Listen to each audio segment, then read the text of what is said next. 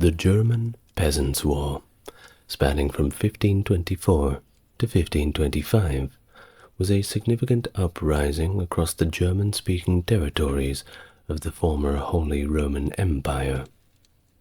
It began as a series of local protests and revolts, fueled by a mix of economic hardship, rising feudal oppression, and the spread of Reformation ideas that called for widespread religious and social reforms. The discontent of the peasants was further aggravated by the harsh demands and injustices imposed by the nobility and clergy, leading to a broader coalition, including peasants, miners, and urban laborers, seeking relief from their grievances through a united radical struggle. Hello and welcome to the channel. Are you new here? If you are, it's good to meet you, and if you're coming back, great to have you with me again.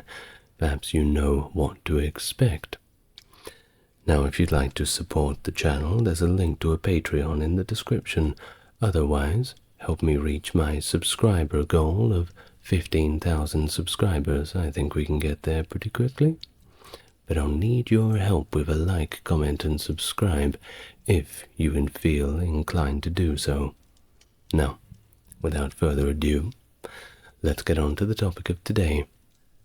Take a deep breath and relax for a moment. We're going to learn all about the German Peasants' War. Let's go back to the beginning, a few years before the revolt, and set the scene in the Holy Roman Empire. During the 16th century, the Holy Roman Empire was a loosely connected conglomerate where the Holy Roman Emperor, despite his title, held quite limited direct authority beyond his hereditary lands. The empire included numerous autonomous territories, governed by aristocratic families, as well as semi-independent city-states. In 1519, Charles V, also the King of Spain, was elected to the position of Holy Roman Emperor. One key economic motivation for princes within the empire was to establish a separate German church, to escape taxation imposed by the Roman Catholic Church. By advocating for German money for a German church, many German princes sought not only fiscal relief, but also a strengthening of their political autonomy. The application of Roman civil law also played a significant role in consolidating princely power within the empire. This legal framework allowed princes to claim personal ownership of lands, undermining the feudal relationship which traditionally included mutual obligations and rights between lord and peasant.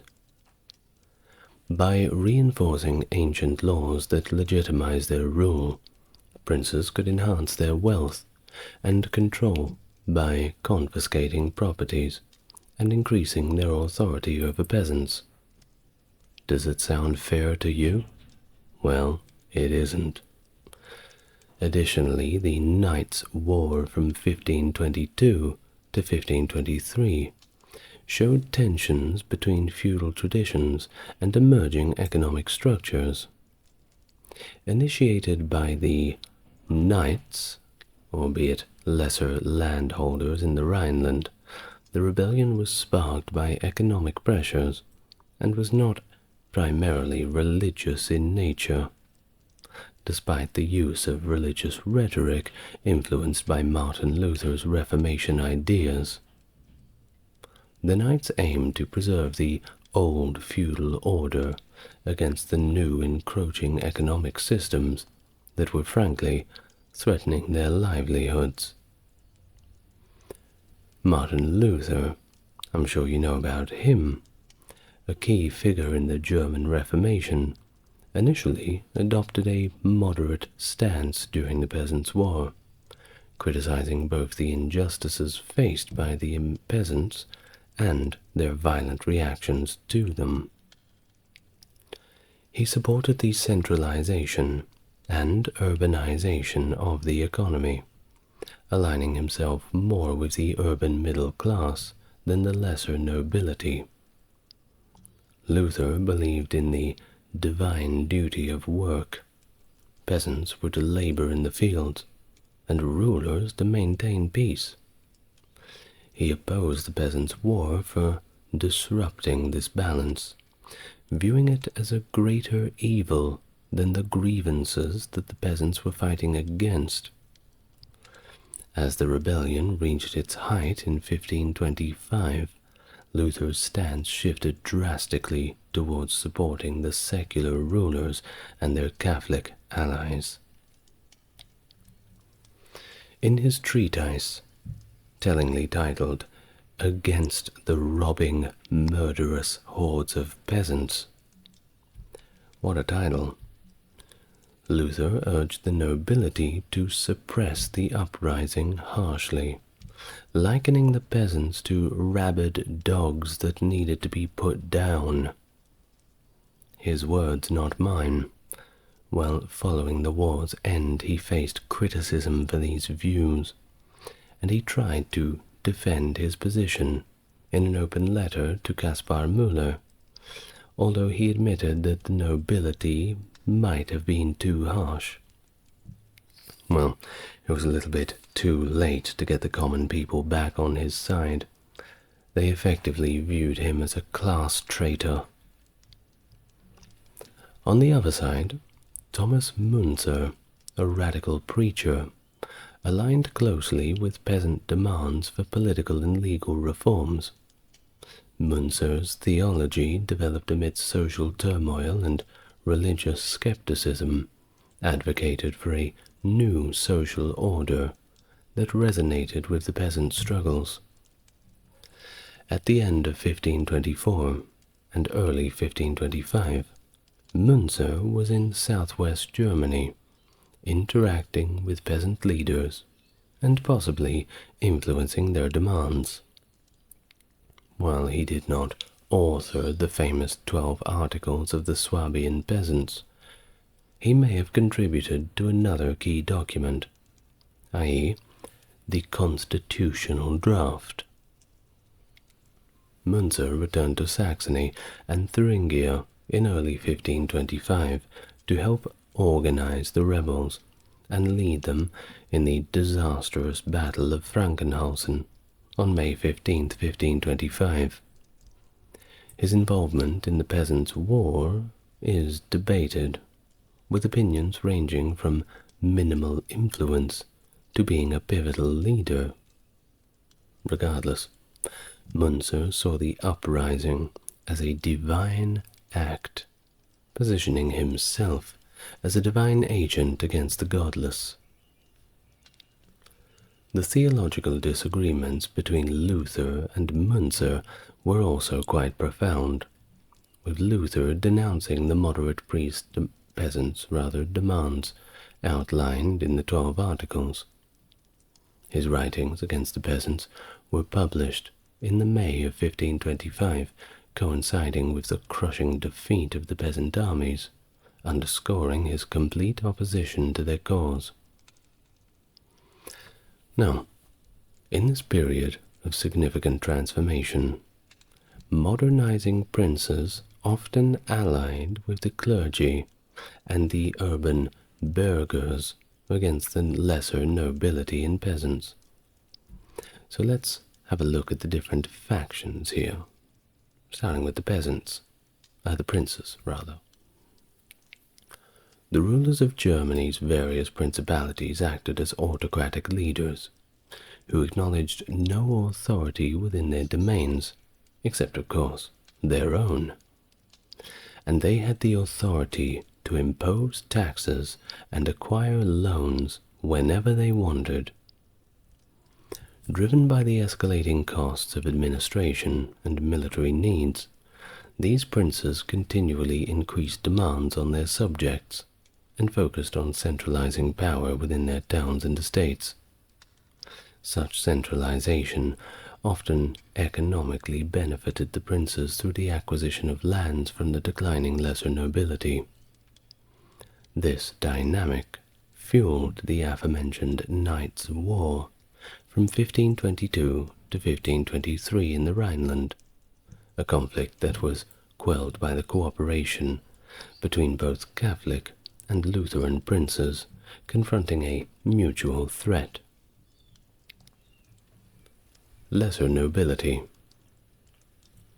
Advancements in military technology during the late medieval period made the lesser nobility, or knights, increasingly irrelevant on the battlefield. Innovations such as gunpowder and the rise of infantry diminished the role of heavy cavalry and castles. Coupled with a luxurious lifestyle, these knights found themselves financially strained as they attempted to extract income from their lands using their ancient rights, which were really no longer valid. In northern Germany, many lesser nobles were already subordinate to secular and ecclesiastical lords, limiting their control over serfs. In contrast, in southern Germany, they retained a little bit more power, and their harsh treatment of peasants directly contributed to the eruption of the uprisings, particularly in the south where conditions were quite a bit more severe. As their status and income declined, the knights grew resentful towards the princes for increasing control over them, leading to numerous conflicts. They also viewed the clergy as both arrogant and frankly unnecessary, despite envying their privileges and wealth.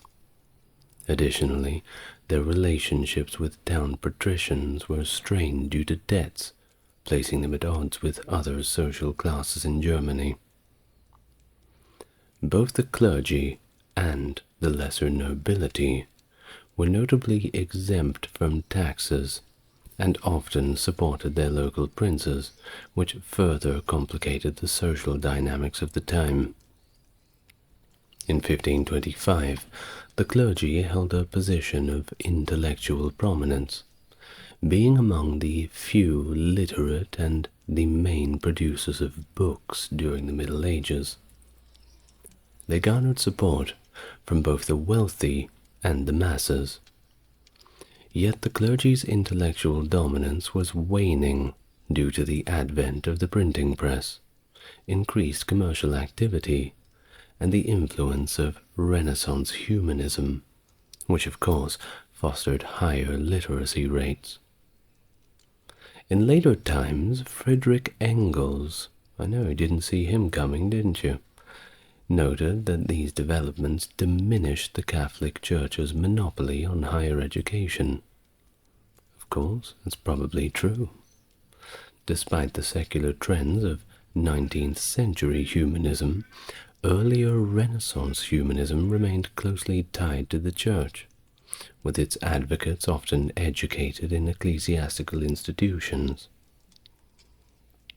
Well, as time progressed, corruption seeped into the Church, with widespread clerical ignorance and the abuses of simony and pluralism becoming prevalent. High-ranking church officials, including some bishops and archbishops, exploited their followers as aggressively as secular princes. This exploitation, combined with the sale of indulgences and the taxation for prayer houses, fueled public outrage, prompting Martin Luther to initiate his Protestant Reformation by posting his 95 Theses in 1517. Luther's reformative zeal was not embraced by the aristocratic clergy, who of course resisted any and all changes, including severing ties with the Roman Church. Too many investments. You know what it's like. well, less affluent clergy, particularly rural and itinerant preachers who lacked significant positions within the church hierarchy, were a lot more inclined to support the Reformation, and many of them sought to broaden Luther's egalitarian messages to encompass societal reforms. Patricians. In many towns, the patrician class, that being wealthy families who monopolized town councils and held administrative authority, enjoyed quite a few tax exemptions, shifting the fiscal burden onto peasants. As urban populations and guild activities expanded, these patricians faced growing dissent. They leveraged their control to extract revenues through arbitrary tolls and taxes, and commandeered common lands, prohibiting traditional peasant rights such as fishing and logging. Guild taxes were imposed without proper administrative oversight, leading to financial mismanagement, embezzlement, and increasing wealth and power within this elite class. This fiscal and administrative arrangement placed the patricians in a contentious position with the burgeoning urban middle class and peasants, both of whom bore the brunt of these policies. Burghers. As the middle class of well-to-do citizens, burghers held significant rights within the administrative guilds and served as merchants. They increasingly criticized the town patricians and demanded more inclusive town assemblies that would incorporate both patricians and burghers. They also challenged the clergy, advocating for a cessation of clerical privileges such as tax exemption, and calling for a general reduction in their numbers. The burghers who owned their workshops and tools allowed apprentices to utilize these resources, prompting a degree of economic independence within the guild structure. Plebeians. The plebeian class, consisting of urban workers, journeymen, and peddlers, included financially ruined burghers. Most journeymen, despite being technically eligible to become burghers, were often prevented from ascending to higher ranks controlled by the affluent guild families. This exclusion typically cemented their temporary status into a permanent lack of civil rights, distancing them further away from property ownership and higher economic opportunities. And then there's the peasants, who bore the brunt of these societal burdens, continually subjected to heavy taxation and stringent controls over all of their activities. Lords had usurped common lands, denying peasants the freedom to hunt, fish, or even gather wood, which were once customary rights. The social structure required peasants to seek lordly permission even for marriage, which they had to pay a high fee. Additionally, upon a peasant's death, the lord claimed the best of their cattle, clothing, and tools. The justice system, dominated by clergy and the wealthier classes, rarely provided peasants with any form of legal recourse. They just didn't care about them. You can see how this all led to a revolt, right? Now, just before we get to the war itself, raid shadow legends. No, I'm just kidding. Let's examine a few theories about the causes of the revolt. Well, the nature of the German Peasants' War remains a subject of debate, of course, centering on whether the conflict was primarily driven by burgeoning religious reforms of Martin Luther socio-economic shifts, or simply the rise of a modernizing state. Some historians suggest that the revolt stemmed from the economic prosperity in preceding decades that enabled peasants to achieve a higher standard of living. This period of economic dynamism allowed peasants to command higher wages and sell their products at elevated prices, leading to enhanced social and legal standing for a segment of the peasant population. The war, from this perspective, was a defensive action aimed at preserving these newfound privileges against the backdrop of an emerging and centralizing authority that threatened to take them away. Challenge to serfdom. A pivotal element of the revolt was the peasants' push against the system of serfdom.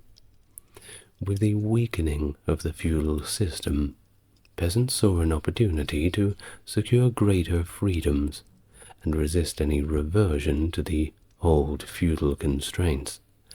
Nobody wanted to go back there.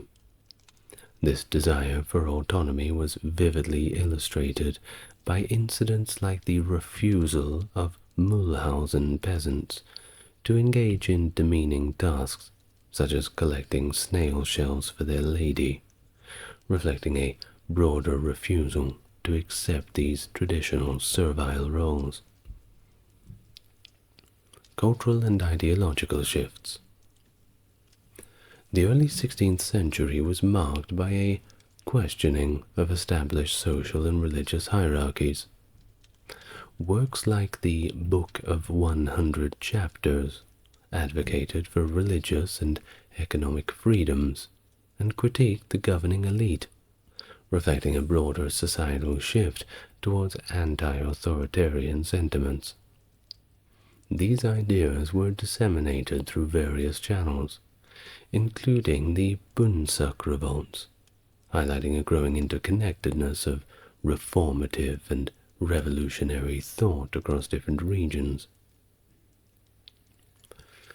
Impact of Luther's Reformation. Now, the Reformation of Martin Luther, while a completely separate movement, overlapped in timing with the Peasants' War, lending a religious fervor to the economic upheavals. Luther's concept of the priesthood of all believers inadvertently fueled notions of social inequality. Although Luther himself condemned the peasants' uprising in very stark terms, as we've mentioned, advocating for their violent suppression. And lastly, a more modern perspective is, of course, class dynamic, viewing this through that 19th century lens. Friedrich Engels, yes, he's back again, posited that the Peasants' War was indicative of an emerging class struggle, where the nascent urban proletariat failed to ally effectively with rural classes against the aristocratic oppression. This lack of unified class action left the peasants vulnerable to suppression by the combined forces of the nobility and the burgeoning state apparatus. Thus, there's probably an amalgamation of different reasons why this kicked off, but I boil it down to people simply being sick of being treated like dirt. Well, let's get on to how things actually played out. What were the main specifics of the war? So what exactly were the peasants up against? Well, they were up against the Swabian League. What was the Swabian League? Well, it was effectively a mutual defense and peacekeeping group made up of all the imperial states and principalities, pooling all of their resources together just in case the unwashed masses wanted to get a little bit too big for their boots. The Swabian League, with its headquarters in Ulm, managed its military efforts through a war council that determined the size of troop contingents each member was to provide. This force was comprised of both mounted knights and foot soldiers, tailored to the capabilities of each member. For instance, the Bishop of Augsburg was required to supply 10 mounted knights and 62 foot soldiers, approximating half a company. Initially, recruitment challenges emerged, particularly among the peasant class, due to concerns that they might defect to the rebel cause. Additionally, as the revolt began to spread, which we'll get to, many nobles faced difficulties dispatching troops to the League's forces because they had to suppress their own insurgencies within their own territories. And making things even more difficult, the overlapping feudal obligations to multiple lords created logistical confusion among the nobility, attempting to muster sufficient forces to quell these uprisings. The infantry primarily consisted of Landsknecht, mercenaries who were primarily paid a monthly wage of 4 guilders, and organized into regiments named Haufen and companies called Fadlein, or Little Flag, each ranging from 120 to 130 men. These companies were further divided into smaller units of 10 to 12 men called Rot. The Landsknecht were responsible for their own clothing, armament, and even sustenance, supported by a large retinue that included sutlers, bakers, washerwomen, and various other personal essentials for maintaining the army. These support trains often outnumbered the combatants themselves, but required stringent organization and discipline to function at any rate. Each Landsknecht unit, maintained its own community assembly, complete with elected leaders and provost officers to enforce discipline. For its heavy combat operations, the League primarily relied on its armored cavalry, which included both heavily and lightly armored units. The lighter cavalry often comprised second and third sons of impoverished nobility who lacked inheritance and were prone to seek employment in military ventures, or at times simply resort to highway robbery, whichever one came first. These cavalry units, designed for rapid mobility and avoiding pike-armed foes, were crucial for the League's military strategy during the Peasants' War, marking a transitional period from traditional noble-led warfare to the increased reliance on a professional mercenary force. The peasant forces during this period were structured in bands known as Haufen, echoing the organization of the Landsknechts. These Haufen were further divided into smaller units called Unterhaufen or Fadlein, and even smaller groups known as Rotten. The size of these bands varied greatly depending on the number of rebels in a given area, with some groups numbering around 4,000, while others, like those at the Battle of Frankenhausen, reached up to 8,000. The Alsatian peasants at the Battle of Zabern amassed an impressive 18,000 fighters, but of course this was a very rare occurrence. Each peasant company generally consisted of about 500 men, organized into platoons of 10 to 15 individuals. Command structures within these peasant armies mirrored those of professional soldiers. They had supreme commander, known as the Oberstter Feldhauptmann, and various officers including lieutenants, captains, ensigns, who bore the company's standard, and sergeants. Leadership roles such as the supreme commander and the lieutenant were typically elected. The governance of the peasant army was notably democratic, centered around a structure called the ring. In these gatherings, peasants would form a circle to discuss strategy, troop movements, alliances, and of course, how to distribute spoils. Despite this democratic approach, there was a defined hierarchy within each band, including roles such as marshal or Schultheiss to keep order. Various lieutenants, standard bearers, and logistical officers were responsible for supplies, communication, and the maintenance of wagon forts. Peasants made effective use of these wagon forts, a defensive strategy perfected during the Hussite Wars. That was during the time of Jan Hus, the famous heretic. Well, heretic to the Catholic Church's definition. Wagons were linked to form a barrier, with cavalry and animals secured inside, and supported by ditches and timber fortifications around the perimeter. Artillery was then positioned centrally on earthen mounds to shoot over the wagons.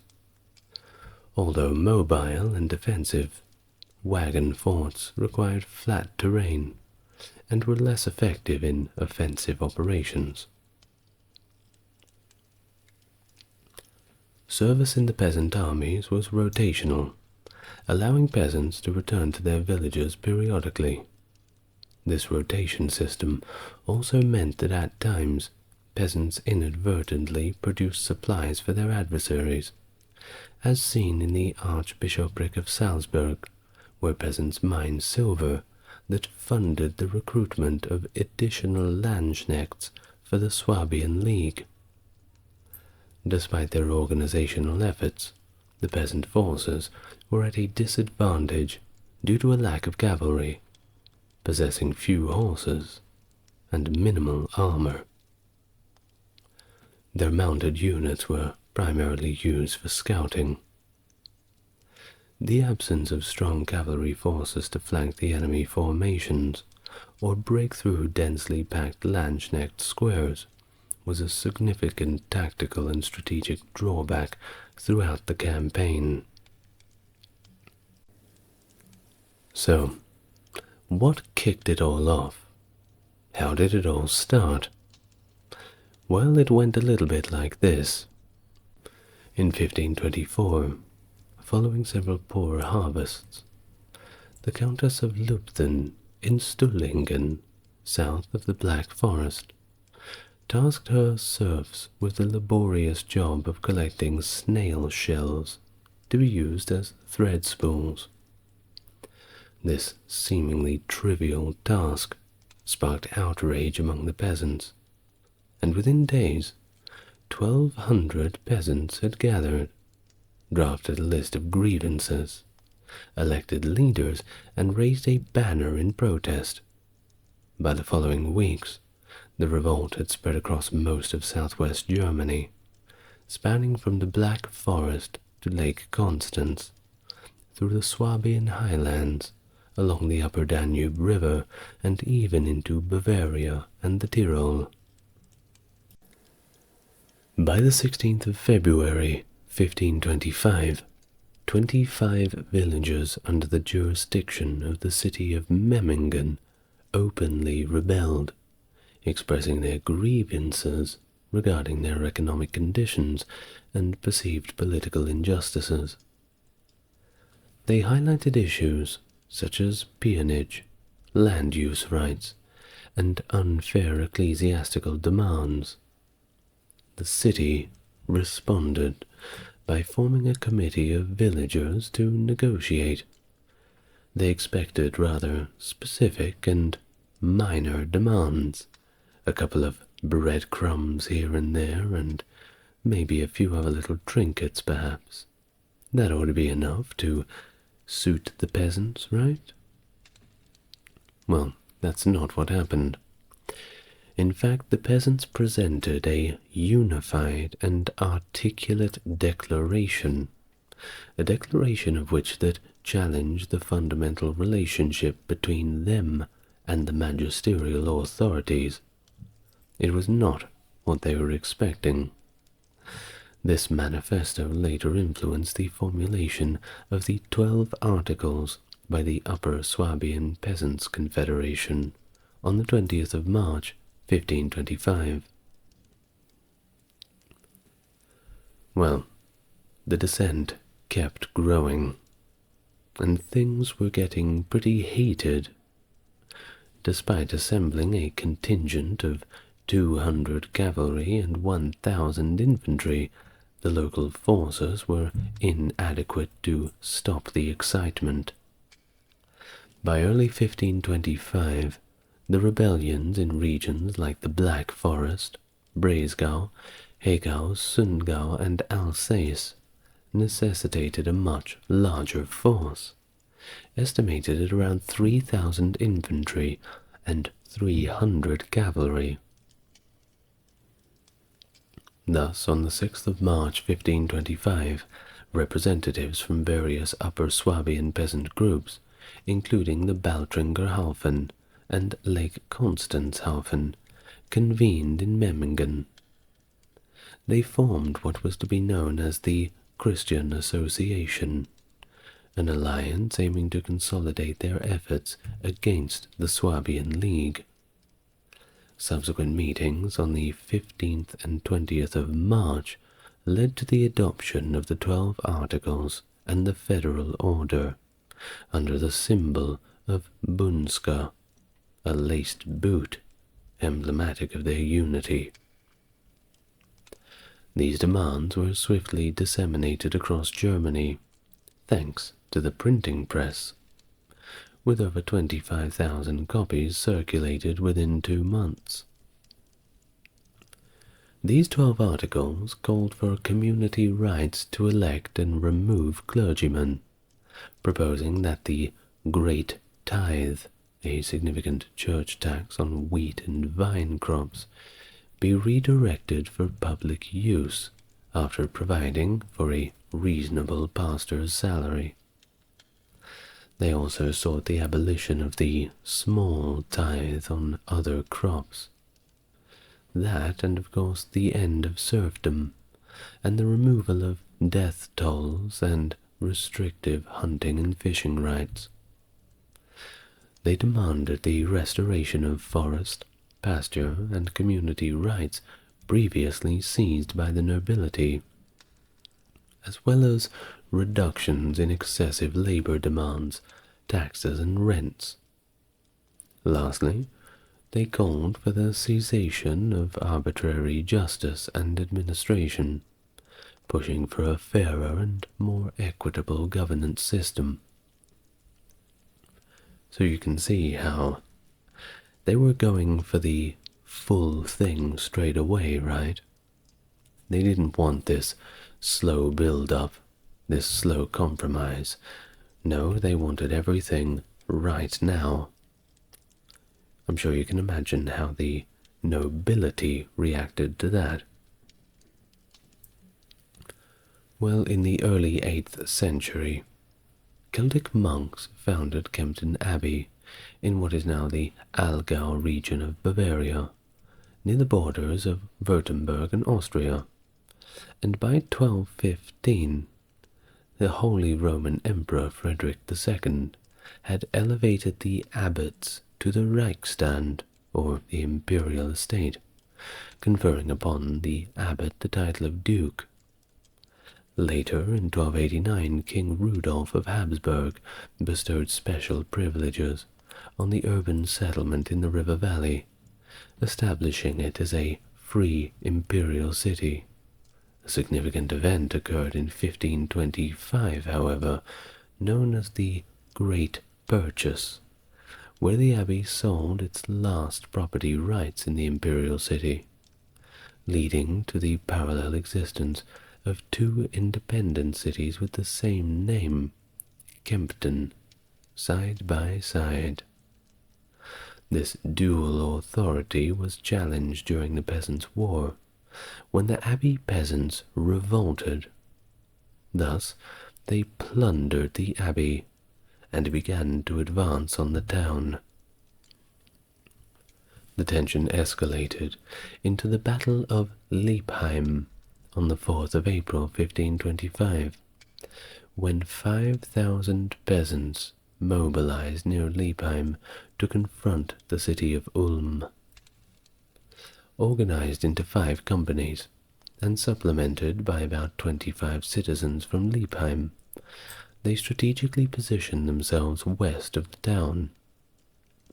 Reconnaissance by the Swabian League under George, Truches, and Waldberg revealed the peasants were well armed.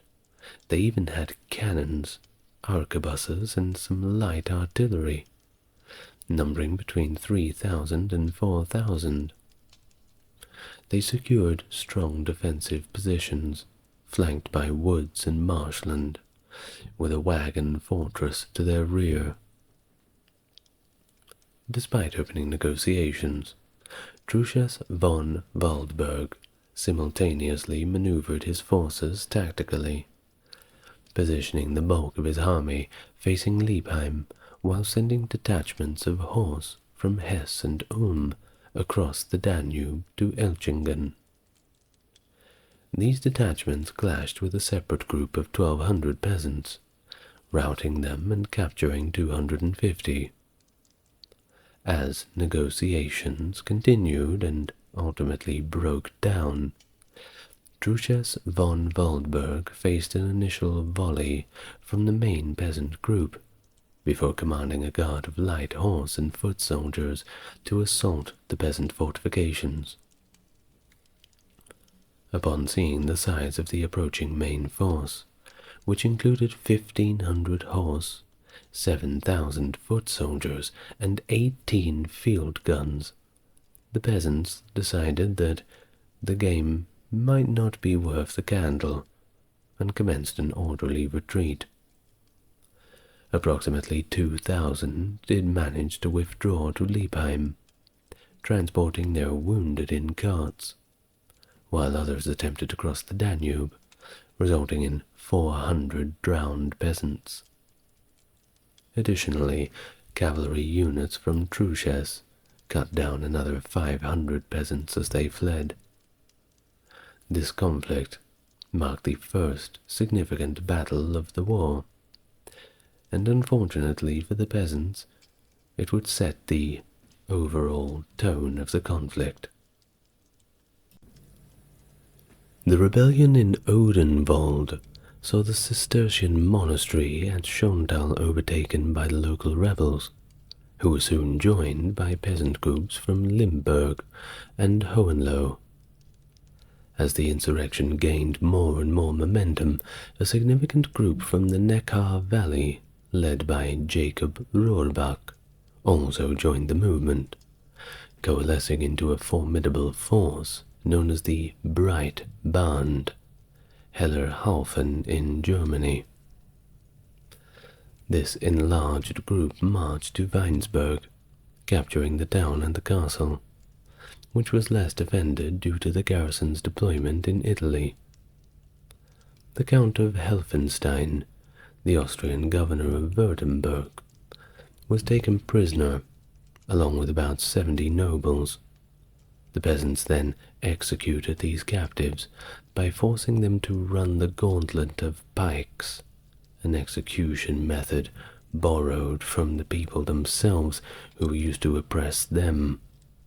While a piper played, of course. You gotta have some music.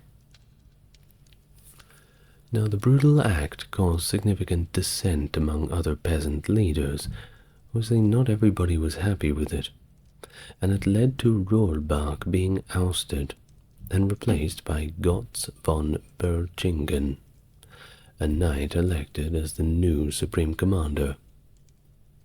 Under his leadership, the band continued to Amerbach, gathering more radical peasants along the way. These radicals, still bearing the grudges from previous suppressions, sought bloody revenge against Berlichingen and destroyed Wildenberg Castle in defiance of agreed military conduct. Martin Luther was particularly appalled by the Weinsberg massacre, prompting his vehement condemnation of the peasant uprising in his writings.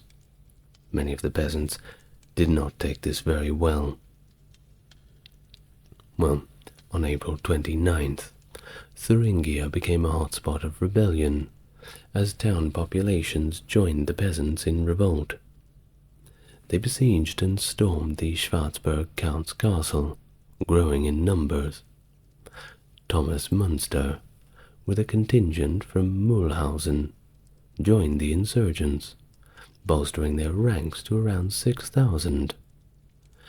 However, the combined forces of Landgrave Philip of Hesse and Duke George of Saxony were hot on their trail, combining in a decisive confrontation near Frankenhausen on May 15th. The peasant forces, ill-equipped and lacking in training, faced the experienced and, frankly, much better equipped Landsknecht mercenaries. Despite initial resistance, deceitfully broken truce by the prince's troops led to a chaotic retreat and subsequent massacre of peasants, with casualties estimated between 3,000 to 10,000, whereas the Landsknecht, their losses were hardly worth a mention. Munster was captured, tortured, and finally, once they had thought he had enough, was executed. During the Battle of Böblingen on May 12, 1525, possibly the most lethal clash of the Peasants' War, the peasants' forces suffered an even more significant loss. After capturing Herrenberg on May 10th, the peasants learned that Truchas von Waldberg was encamped at Rottenburg. They then positioned themselves between Böblingen and Sindelfingen, organizing into 4 divisions on the slopes with their artillery on the Galgenberg hill.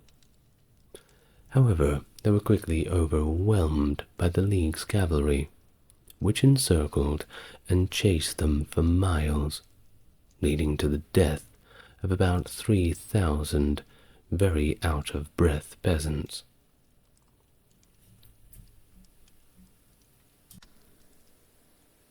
Subsequently, in the Battle of Königshofen on June 2nd, peasant leaders Wendell Hipfler and George Metzler faced a critical situation as the League's cavalry flanked them. Anticipating an assault, they fortified their position on a hill above the town. Despite the preparations, chaos ensued when the League's cavalry attacked from the rear, causing the peasant leaders and gunners to flee. Roughly 2,000 peasants did manage to regroup in nearby woods, but by nightfall, only 600 of them remained. After the battle, League soldiers found about 500 peasants on the ground lying as still as possible, pretending to be dead.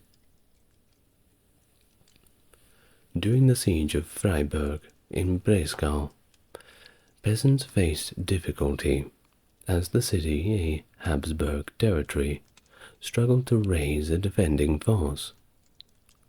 After a refusal to accept their demands, the peasants, led by Hans Müller, with an 8,000-strong force that soon swelled to 18,000, laid siege to the city. Freiburg capitulated on the 23rd of May, agreeing to join the peasants' Christian Union. In the Second Battle of Würzburg In June of 1525, Hans Müller and a group of Franconian farmers faced the forces of Gotz von Berlichingen near Würzburg. Despite forming an alliance, their combined forces were small and quickly defeated by the more experienced soldiers, reportedly resulting in over 8,000 peasant casualties. The conflict gradually dwindled down, with several smaller revolts being suppressed, such as the decisive defeat of the Palatine peasants at the Pfeffersheim on June the 23rd to 24th. By September of 1525, all resistance had pretty much ceased, culminating in expressions of gratitude towards the Swabian League from Emperor Charles V and Pope Clement VII for quelling the upheaval. The German Peasant War concluded in a defeat for the peasants, with significant repercussions for their economic standing and political influence. The peasant bands, divided by territorial boundaries, suffered from poor communication and strategic disadvantages, ultimately contributing to their failure. Despite some support from professional soldiers and knights, the peasants were militarily outmatched by the Swabian League, which boasted superior military technology and expertise. Of course, the consequences of such a rebellion were severe. The princes and nobility, under the nominal oversight of the Holy Roman Emperor Charles V, represented in German regions by his brother Ferdinand, re-established traditional controls and often imposed even harsher conditions than before. The restoration of the old order notably curtailed the rights and freedoms of the peasant class, excluding them from any meaningful political participation. In the aftermath, certain areas like Upper Swabia, Kempten, Weissenau, and Tyrol saw the creation of peasant territorial assemblies, and the inclusion of peasant committees addressing local issues such as taxation. However, these changes were admittedly limited, and did not fulfill broader aspirations expressed in the 12 Articles, with significant societal and political reforms only occurring much later. Moreover, the economic impact of the conflict was also profound, with the deaths of thousands of peasants leading to a natural labor shortage that stunted the economy recovery and affected regions for decades. This loss of life and the subsequent economic downturn showed the lasting devastation brought about by the war on the peasant communities. The Christianization of Anglo-Saxon England, which began in earnest in the late 6th century, marked a transformation of English religious, cultural, and political life. Initiated by Pope Gregory the Great, who sent the monk Augustine to Kent in 597 AD, the mission aimed to convert the pagan Anglo-Saxons to Christianity. Over the next several centuries, the spread of Christianity was gradual but profound, as it moved from the southern kingdoms to the more resistant north and east, blending local traditions with the new Christian practices. Hello, welcome to the channel. If you are new here, it's good to meet you, and if you're coming back, it's great to see you again. As always, if you like what I do, there's a Patreon link in the description, or assist me in getting to my 15,000 subscriber goal. I'm sure we're right around the corner. Like, subscribe, all the good stuff. Now, without further ado, please get yourself relaxed, and let's learn together about how Britain found itself to be such a Christian country. Christianity had been present in Roman Britain from the 3rd century onwards, introduced by merchants, immigrants, and soldiers, though many soldiers likely practiced Mithraism. The enforcement of the Diocletian persecution edicts in 303 was relatively relaxed, at least in the territories governed by Constantius Chlorus. Of course, things changed in the year 313, when Constantine, who ruled the Western Empire, and Licinius issued the Edict of Milan, legalizing Christianity across the Roman Empire. By 314, the structured organization of the British Christian community was evident when 3 bishops from Britain attended the Council of Arles. These bishops were Eborius of York, Restitutus of London, and Adelphius, whose diocesan location remains unknown. Their attendance not only underscored the established ecclesiastical framework within Britain, but it also indicated a dependency on the Gallic Church. Thus, the British Christian leadership, facing theological challenges, specifically Pelagianism, sought help around 429. In response to their plea, Germanus of Auxerre and Lupus of Troyes were dispatched to Britain. Germanus, once a high-ranking official, reportedly led British forces to victory against raiders from the Picts and the Saxons in a battle believed to have occurred near Mold in North Wales. This event highlights the active and influential role of Christian leaders in society, but also military affairs of early medieval Britain. While later on, in 595, under the rule of Ethelbert, Pope Gregory I initiated a mission to bring Christianity to the Anglo-Saxons on a large scale. At this time, Ethelbert, a pagan king from the region of Kent, was married to Bertha, a Christian princess from the Merovingian dynasty, the daughter of Charibert I.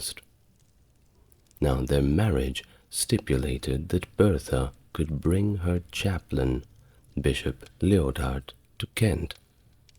Together they refurbished a Roman-era church in Canterbury, which may be today's St. Martin's Church, where Bertha practiced her faith freely. Despite Leodhard's presence, there was little success in converting the Anglo-Saxons, his historical significance underscored only by the discovery of a gold coin inscribed with his name. Bertha, on the other hand, her influence is noted in various historical accounts, including one by her biographer, suggesting that she played a role in encouraging Ethelbert to request missionary aid from Pope Gregory. Some modern historians also suggest that this request was likely supported by both Ethelbert and Bertha together, indicating a joint initiative from the Kentish court to embrace Christianity. In 597, following the directive of Pope Gregory, a Christian mission was finally established in Kent, which was then under the reign of King Ethelbert still. Thus they were granted a base in Canterbury and utilized the existing Church of St. Martin. The church subsequently became the epicenter of their bishopric. Historic accounts, including those by Bede and Gregory, do not pinpoint the exact date of Ethelbert's conversion, but it is widely accepted that this would have occurred around the year 597. Of course, within a year of the mission's arrival, the conversion of subjects had markedly increased, a fact noted by Gregory in a letter to Ethelbert and Bertha in 601, where he references the king's baptism. But what about the reasons? Well, the specific motivations behind Ethelbert's embrace of Christianity, that remains a little bit of a mystery. As far as Bede is concerned, it was mainly for spiritual reasons, but modern historians suggest more pragmatic motives might have played a role, possibly to enhance diplomatic ties with the Merovingian courts, or simply to align more closely with the prevailing powers in Gaul.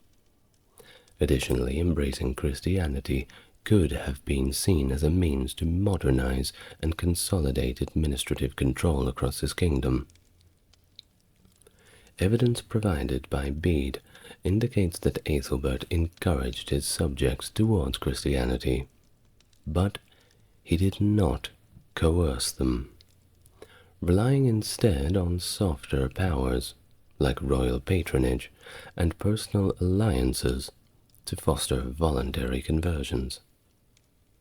This method was necessary due to the significant pagan presence in Kent, which limited more forceful approaches. There was only so far you could push that lot.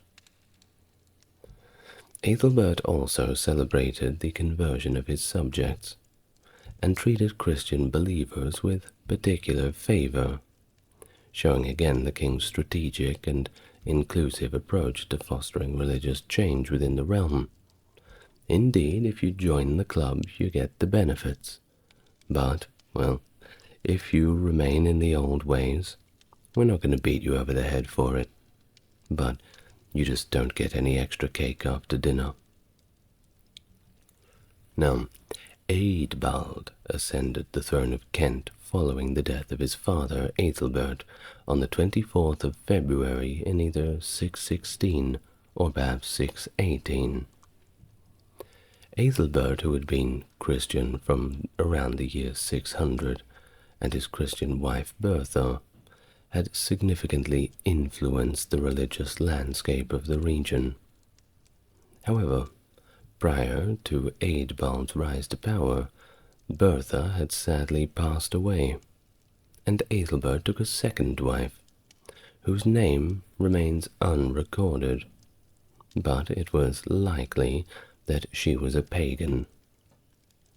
This assumption is supported by her subsequent marriage to Eadbald, her stepson, an action that's strictly prohibited by Christian doctrine. So, yeah, he married his stepmother. Far be it for me to push my morality on others. Bede documents that Eadbald initially rejected Christianity, causing significant disruption to the church's progress. This apostasy coincided with the death of Sabert, the Christian king of Essex, influenced by Ethelbert, whose own sons ousted Mellitus, the Bishop of London, and reverted back to paganism. Bede suggests that Eadbald suffered divine retribution for his infidelity to Christianity through frequent episodes of madness and even demonic possession, potentially indicating epileptic seizures. Well, eventually, Eadbald renounced his wife/stepmother and converted to Christianity. Eadbald's second wife, Ime, was of Frankish origin. The strong ties between Kent and Francia, particularly through trade and diplomacy, were likely influential in his conversion, and he did convert eventually. These links were further demonstrated when Eadbald's sister, Aethelberg, who also migrated to Kent, sent her children to the court of King Dagobert I in Francia.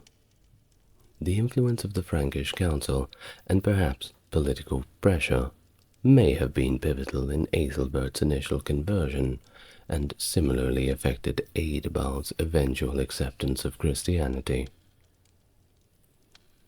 Now, in terms of artifacts that we have, a few of them from an Anglo-Saxon cemetery in Fingalsham, including a bronze pendant and gilt buckle from the 6th and 7th centuries, hint at the region's lingering pagan practices, still holding on to the old ways, even if it was just in private perhaps.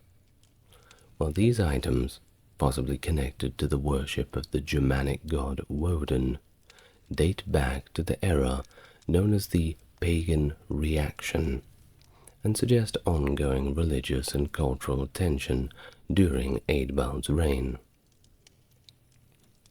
Bede provides a comprehensive but somewhat contradictory account of Eadbald's early reign and religious orientation following Aethelbert's death on the 24th of February 616. And we're just going to go through that timeline, explain a few of the dates from 616 onwards. So in 616, Eadbald ascends the throne upon his father Aethelbert's death, and initially he rejects Christianity outright, indulging in pagan practices, including marrying his stepmother in pure violation of church laws. Concurrently, Mellitus, the Bishop of London, is expelled by Cerbert's sons in Essex, and subsequently departs for Kent. Facing resistance in Kent, Mellitus, along with Justus, the Bishop of Rochester, flees to Francia. In the winter of 616 to 17, Archbishop Lawrence of Canterbury, contemplating a similar departure to Francia, is purportedly scourged by St. Peter in a vision. Displaying his wounds to Eadbald the following morning, he is so moved by the display, and thus he is persuaded to embrace Christianity. 617. Justus and Mellitus finally return from Francia, a year after their departure, with Justus being reinstated at Rochester. In the years between 619 and 624, Lawrence passes away, and Mellitus succeeds him as the Archbishop of Canterbury. During this period, Eadbald constructs a church that is consecrated by Mellitus. In the April of 624, Mellitus passes away, and Justus ascends as the Archbishop of Canterbury. Later in the year following Justus' succession, Pope Boniface sends him a pallium, acknowledging Eadbald's conversion to Christianity in letters reportedly from one King Eadluald, possibly a miswriting of Eadbald. By 625, Edwin of Northumbria, the king of Deira, seeks to marry Eadbald's sister, Aethelberg. Edwin is stipulated to allow her to continue practicing Christianity, and to consider baptism as a condition for marriage. Thus, the 21st of July, 625, Justus consecrates Paulinus as the Bishop of York, and later in 625, Aethelberg travels to Northumbria with Paulinus, following Edwin's agreement to the marriage conditions. Easter, 626. Aethelberg gives birth to a daughter, Eanfled, in Northumbria.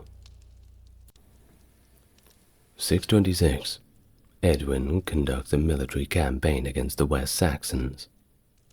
Around this time, Pope Boniface writes to Edwin, urging him to convert to Christianity, citing Eadbald's conversion as a precedent. But he converted to Christianity. Why don't you? He also sends a separate letter to Aethelberg, encouraging her to aid in converting her husband, which I think is quite funny. It's essentially like, please, can you just talk to him? Just talk to him and convince him. It's much easier if you do it. He'll listen to you. Well, Bede's historical narrative while authoritative, is not without its challenges.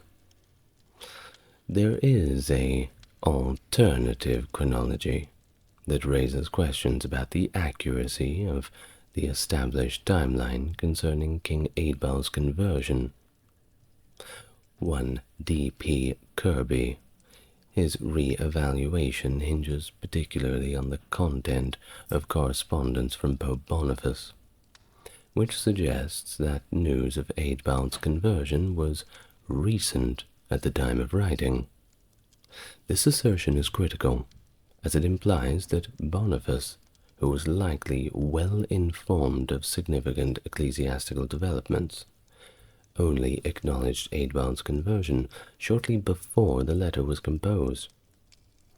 Thus, Kirby deduces that Eadbal's conversion must have occurred closer to 621, and no later than April 624, the latter date marking the latest possible conversion time, since it coincides with Mellitus's death, who had consecrated a church for Eadbald prior to his passing.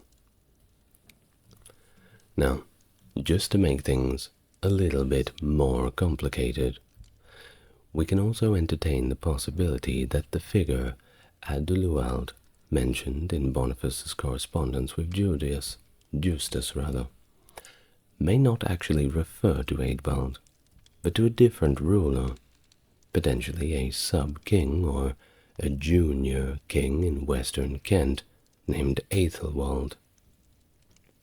This suggests a scenario where Archbishop Lawrence may have converted Eadbald, with Bishop Justus later converting Aethelwald.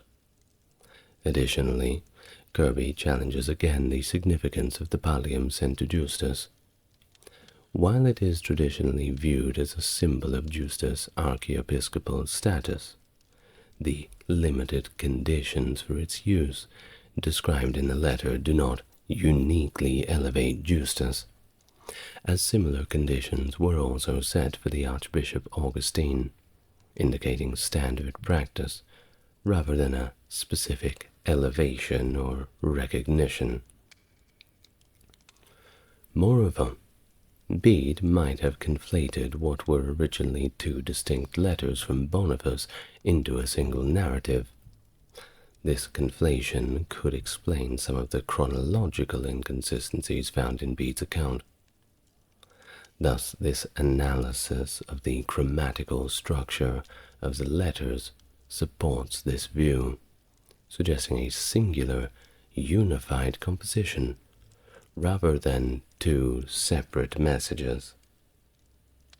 Significantly, the letter to Aethelberg implies her marriage to Edwin of Northumbria had already occurred by the time of the news of Eadbald's conversion reached Rome, conflicting with Bede's earlier dating of Eadbald's conversion. This discrepancy in particular has led some to speculate that Aethelberg might have been married to Edwin before 625, and remained in Kent until her later travel to Northumbria. This speculation, and it is speculation, is supported by the sequence of correspondence, where Boniface's letter to Edwin and Aethelberg indicated news from the messengers precedes his letter to Justus, which references direct communication from the king himself. Furthermore, the condition placed on Aethelberg's marriage, requiring Edwin to allow her to practice Christianity, comes into question under Kirby's revised chronology.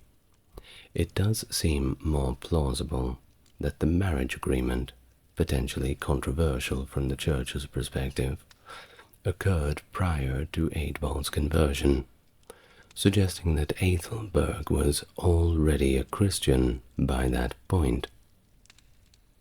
And lastly, the details surrounding Paulinus's role are re-examined under Kirby's framework once again. While traditionally believed to have been consecrated before accompanying Aethelberg to Northumbria, Kirby suggests that Paulinus may have initially travelled as a priest, or perhaps as a missionary, and only received consecration as a bishop sometime after 625, which is the latest plausible date for Æthelberg's marriage given the historical context. So, with all that in mind, here's a slightly reorganized and expanded version of the timeline based on the revised chronology. Starting in 616, Eadbald assumes the throne of Kent following Æthelbert's death and instigates a pagan backlash against the Christian influences established by his dad. Mellitus, the Bishop of London, and Justus, the Bishop of Rochester, depart from Kent to seek refuge in France due to increasing hostilities and the loss of royal protection. In 619, Archbishop Lawrence of Canterbury dies, and Mellitus assumes the role of leadership in Archbishop, marking a continuation of the Christian leadership despite the prevailing pagan sentiment. In early 624, Eadbald, influenced by ongoing interactions and pressures from Christian factions, converts to Christianity under the guidance of Bishop Justus. The conversion prompts messengers to relay the news to Rome. Around the same time, the arrangement of Æthelbert's marriage to Edwin of Northumbria is negotiated. It is likely that this occurred prior to Eadbald's official conversion, hinting at political motivations intertwined with religious affiliation. Eadbald commissions the construction of a new church, where Archbishop Mellitus consecrates shortly before his death, symbolizing a renewal of Christian commitment in the kingdom, which leads us to April of the same year, 624. Archbishop Mellitus passes away, and Justus succeeds him as the Archbishop of Canterbury, indicating a continued line of Christian leadership amidst the kingdom's religious turbulence. King Edwin of Northumbria consents in 624 to the marriage conditions laid out for Æthelberg, ensuring her freedom to practice Christianity. Æthelberg subsequently travels to Northumbria, accompanied by Paulinus, who acts as her spiritual guide and protector of sorts. Thus, Pope Boniface receives the word of Eadbald's conversion through messengers and writes letters to both Æthelberg and Edwin, expressing his spiritual support and encouragement for their roles in furthering the cause of Christianity. Later in the year of 624, news of Eadbald's conversion reaches Pope Boniface directly from the king himself, which prompts the Pope to write directly to Justus, sending him the pallium as a recognition of his archiepiscopal authority. This correspondence likely also addresses the recent death of Mellitus and the need for continued ecclesiastical stability in Kent. Now, 625, or perhaps 626, during the winter, Justus consecrates Paulinus as the Bishop of York, solidifying his ecclesiastical role and preparing him for his missionary work in Northumbria. This event marks a significant step in the Christianization of northern England. Now, back to Bede, because anything Anglo-Saxon, pretty much we have to go through Bede to get to it. So according to his Historia Ecclesiastica, Book 3, Chapter 8, you can look it up, Earcenbert of Kent was the first British monarch to issue decrees against pagan practices. And that's a big one, because before, people were generally left alone, which is obviously much better to leave everybody alone, but that's just not how it works most of the time, isn't it? Well, This king, Ersenbert, with this decree, he commanded the destruction of what he called idols, or pagan cult images, which is a clear sign of Christian influence taking root at a governmental level. Well, moreover, he mandated the observance of Lent. Everybody had to do it, integrating Christian customs into public and also civic life. The suggestion that these orders might have been formally recorded as part of Kent's legal codes, initiated under Ethelbert, is intriguing, but no such texts have survived, at least the ones that we've found. Well, this lack of documentation, coupled with Ersenbert's actions, suggests that despite King Eadbald's conversion 16 years earlier, the majority of the population remained steadfastly pagan as late as the year 640, no matter how much it frustrated the people in power. Well, to different parts of the country, moving to Essex, the period from 604 to 665 saw multiple shifts between Christianity and paganism among its rulers, a veritable seesaw of ecclesiastical manners. Ceadbert, the king in 604, was baptized by Mellitus himself, marking an early acceptance of Christianity in the region. However, it didn't last for long, because following Ceadbert's death in 616, his sons Sexred and Seward ascended to the throne and initiated a pagan resurgence, expelling Mellitus and prompting a return to the old gods and the old ways. This period of official paganism lasted all the way until 653, when King Oswy of Northumbria influenced Sigebert the Good to finally embrace Christianity, and this allowed Cedd to preach within the kingdom. Well, tragically, Sigebert was murdered by his own brothers in 660, and it was pretty much due to his pro-Christian policies. They just didn't like it. Well, this led to the coronation of Swithelm. Now, Swithelm was initially pagan, and very steadfastly so, but he converted to Christianity in 662, after much persuasion and debate from Aethelwald of East Anglia. Upon Swithelm's death in 664, the rule of Essex was divided between his cousins, Sigher and Seby. A plague in 665 caused Sigher to renounce his Christian faith, believing, of course, that the old gods were not pleased with him and sent a punishment. Thus he reverted to paganism, which of course led to a public resurgence of the old religious practices in his territories. In contrast, Seby remained a Christian ally. The situation prompted Wulfhere of Mercia to intervene, sending Bishop Jaruman to reconvert the populace under Sigher's rule. Additionally, Wulfhere arranged for Sigher to marry his niece Osith, although this marriage later ended in divorce. This chaotic period did end with Sigher as the last pagan king of Essex, at least for now. Who knows what the future holds?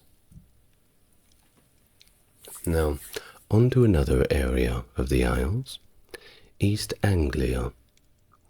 In 604, the Christian baptism of Raedwald was facilitated by Mellitus in Kent, likely under the sponsorship of Ethelbert directly, marking a pivotal alignment with Kent's Christian leadership. The exact timing of Raedwald's conversion is unclear at this point, but it appears closely linked to Seybert's conversion and possibly coincided with the dedication of a church near Ely by Augustine, suggesting rapid succession of these events. Raedwald's newfound Christian status didn't fully resonate within his own household, especially with his wife and her pagan influences. This internal religious conflict is reflected in Raedwald's temple, which housed both a Christian altar, but also one dedicated to the pagan gods, showing the syncretic nature of his unique religious commitment.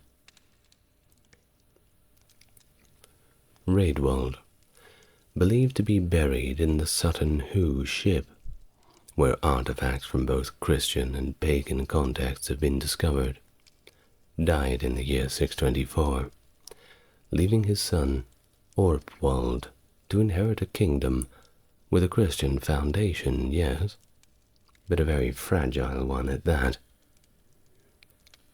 By 627, under the guidance of Edwin of Northumbria, Earpwald underwent a baptism, signifying the continuation of the Christian influence despite his initial pagan upbringing.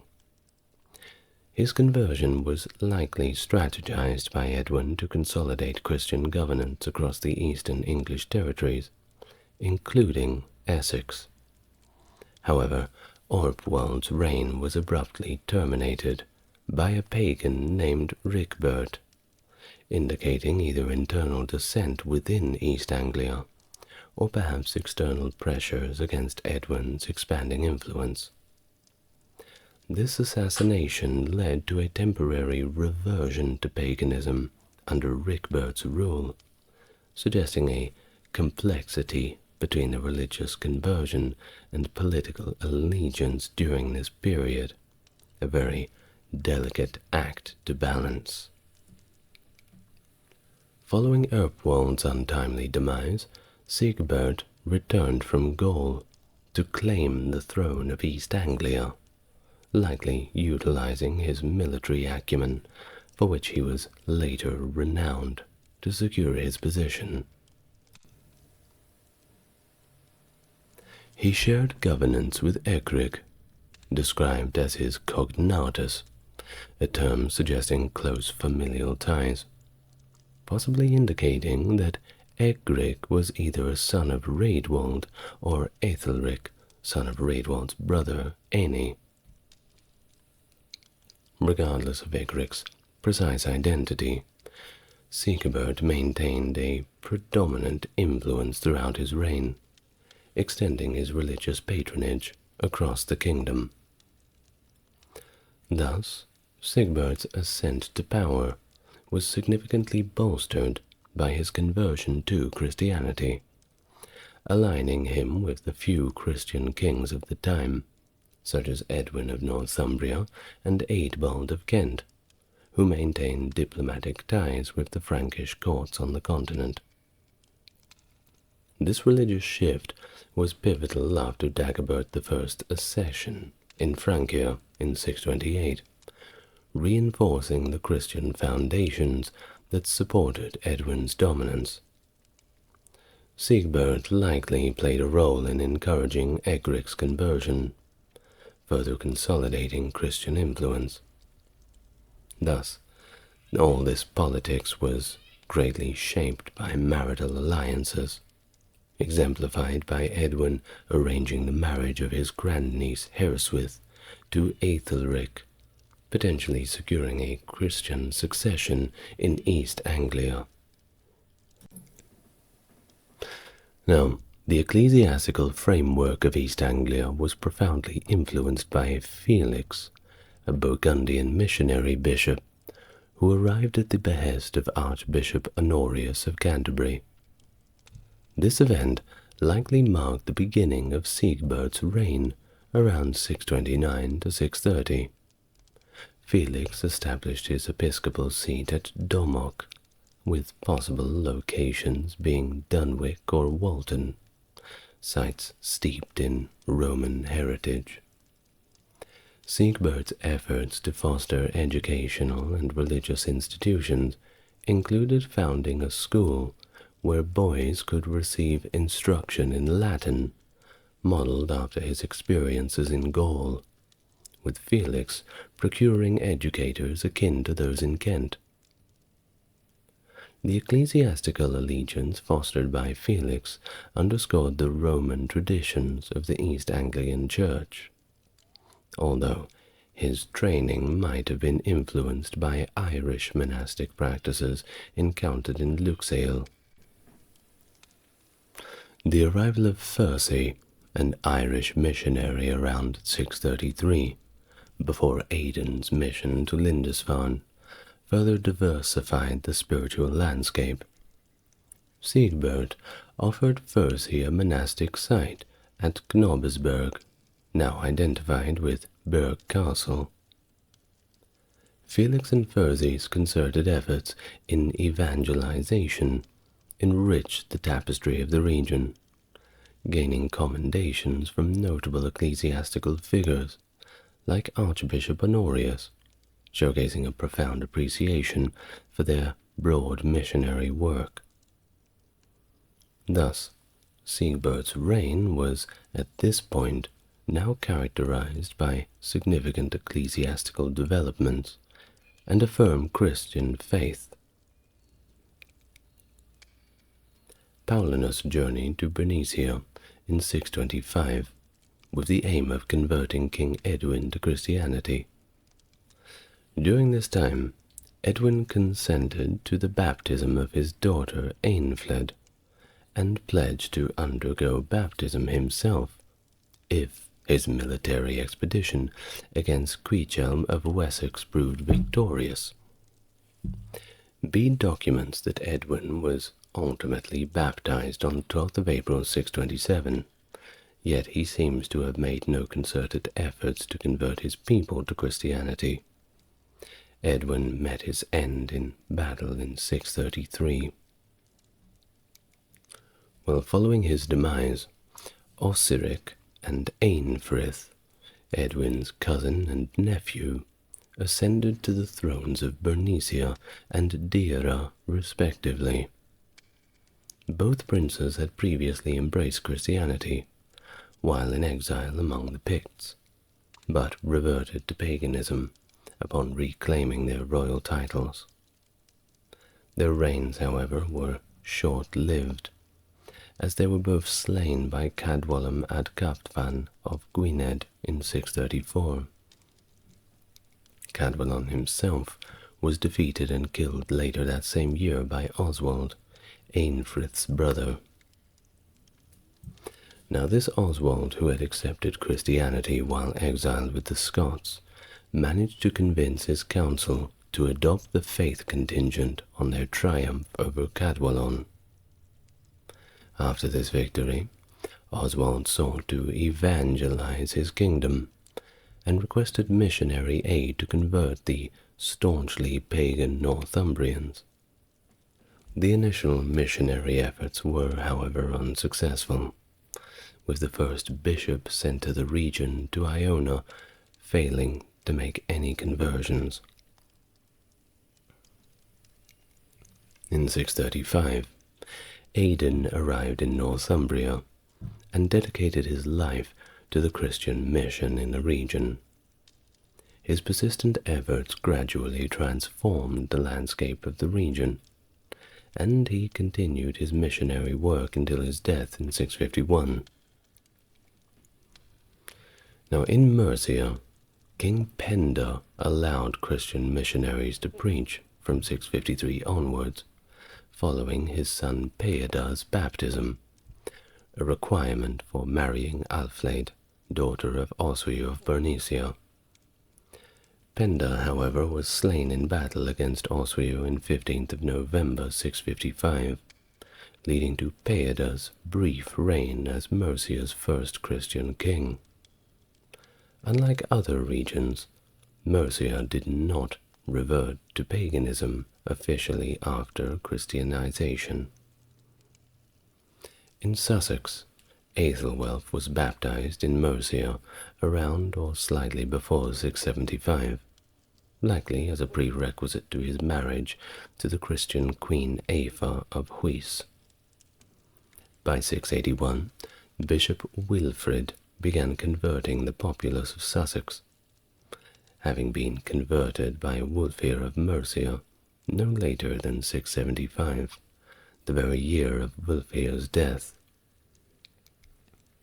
Aethelwulf granted Wilfrid land in Selsey to establish a monastery. Despite Aethelwulf's cooperation with Christian missions, he too was killed in 685 during an invasion led by Ceadwalla of Wessex, who later seized control of Sussex also. Now the tale of Augustine's journey to Wessex to convert the populace, as recorded by the monk Gosselin, contrasts a little with Bede's account, which notes that the West Saxons remained staunchly pagan until Bishop Birinus began preaching in 635. The baptism of the joint kings, Cynegils and Cuichelm, with Northumbrian King Oswin as godfather, marked the beginning of Christianity in Wessex. However, Cynegils' son, Cainwell, initially rejected Christianity, resulting in his temporary expulsion by Penda. Cainwell's conversion occurred during his exile, under the influence of the Christian king Anna of East Anglia. After Penda's death in 655, Cainwell returned to Wessex, succeeded by his widow Ceasbur and later by Aeswine. The religious leanings of these rulers are a little unclear. Centwine, who ascended to the throne later, was pagan during his reign, but abdicated to become a monk. Ceadwalla, king of Wessex from around 685, despite supporting Christian institutions and missions, remained unbaptized until the end of his reign. He undertook significant efforts, however, to spread Christianity, including the violent subjugation of the Isle of Wight in 686, forcing the conversion of its pagan inhabitants.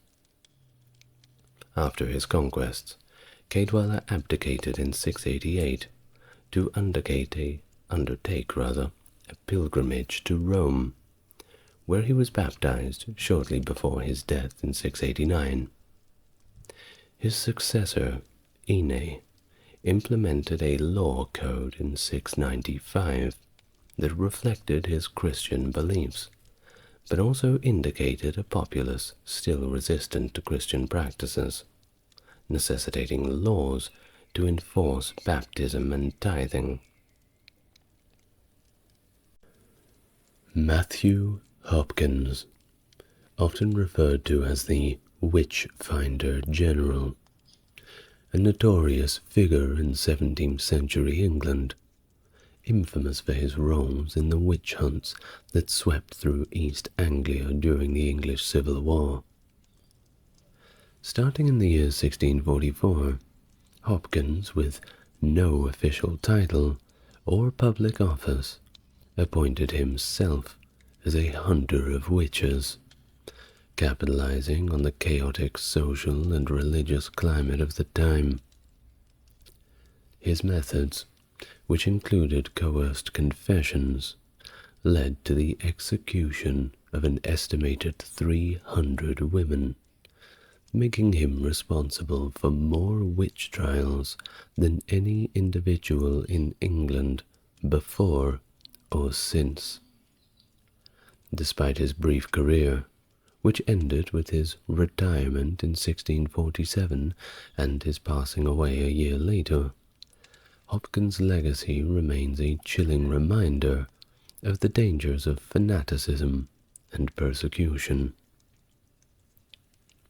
Hello and welcome to the channel. Are you new here? If you are, it's good to meet you. And if you're coming back, thank you for returning to the party. As always, if you like what I do and would like to support the channel, links to the Patreon are in the description. And if you want to help YouTube push the video out to more people, like, comment and subscribe certainly helps push them in the right direction. Now, without further ado, please make yourself relaxed, and we may begin. Now first, I will give a brief biography of Matthew Hopkins, talk about the situation during the English Civil War, and later on we will read directly from his writings a question and answer style format that he had developed. So let us now begin. Matthew Hopkins, whose early life remains largely undocumented, was born in Great Wenham, Suffolk County, England. He emerged as the fourth of 6 children to James Hopkins, a Puritan clergyman who served as the vicar of St. John's of Great Wenham. The Hopkins family was somewhat prominent, holding titles to lands near Framlingham Castle. The parishioners held James in high regard, evidence from a bequest in 1619 intended to purchase Bibles for his 3 children at the time, suggesting Matthew was born after this year. By the time Matthew began his infamous career, he was probably no older than 28, and possibly as young as 25, given his birth post-1619 and his death in 1647. His father passed away in 1634, but the parish continued to reflect his influence when William Dowsing, an iconoclast working under the orders of the parliamentarian Earl of Manchester during the English Civil War, visited in 1645, he noted the absence of idolatrous monuments in the parish. Hopkins moved to Manningtree, Essex, around the early 1640s, marked the beginning of his notorious career. He invested an inheritance of 100 marks to purchase the Thorn Inn in Mistley, positioning himself as a gentleman. While Hopkins later portrayed himself as experienced in witch hunting through his writings, notably in his book The Discovery of Witches, 1647, which we will read from shortly, he claimed to have gained this knowledge without having extensively travelled.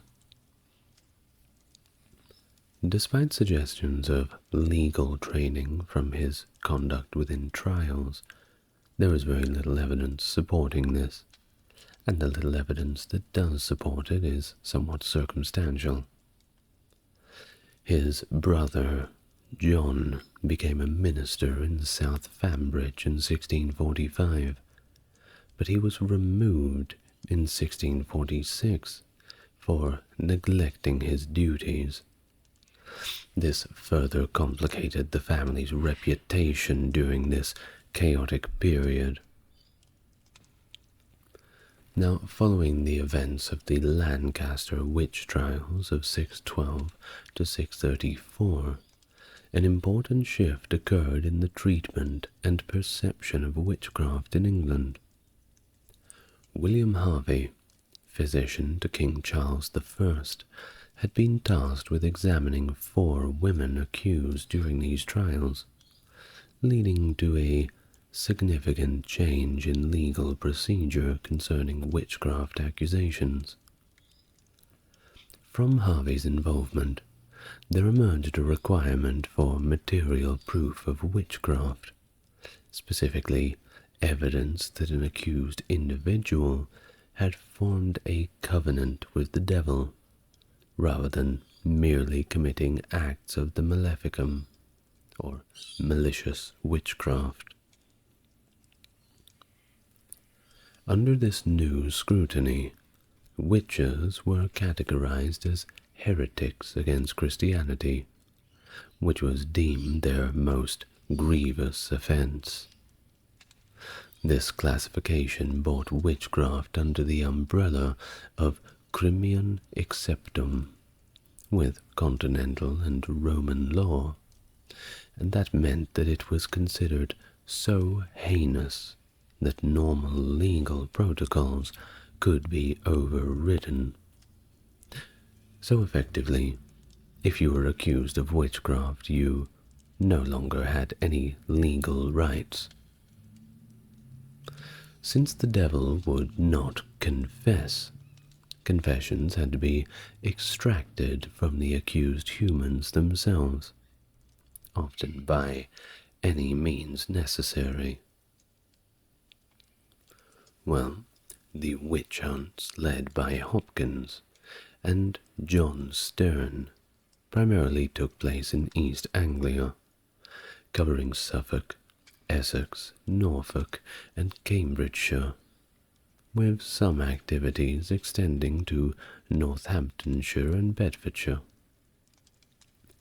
Their operations coincided with the English Civil War, and were concentrated in areas with strong Puritan and parliamentarian influence, which were key components of the Eastern Association from 1644 to 47.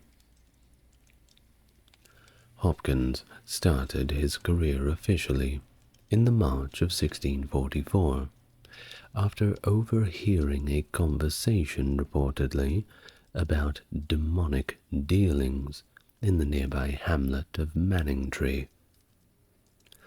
Although the initial accusations were made by Stern, Hopkins quickly became involved as his assistant. Their first major trial took place in Chelmsford in 1645, where 23 women were tried. 19 were convicted and hanged, while another 4 died in prison. Do note that not a single one of them was found innocent. Now, it is important to note as well that during this period, and outside Middlesex and chartered towns, there are no records of anyone being sentenced to death for witchcraft other than by assize judges.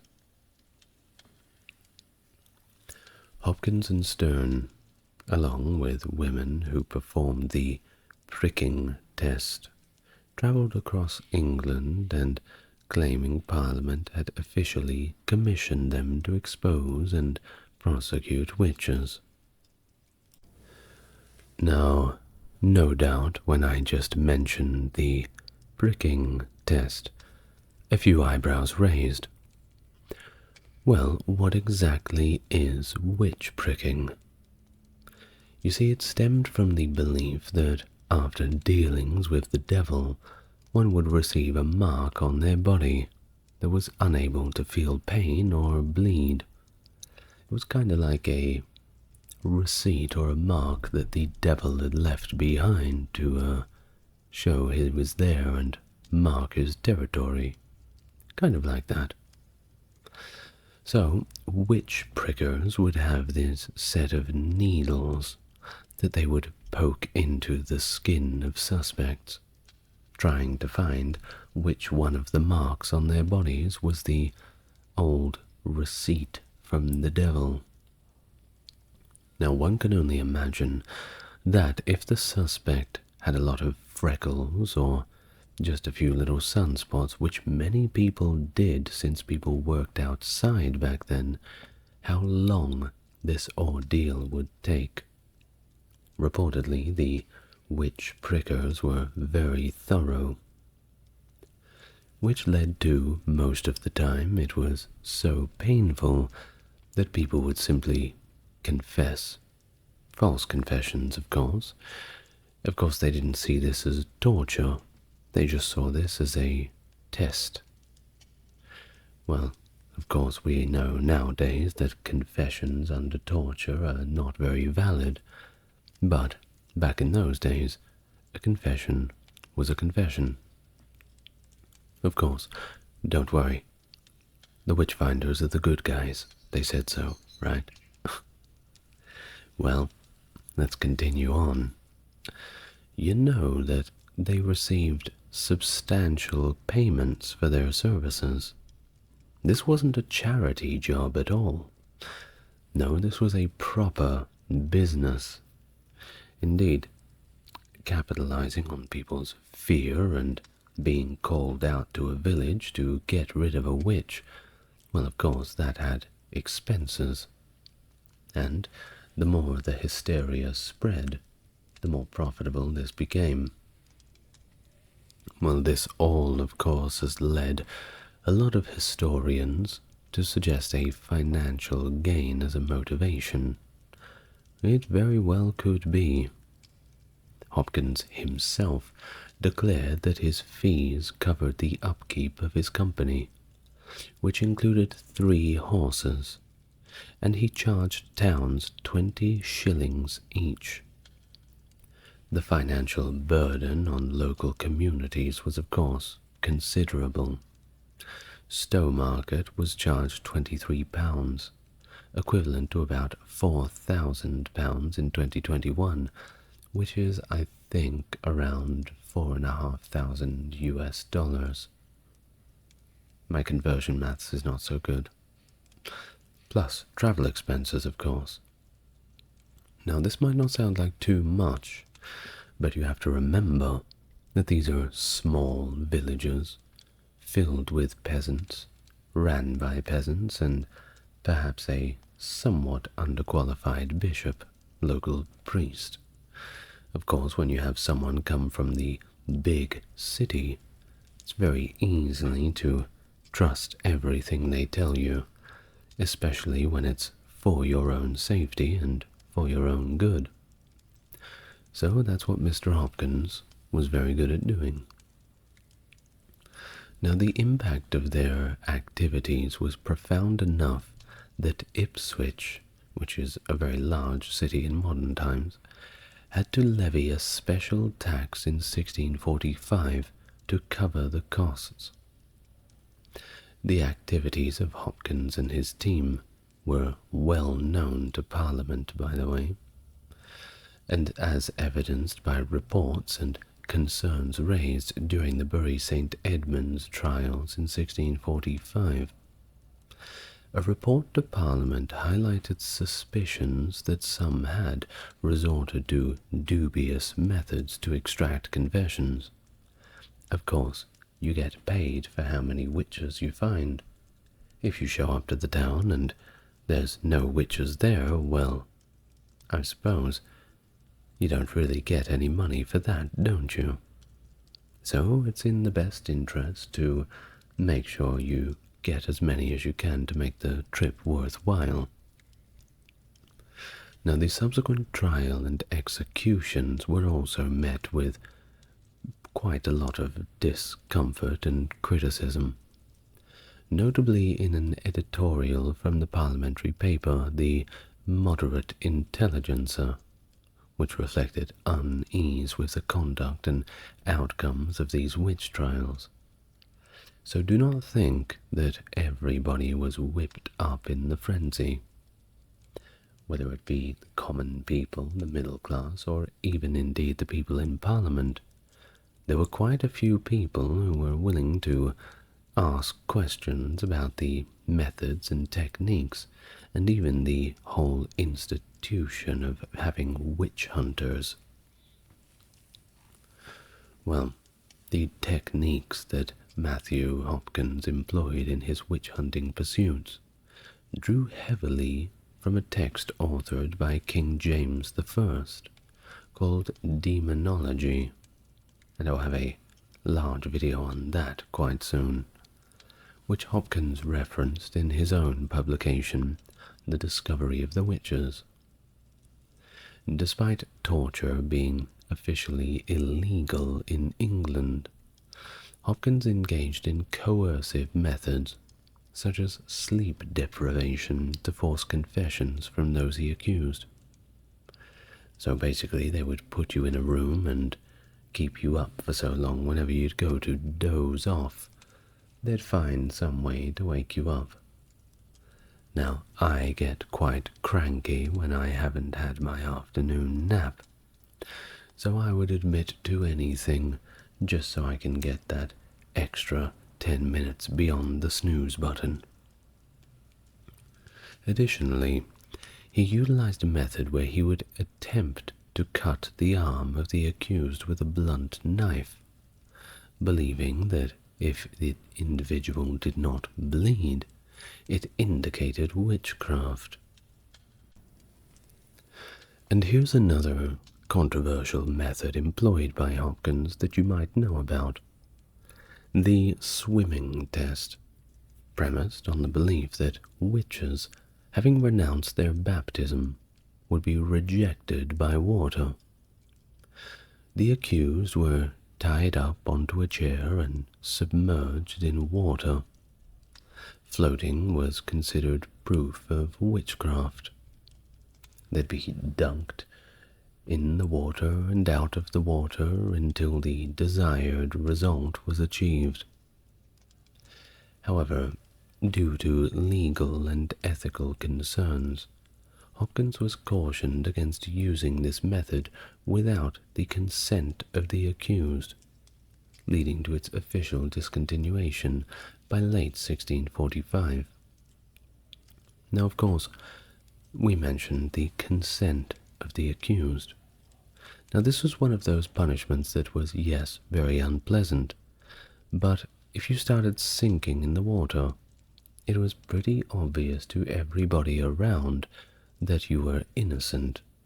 So a lot of people simply said, "Throw me in the lake. See if I sink or swim. I'll prove you wrong." So there was perhaps a little bit of Hopkins that was saying, well, perhaps it's better that we get rid of this test, even though it could be easily rigged. Now, Hopkins and his associates also searched for the devil's mark on the body of the accused, which was purportedly an insensible spot that did not bleed, or could perhaps be a mole, a birthmark, or even an extra nipple. This mark was believed to be where the witch's familiar, and that's an animal like a cat or a dog, perhaps a bird, something like that, would suckle blood from the witch, kind of like a baby nursing on its mother. In cases where no visible mark was found, the witch prickers came in, and they were employed to slowly probe the bodies with needles, often after the accused had been completely shaven to uncover any hidden marks. That includes the head and everywhere else, by the way. This very invasive procedure was part of a broader set of practices that reflected the intense witch hunt fervor of the time, all driven by this unique blend of fear, superstition, religious zealotry, and a little bit of capitalism on the side. As Hopkins' witch-hunting activities intensified, resistance began to grow, particularly from John Gall, the vicar of Great Staunton in Huntingdonshire. Gall was motivated to oppose Hopkins after caring for a woman from St. Neots, who had been imprisoned on charges of witchcraft, awaiting Hopkins' examination. Upon discovering that Hopkins was inquiring about his reception in the area, Gall took action by publishing a critical work titled Select Cases of Conscience Touching Witches and Witchcrafts in 1646, which he dedicated to Colonel Walton of the House of Commons. Additionally, Gall embarked on a series of Sunday sermons aiming at curbing the fervour for witch hunting. So you see, this wasn't always just the full support of the church. Don't think that all of the Christians and all of that were out there trying to hunt down witches, because the people being accused, they were Christians too. And don't think that Christianity is the only one who executes people for apparent witchcraft, because that is a global phenomenon that continues into the modern day. Look at Africa, by the way. And of course, well, this man, this Gaul, had certainly become the arch nemesis of Matthew Hopkins. Certainly getting in the way of business, it seems.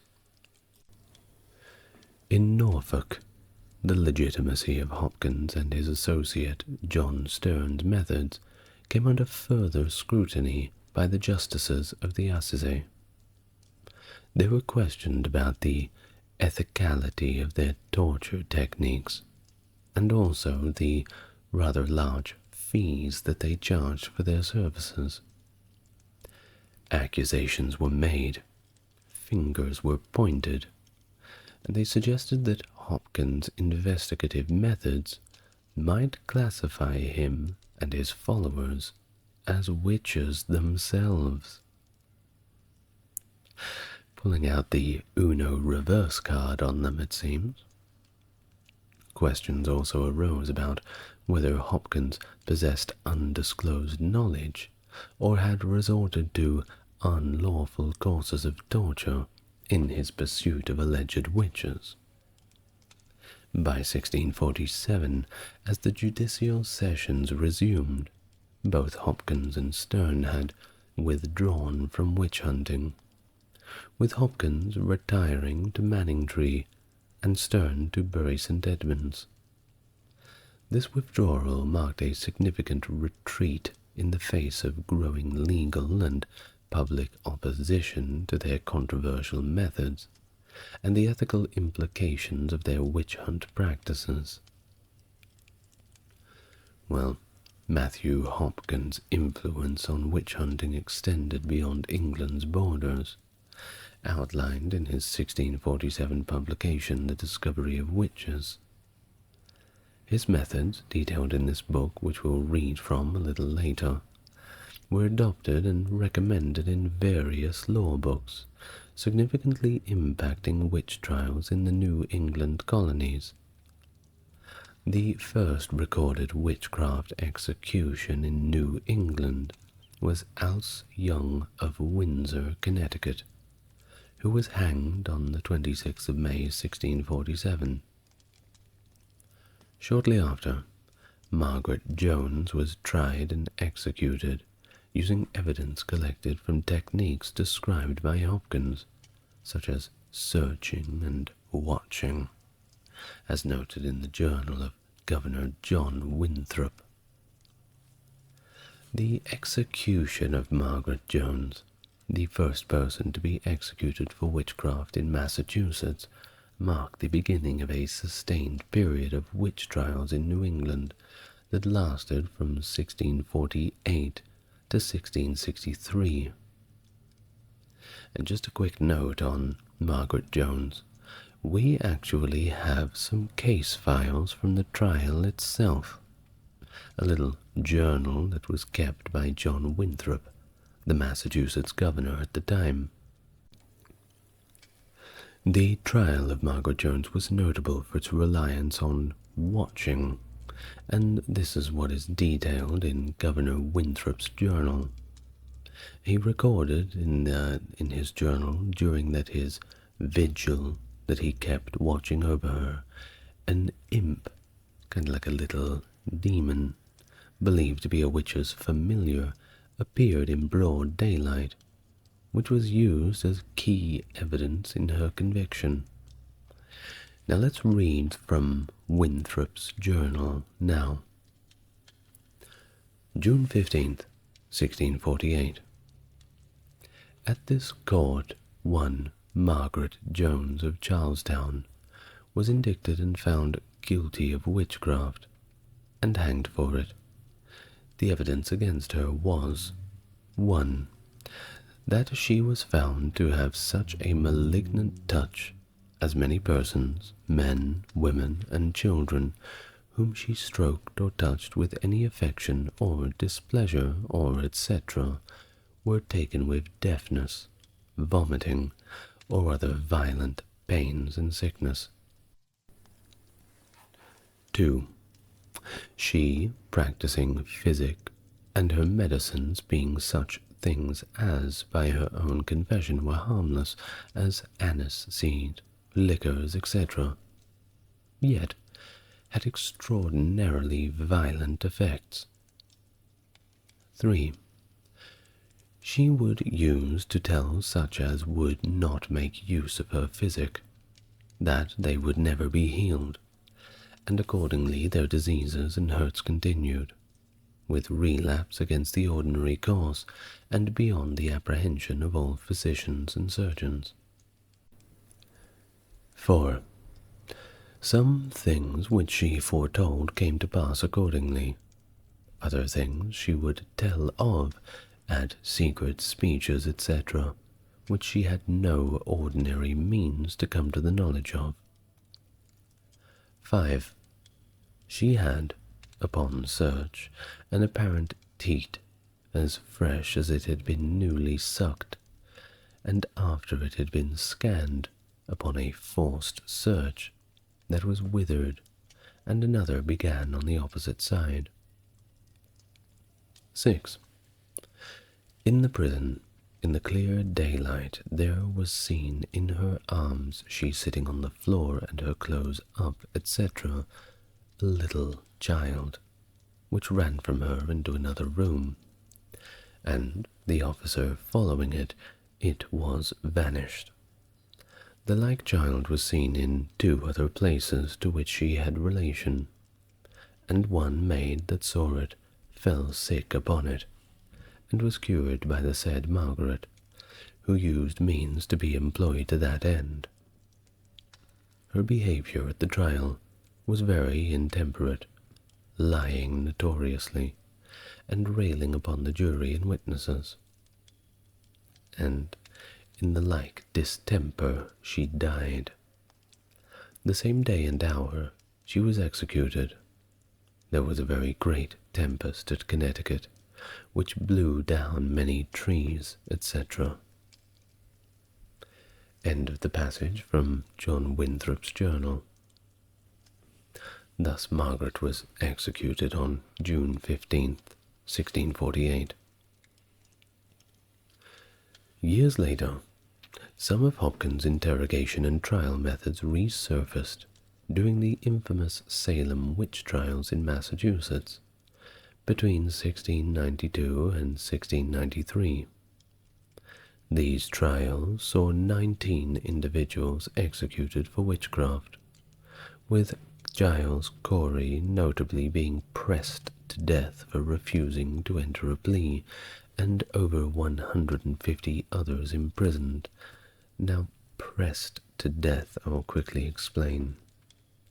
Generally, there would be a board placed on top of you, and stones or other heavy objects would be added, slowly increasing the weight until you would be crushed. Very slowly. Not a good way to go. You end up looking like a little pancake. Now, the lasting impact of Hopkins' techniques on the American colonies highlights the profound and chilling reach of his witch-hunting legacy. He passed away at his residence in Manningtree, Essex, on the 12th of August, 1647, likely from pleural tuberculosis. He was swiftly buried within hours of his demise in the graveyard of St. Mary's Church on Mistley Heath.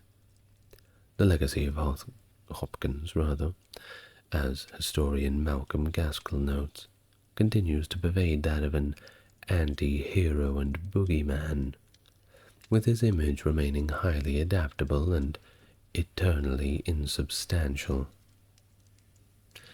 A pleasing legend regarding Hopkins' death also emerged, suggesting that he was subjected to his own infamous swimming test and executed as a witch. However, this tale is widely dispelled by the parish registry at Misley, which confirms his actual bury there. Now, we know about the life and death. What about the works? Well, you see, we are lucky in a somewhat macabre way to have the text of the discovery of the witches for us all to enjoy. But before I read it, please do keep in mind that the language is a little old, and in order to remain faithful to the primary text, I'm not going to change it into a more modernized English. I think you should get the gist of it just fine. Let's take it slow. The discovery of witches, in answer to several queries lately delivered to the judges of Assize for the county of Norfolk, and now published by Matthew Hopkins, Witchfinder, for the benefit of the whole kingdom. Exodus 22:18. Thou shalt not suffer a witch to live.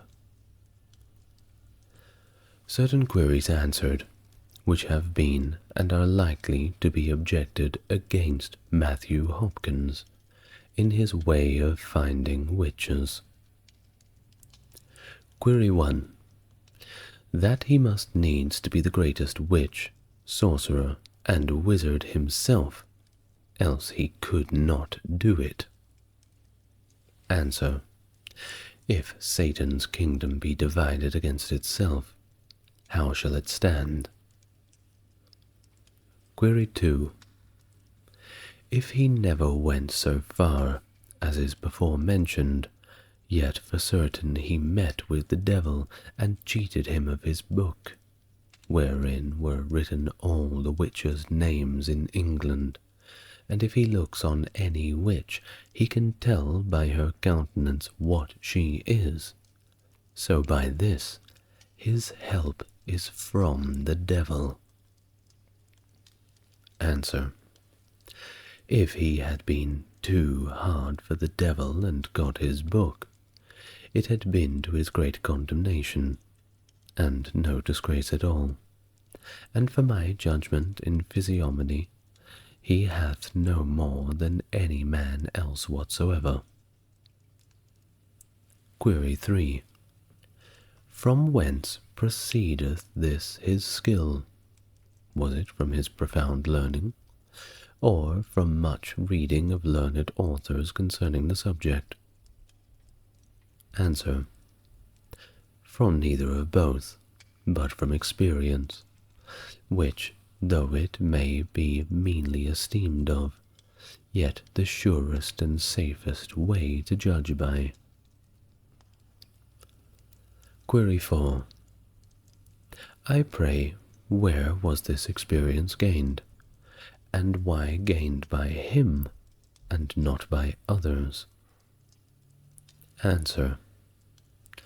The discoverer never travelled far from it, but in March 1644 he had some 7 or 8 of that horrible sect of witches living in the town where he lived, a town in Essex called Manningtree, with divers and other adjacent witches of other towns, who every 6 weeks in the night, always on the Friday night, had their meeting close by to his house, and had their several solemn sacrifices there offered to the devil, one of which this discoverer heard speaking to her imps one night, and bid them to go to another witch, who was thereupon apprehended and searched by women who had for many years known the devil's marks, and found to have 3 teats about her, which honest women have not.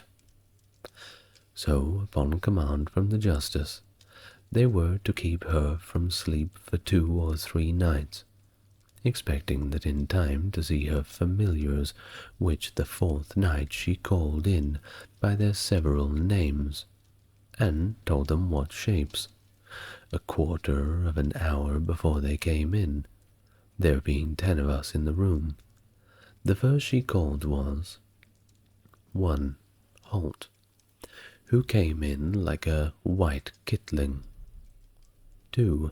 Jamara, who came in like a fat spaniel without any legs at all. She said she kept him fat, for she clapped her hand on the belly, and he sucked good blood from her body. 3.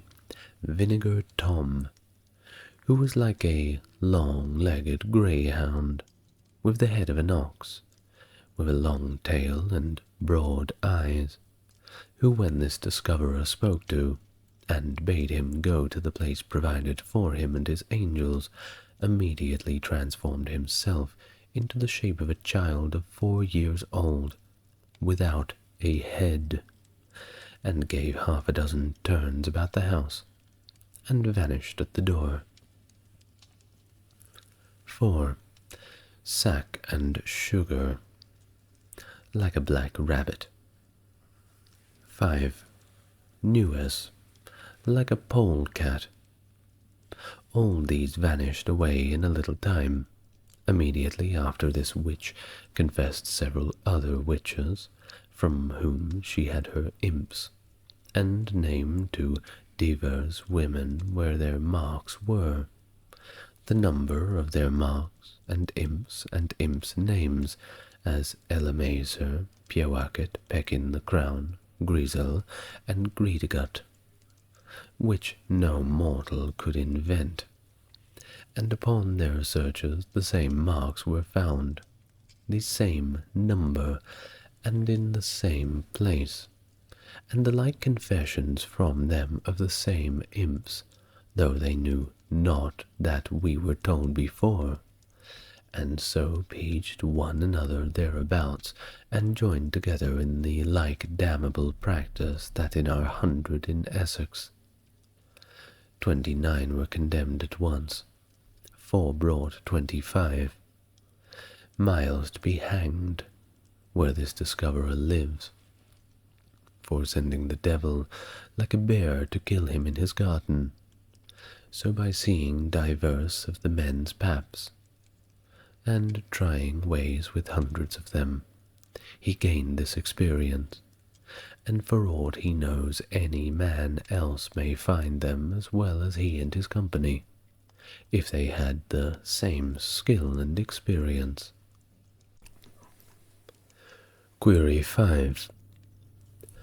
Many poor people are condemned for having a pap or teat about them, whereas many people are and have been a long time troubled with natural rets on several parts of their bodies, and other natural things as hemorrhoids, piles, childbearing, etc.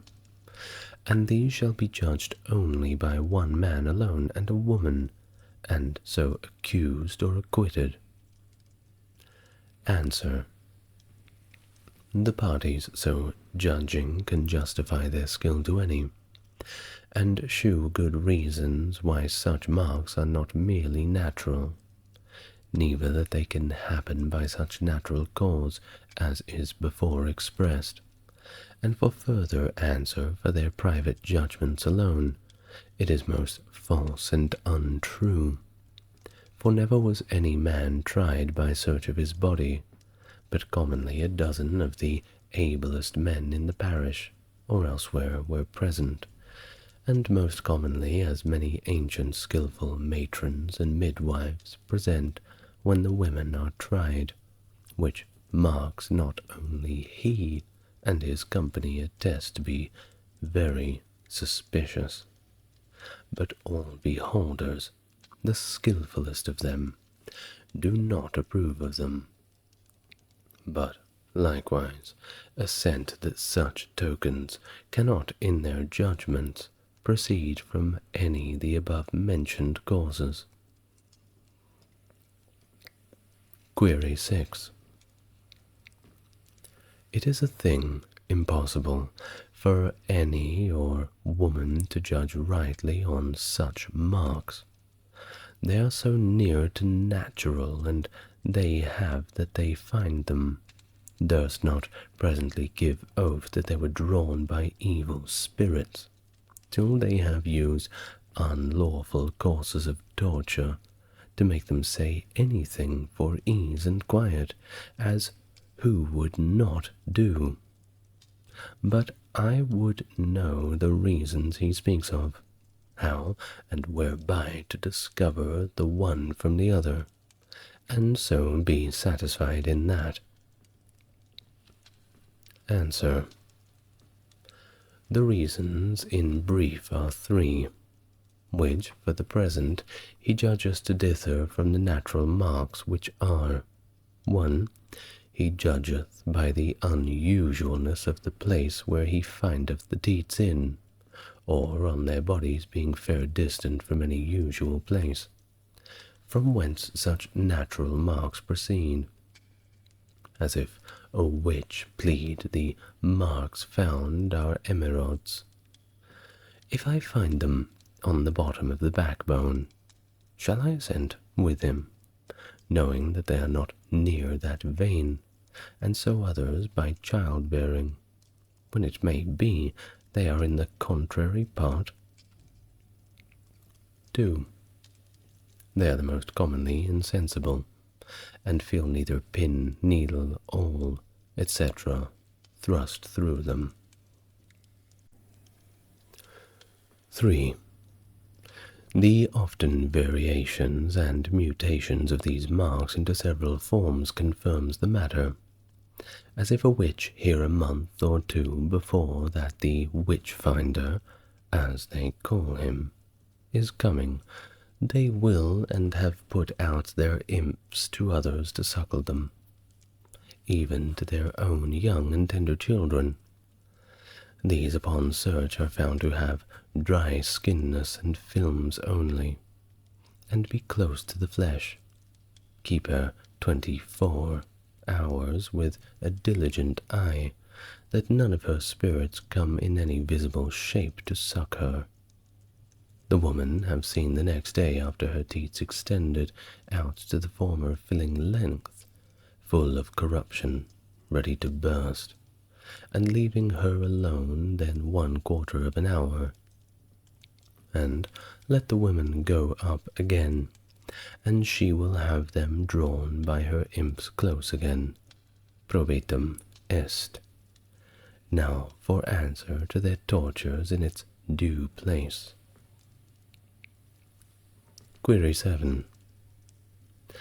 How can it be, possibly, that the devil bring a spirit, and wants no nutriment or sustentation, should desire to suck any blood? And indeed, as he is a spirit, he cannot draw any such excrescences, having neither flesh nor bone, nor can be felt, etc. Answer. He seeks not their blood, as if he could not subsist without any nourishment, but he often repairs to them, and gets it, the more to aggravate the witch's damnation, and to put her in mind of her covenant. And, as he is a spirit and prince of the air, he appears to them in any shape whatsoever, which shape is occasioned by him through joining of condensed thickened air together, and many times doth assume shapes of many creatures, but to create anything he cannot do it. It is only proper to God. But in this case of drawing out these teats, he doth really enter into the body, real, corporeal, substantial creature, and forceth that creature, he working on it, and in it, to his desired ends, and useth the organs of that body to speak withal, to make his compact up with the witches, be the creature cat, rat, mouse, etc. Query 8. when these paps are fully discovered, yet that will not serve sufficiently to convict them, but they must be tortured and kept from sleep for 2 or 3 nights to distract them and make them say anything, which is a way to tame a wild colt or a hawk, etc. Answer. In the infancy of this discovery it was only not thought fitting, but enjoined in Essex and Suffolk by the magistrates, with this intention only, because they kept being awake, would more the active to call their imps in open view than sooner to their help, which oftentimes have so happened, and never or seldom did any witch ever complain in the time of their keeping for want of rest, but after they had beat their heads together in the gong. And after this use was not allowed of any of the judges and other magistrates, it was never since used, which is 1.5 years since. Neither were any kept from sleep by any order of direction since, but peradventure their own stubborn wills did not let them sleep, though tendered and offered to them. Query 9. Beside that unreasonable watching, they were extraordinarily walked till their feet were blistered, and so forced through that cruelty to confess. Answer. It was in the same beginning of this discovery, and the meaning of walking of them at the highest extent of cruelty was only then they walk about themselves the night that they were watched, only to keep them walking.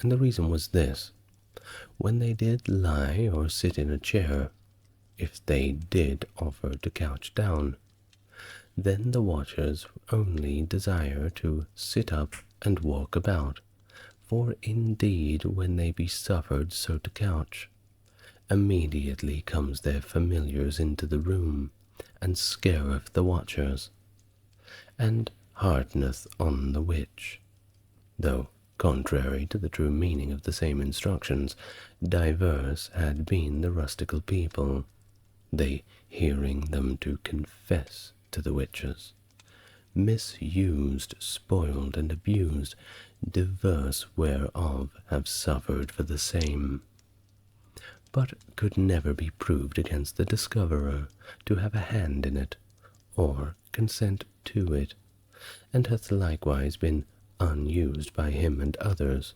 ever since the time they were kept from sleep. Query 10. But there hath been abominable, inhumane, and unmerciful trial of all these poor creatures, by tying them and heaving them into water, a trial not allowable by law or conscience, and I would fain know the reasons for that. Answer. It is not denied, but many were so served as had paps and floated. Others that had none were tried with them and sunk. But mark the reasons. For first, the devil's policy is great in persuading many to come for their own accord to be tried, persuading them their marks are so close they shall not be found out, so as divers have come 10 or 12 miles to be searched for their own accord, and hanged for their labour, as one Meggs, a baker, did, who lived within 7 miles of Norwich, and was hanged at Norwich assizes for witchcraft. Then, when they found that the devil tells them false, and they reflect on him, and he, as 40 have confessed, adviseth them to be sworn, and tells them that they shall sink and be cleared that way. Then, when they be tried that way and float, they see the devil deceives them again, and have so laid open his treacheries. 2. It was never brought in against any of them at their trials as any evidence. 3. King James in his Demonology saith, It is a certain rule, for, saith he, witches deny their baptism when they convent with the devil, water being the sole element thereof, and therefore, saith he, when they be heaved into the water refuseth to receiveth them, they being such miscreants to deny their baptism, and suffers them to float as the froath on the sea, which the water will not receive, but casts it up and down till it comes to the earthly element on the shore, and there leaves it to consume. 4. Observe these generation of witches. If they be at any time abused by being called thieves, whores, etc., by anywhere they live, they are the readiest to cry, and writhing their hands, and shed tears in abundance, and run with full and right sorrowful acclamations to some justice of the peace, and with many tears make their complaints. But now behold their stupidity, nature or the elements' reflection from them, when they are accused for this horrible and damnable sin of witchcraft. They never alter or change their countenances, nor do they let one tear fall. This, by the way, swimming by able divines whom I reverence, is condemned for no way, and therefore of late hath and for ever shall be left. Query 11. Oh, but if this torturing witch-catcher can by all or any of these means wring out a word or two of confession from any of these stupefied, ignorant, unintelligible, poor silly creatures, though none hear it but himself, he will add and put her in fear to confess telling her, else she be hanged. But if she do, he will set her at liberty, and so put a word in her mouth, and may such a silly creature confess she knows not what. Answer. He is of a better conscience, and for your better understanding of him, he doth thus uncase himself to all, and declares what confessions, though made by a witch against herself, he allows not of, and doth altogether account of no validity, or worthy of credence to be given to it, and ever did so account it, and ever likewise shall. 1. He utterly denies that confession of a witch to be of any validity, when it is drawn from her by any torture or violence whatsoever, although after watching, walking, or swimming, divers have suffered, yet peradventure magistrates with much care and diligence did solely fully examine them after the sleep, and consideration sufficient. 2. He utterly denies that confession of a witch, which is drawn from her by flattery, etc. If you will confess, you shall go home. You shall not go to jail, nor be hanged, etc. 3. He utterly denies that confession of a witch, when she confesses any improbability, impossibility, as flying in the air, riding on a broom, etc. 4. He utterly denies a confession of a witch, when it is interrogated to her, and the words are put into her mouth, to be of any force or effect as to say a silly, yet which wicked enough. You have 4 imps, have you not? She answers affirmatively. Yes. Did they not suck you? Yes, saith she. Are their names so and so? Yes, saith she. Did you send such an imp to kill my child? Yes, saith she. This being all her confession after this matter, it is by him accompted nothing, and he earnestly doth desire that all magistrates and jurors would a little more than ever they did examine the witnesses about the interrogated confessions. Query 12. If all of these confessions be denied, I wonder what he will make confession, for sure it is. All these ways have been used and took for good confessions, and many have suffered for them, and I know not what he will then make confession. Answer. Yes, in brief he will declare what confession of a witch is of validity, and force his own judgment to hang a witch.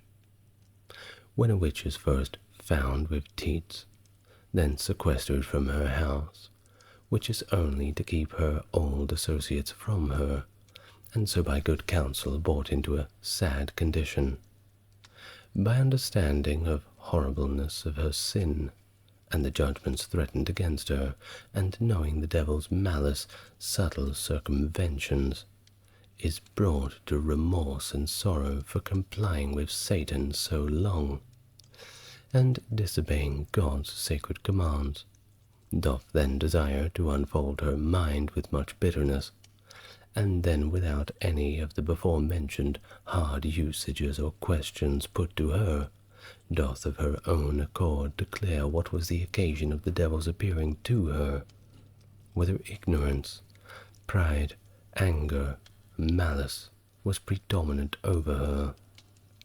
She doth then declare what speech they had, what likeness he was in, what voice he had, and familiars sent to her, what names they had of what number of spirits, what shapes they were in, what employment she sent them about to several persons in several places unbeknown to the hearers, all which mischiefs being proved to be done, at the same time she confessed to the same parties for the same cause, and all affected is testimony enough again for all her denial.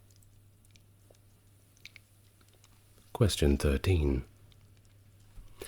How can any possibly believe that the devil and the witch are joining together, should have such power, as the witches confess to kill such a man, child, horse, cow, the like, if we believe they can do what they will?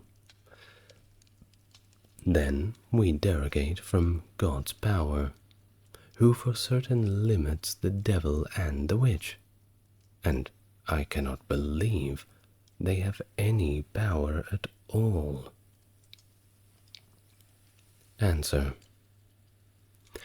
God suffers the devil many times to do much hurt, and the devil doth play many times the deluder and impostor with these witches, in persuading them that they are the cause of such and such a murder wrought by him with their consents, when, and indeed, neither he nor they had any hand in it. As thus, we must needs argue, he is of a long standing, above 6,000 years. Then he must needs be the best scholar in all knowledge of arts and tongues, and so have the best skills in physic, judgment in physiognomy, and knowledge of what diseases reigning or predominant in this year or that man's body.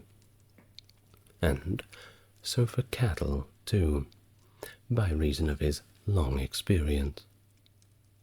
This subtle temper, knowing such a man liable to some sudden disease, as by experience I have found, as pleurisy, impostume, etc., he resorts to divers witches. If they know the man and seek to make a difference between the witches and the party, it may be by telling them he hath threatened to have them very shortly searched, and so hanged for witches. Then they all consult with Satan to save themselves, and Satan stands ready prepared, with a "What will you have me do for you, my dear and nearest children?" convenated and compacted with me in my hellish league, and sealed with your blood, my delicate firebrand darlings. "Oh, thou," say they, "that at the first didst promise to save us thy servants from any out of deadly enemy's discovery, and didst promise to avenge and flay all of those we pleased that did offend us. Murther, that wretch, certainly who threatens the downfall of your loyal subjects. He then promiseth to effect it. Next news is heard the party is dead. He comes to the witch, and gets a word of reverence, credence, and respect for his power and activeness, when and indeed that disease kills the party, not the witch, nor the devil. Only the devil knew that such a disease was prominent, and the witch that aggravates her damnation by her familiarity and consent to the devil, and so comes likewise in compass of the laws. This is Satan's usual impostering and deluding, but not his constant course of proceeding, for he and the witch do mischief too much. But I would that the magistrates and jurors would a little examine witnesses when they hear witches confess such and such a murder, whether the party had not long time before, or at the time when the witch grew suspected, some disease or other predominant, which might cause that issue or effect of death. Question 14. All that the witch-finder doth is to fleece the country of their money, and therefore rides and goes to towns to have employment, and promiseth them their fair promises, and it may be doth nothing for it, and possesseth many men, that they have so many wizards and so many witches in their towns, and so heartens them on to entertain him. Answer. You do him a great deal of wrong in every of these particulars, for first, he never went to any town or place, but they wrote, or sent often for him, and were, for aught he know, glad of him. He is a man that doth disclaim that ever he detected a witch, or said, "Thou art a witch," only after her trial by search, and their own confession. He, as others, may judge. Lastly, judge how he fleeceth the country and enriches himself, by considering the vast sum he takes of every town.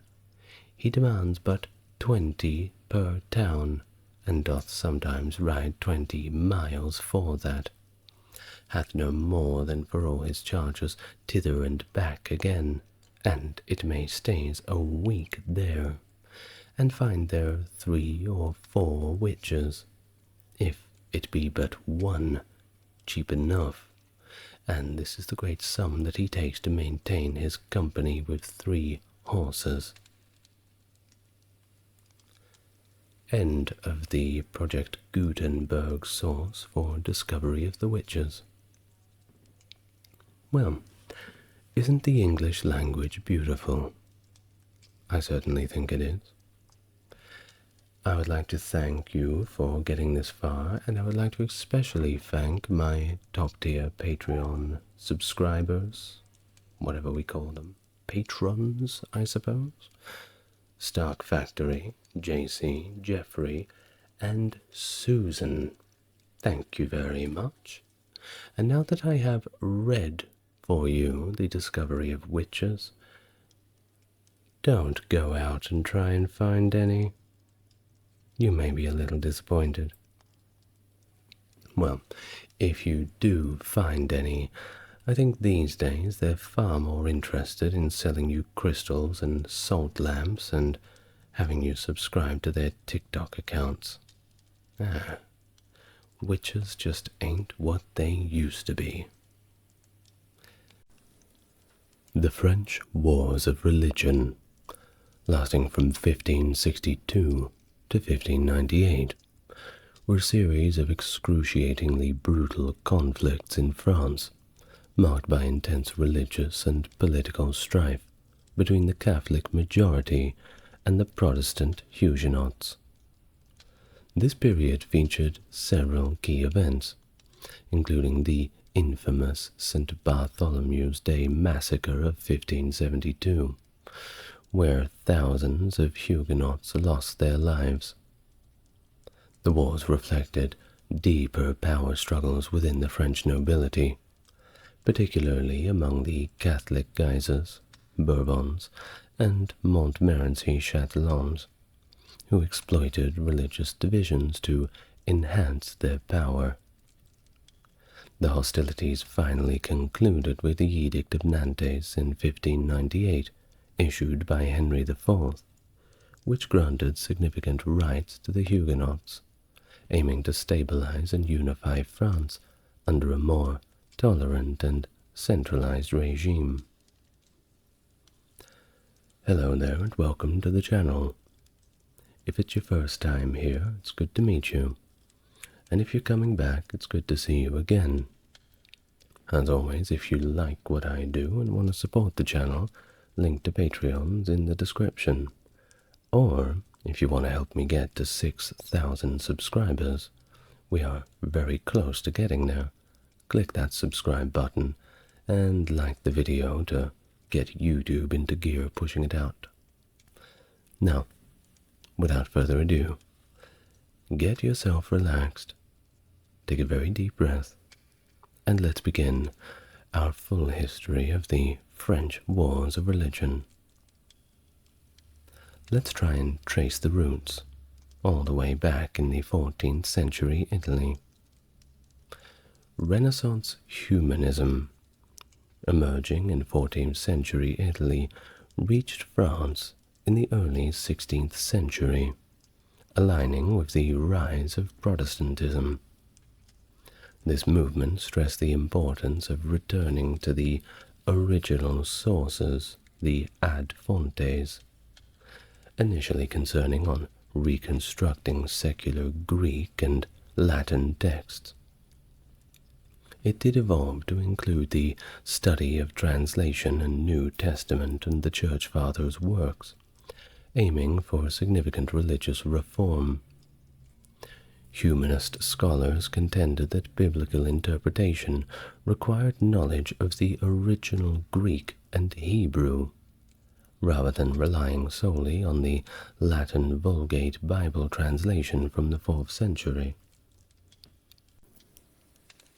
In 1495, Aldus Manutius utilized the printing press, a new invention for Europe, to produce affordable, portable editions of literature in Greek, Latin, and of course vernacular languages, democratizing access to knowledge.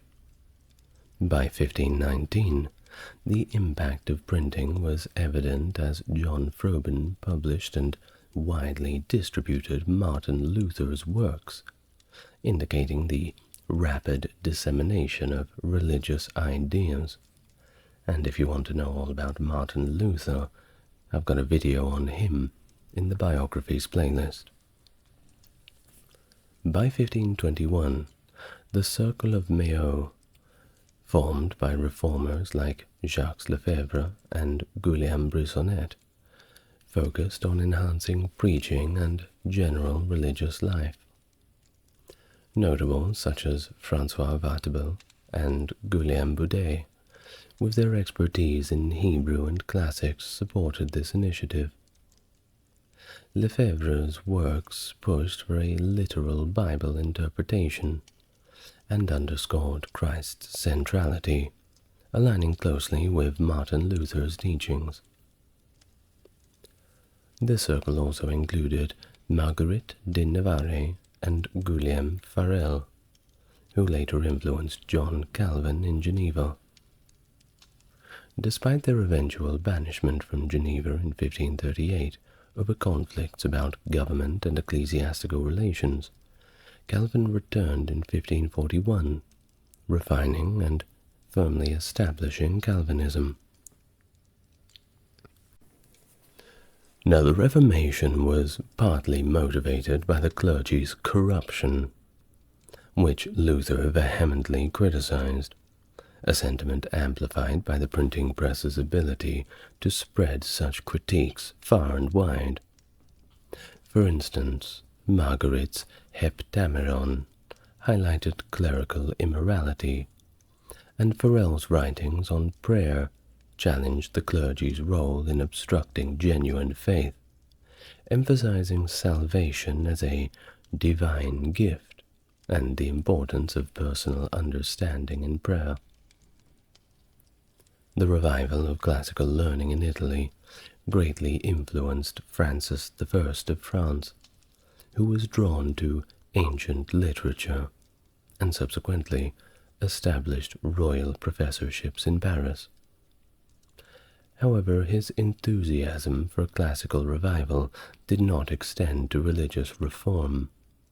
After the Concordat of Bologna in 1516, where Pope Leo X granted Francis increased control over the French Church, allowing him to appoint clergy and tax church property, the French king upheld the traditional religious structures, unlike the religious upheavals occurring in Germany. The French nobility, benefiting from the status quo, largely supported these existing arrangements.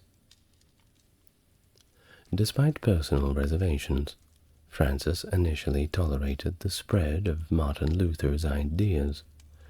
In France during the late 1520s, partly due to the ambiguity in defining Catholic orthodoxy at the time, which, more often than not, blurred the lines of heresy. Francis navigated a cautious path amidst emerging religious divisions. However, in January of 1535, Catholic authorities firmly categorized Lutherans alongside heretical Zwinglians, prompting John Calvin, a native of Noyon, Picardy, to flee France in 1535 due to increasing persecution. Settling in Basel, Calvin published his seminal Institutes of the Christian Religion in 1538, laying down the foundations of Calvinism, which quickly spread throughout France and beyond. Lutheranism found significant followers among the French commercial classes, but the nobility predominantly drove the swift expansion of Calvinism. Notably, Condé encountered Calvinism during a stop in Geneva upon returning from a military campaign, and was influenced by a sermon he heard there. Jeanne d'Albret, the Queen of Navarre, converted to Calvinism in 1560, influenced possibly by Theodore de Bèze. Alongside Condé and her husband Antoine of Navarre, she and their son Henry of Navarre emerged as prominent Huguenot leaders. The French monarchy maintained a stance of neutrality in religious matters, That was until the affair of the placards in October 1534, a pivotal moment when Protestant radicals publicly denounced the Catholic belief in the Eucharist by posting placards in Paris and other cities, including one on the door of King Francis I's bedroom, reportedly. This blatant security breach, I don't know how they got in, and the content of the placards incited the king's anger and shifted Protestantism into the realm of very clearly defined heresy. Francis, criticized for his previous leniency, responded by executing those involved in the incident on the 21st of February 1535 in a public display at Notre Dame de Paris, witnessed by both the king and the Ottoman embassy. That ought to impress the guests. The 1540s saw an intensified crackdown on Protestantism, pushing Protestant worship underground. In a notorious episode in October 1545, Francis ordered the brutal suppression of the Waldensians at Merindol, a village in southeastern France.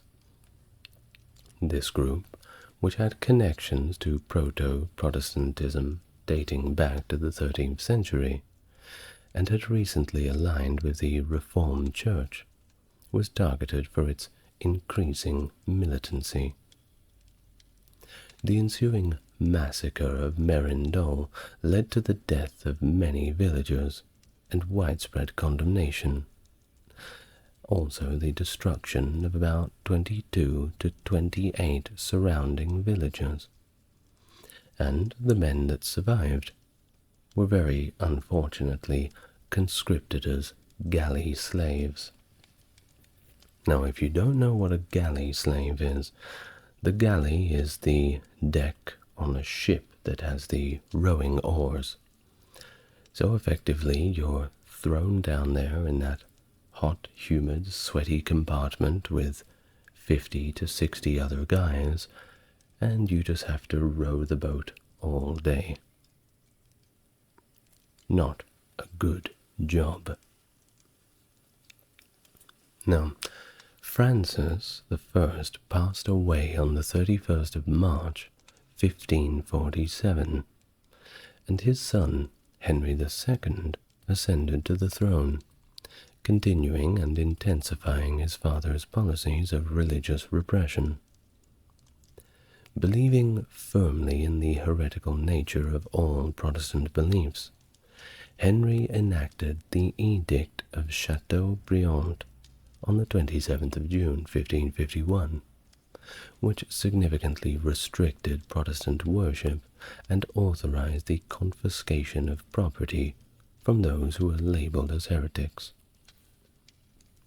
From his exile in Geneva, John Calvin became a pivotal figure in organizing and leading the Reformed Church of France.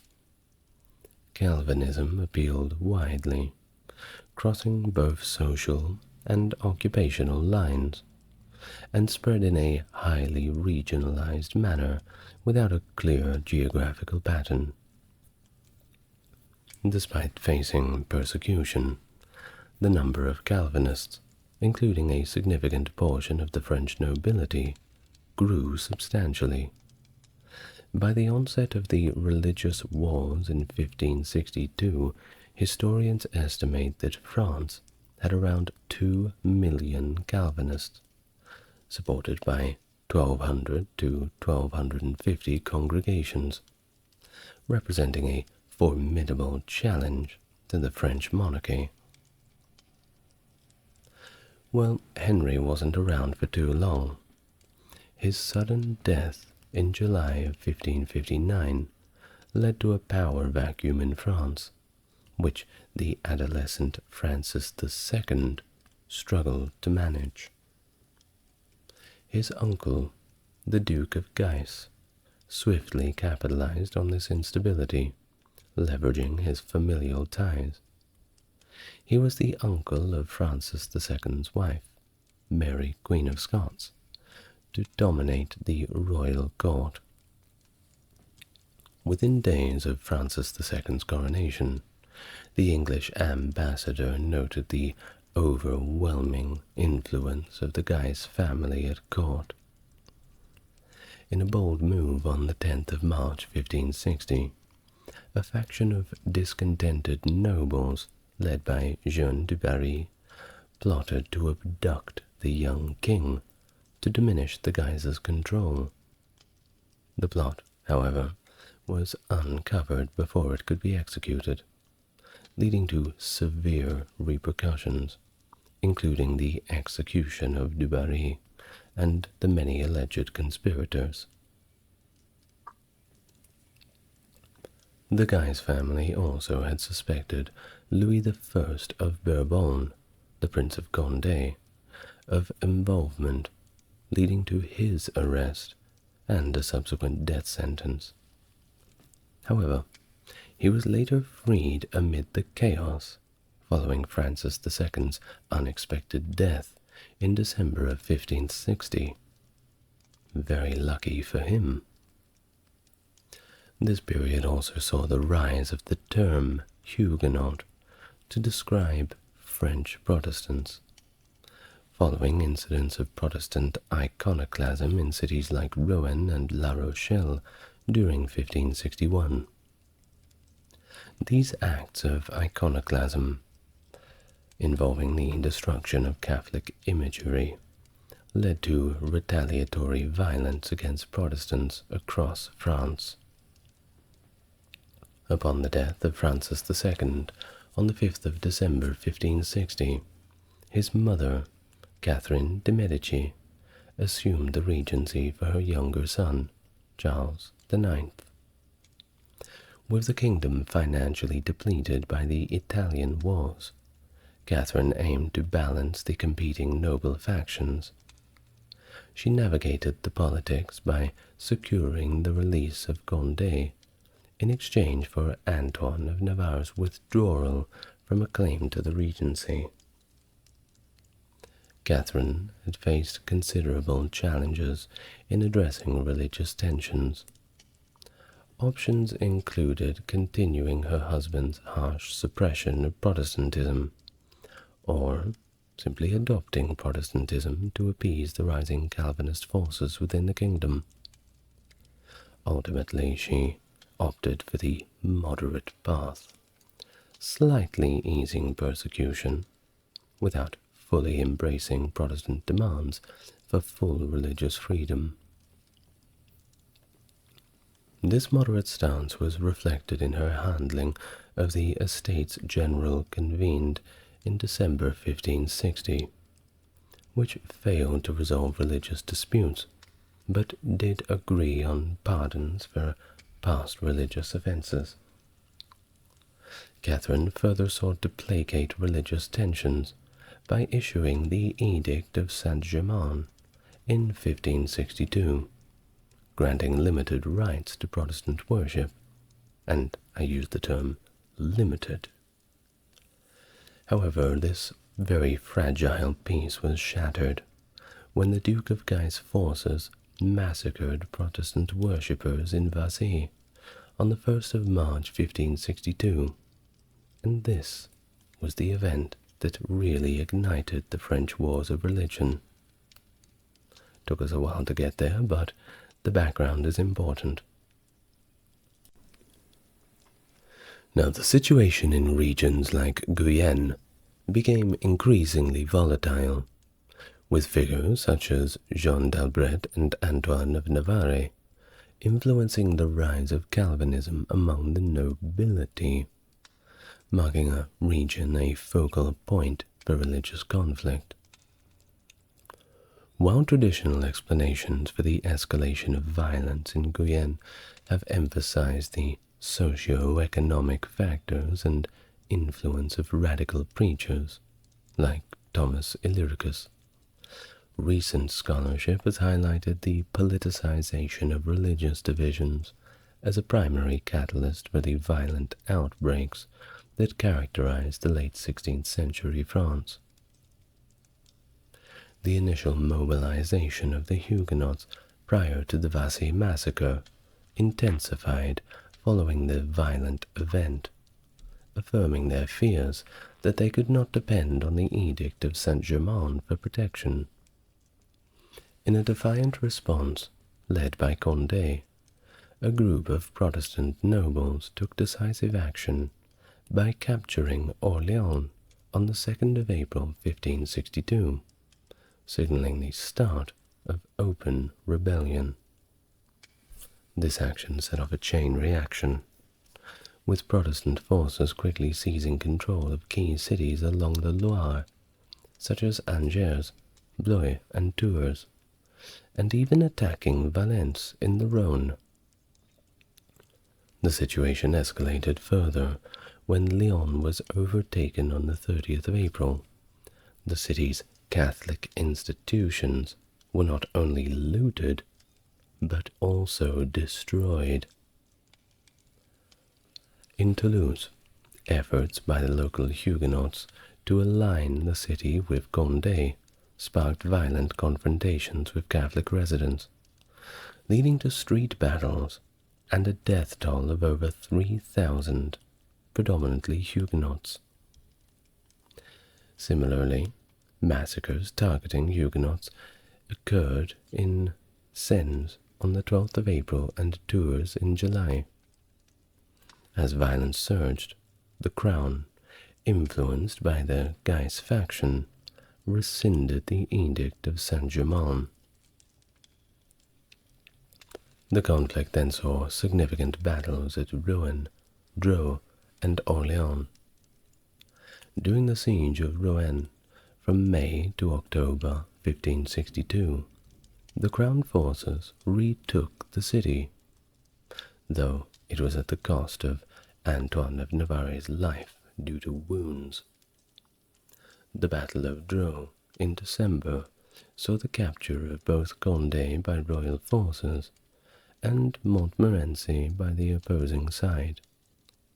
The siege of Orleans in February of 1563 culminated in the assassination of Francis, Duke of Guise, by Jean de Poltrot de Mer, sparking further unrest and leading Catherine de' Medici to negotiate the Edict of Amboise on the 19th of March 1563, which ended the siege but didn't manage to satisfy either party. Continuing tensions and the perceived inadequacy of the Edict of Amboise prompted Catherine to focus on consolidating royal authority. This effort included the recapture of Le Havre from the English control, following its occupation under the terms of the Treaty of Hampton Court with Elizabeth I of England. With the English expelled in July 1563, Charles IX was declared of age in August, formally ending Catherine's regency, although she did remain very influential. Between 1564 and 66, Charles and Catherine conducted a grand tour of France to reinforce the royal authority. During this period, Catherine and Jeanne d'Albret engaged in negotiations that somewhat failed to ease the religious tensions. The iconoclasm in Flanders and the strategic military positioning of Spanish forces under Philip II heightened the French Protestant fears of renewed Catholic aggression. Discontent led to the Surprise of Meaux, an unsuccessful Protestant attempt to seize Charles. In reaction, cities like La Rochelle joined the Protestant cause, and significant violence against Catholics occurred, such as the Michelade in Nimes. These events precipitated the Second Religious War, marked by the Battle of Saint Denis, where Montmorency was killed. The conflict continued with the Peace of Longjumeau in March of 1568, which briefly reinstated the concessions of the Edict of Amboise.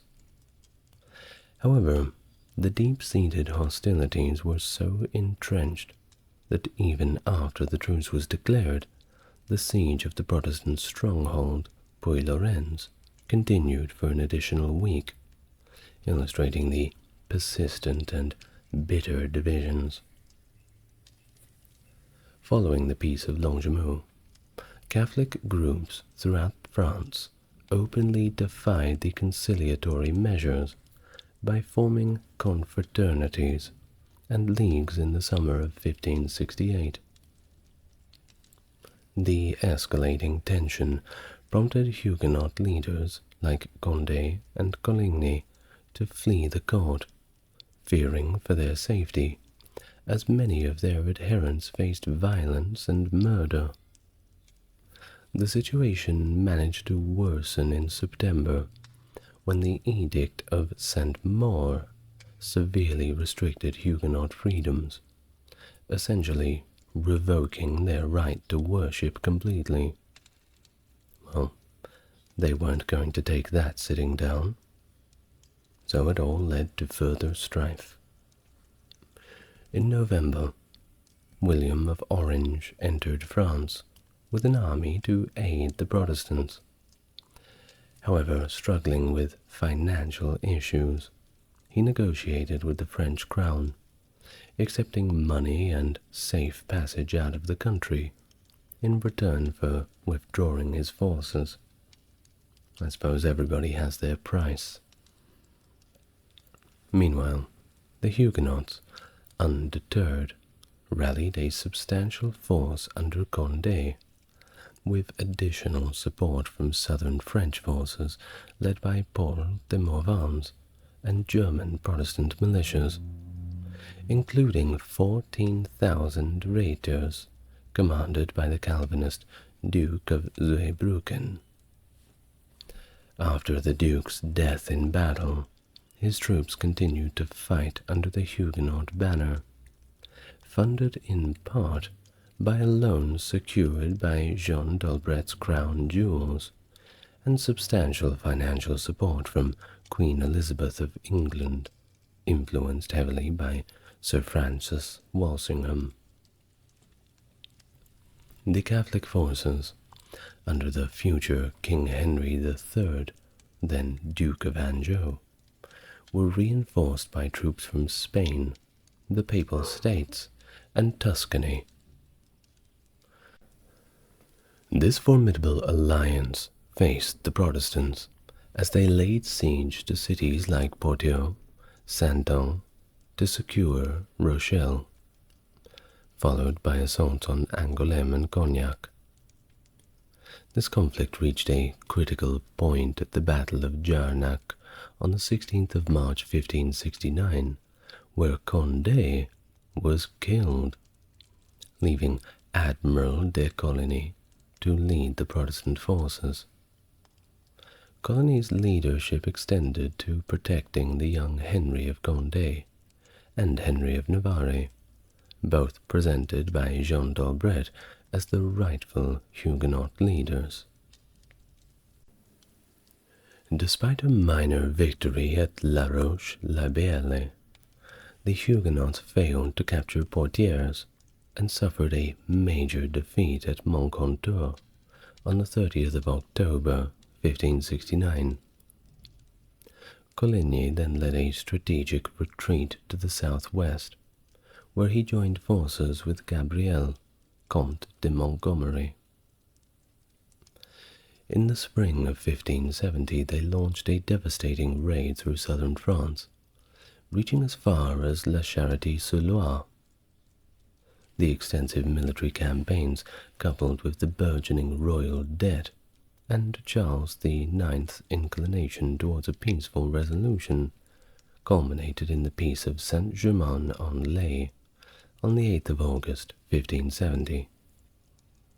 This agreement, largely negotiated by Jean d'Albret, reinstated certain freedoms to the Huguenots, marking yet another attempt to quell the religious strife that had already deeply scarred France.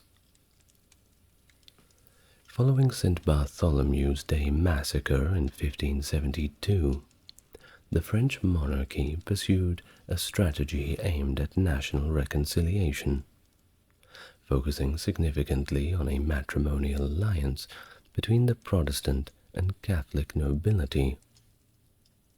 This was embodied in the proposed marriage between Henry of Navarre, son of Jean d'Albret and the Protestant king Antoine of Navarre, and Margaret of Valois, the Catholic sister of King Charles IX. Despite Jean d'Albret's reservations about potential religious compromises, the marriage contract was finalized in March of 1572.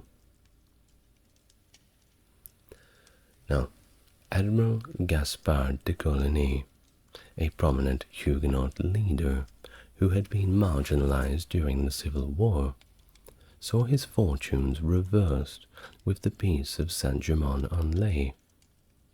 Welcomed warmly at the royal court in the August of 1571, Coligny used his reinstated position to advocate for a French intervention in the Spanish Netherlands, aiming to unify Catholics and Huguenots against a common enemy.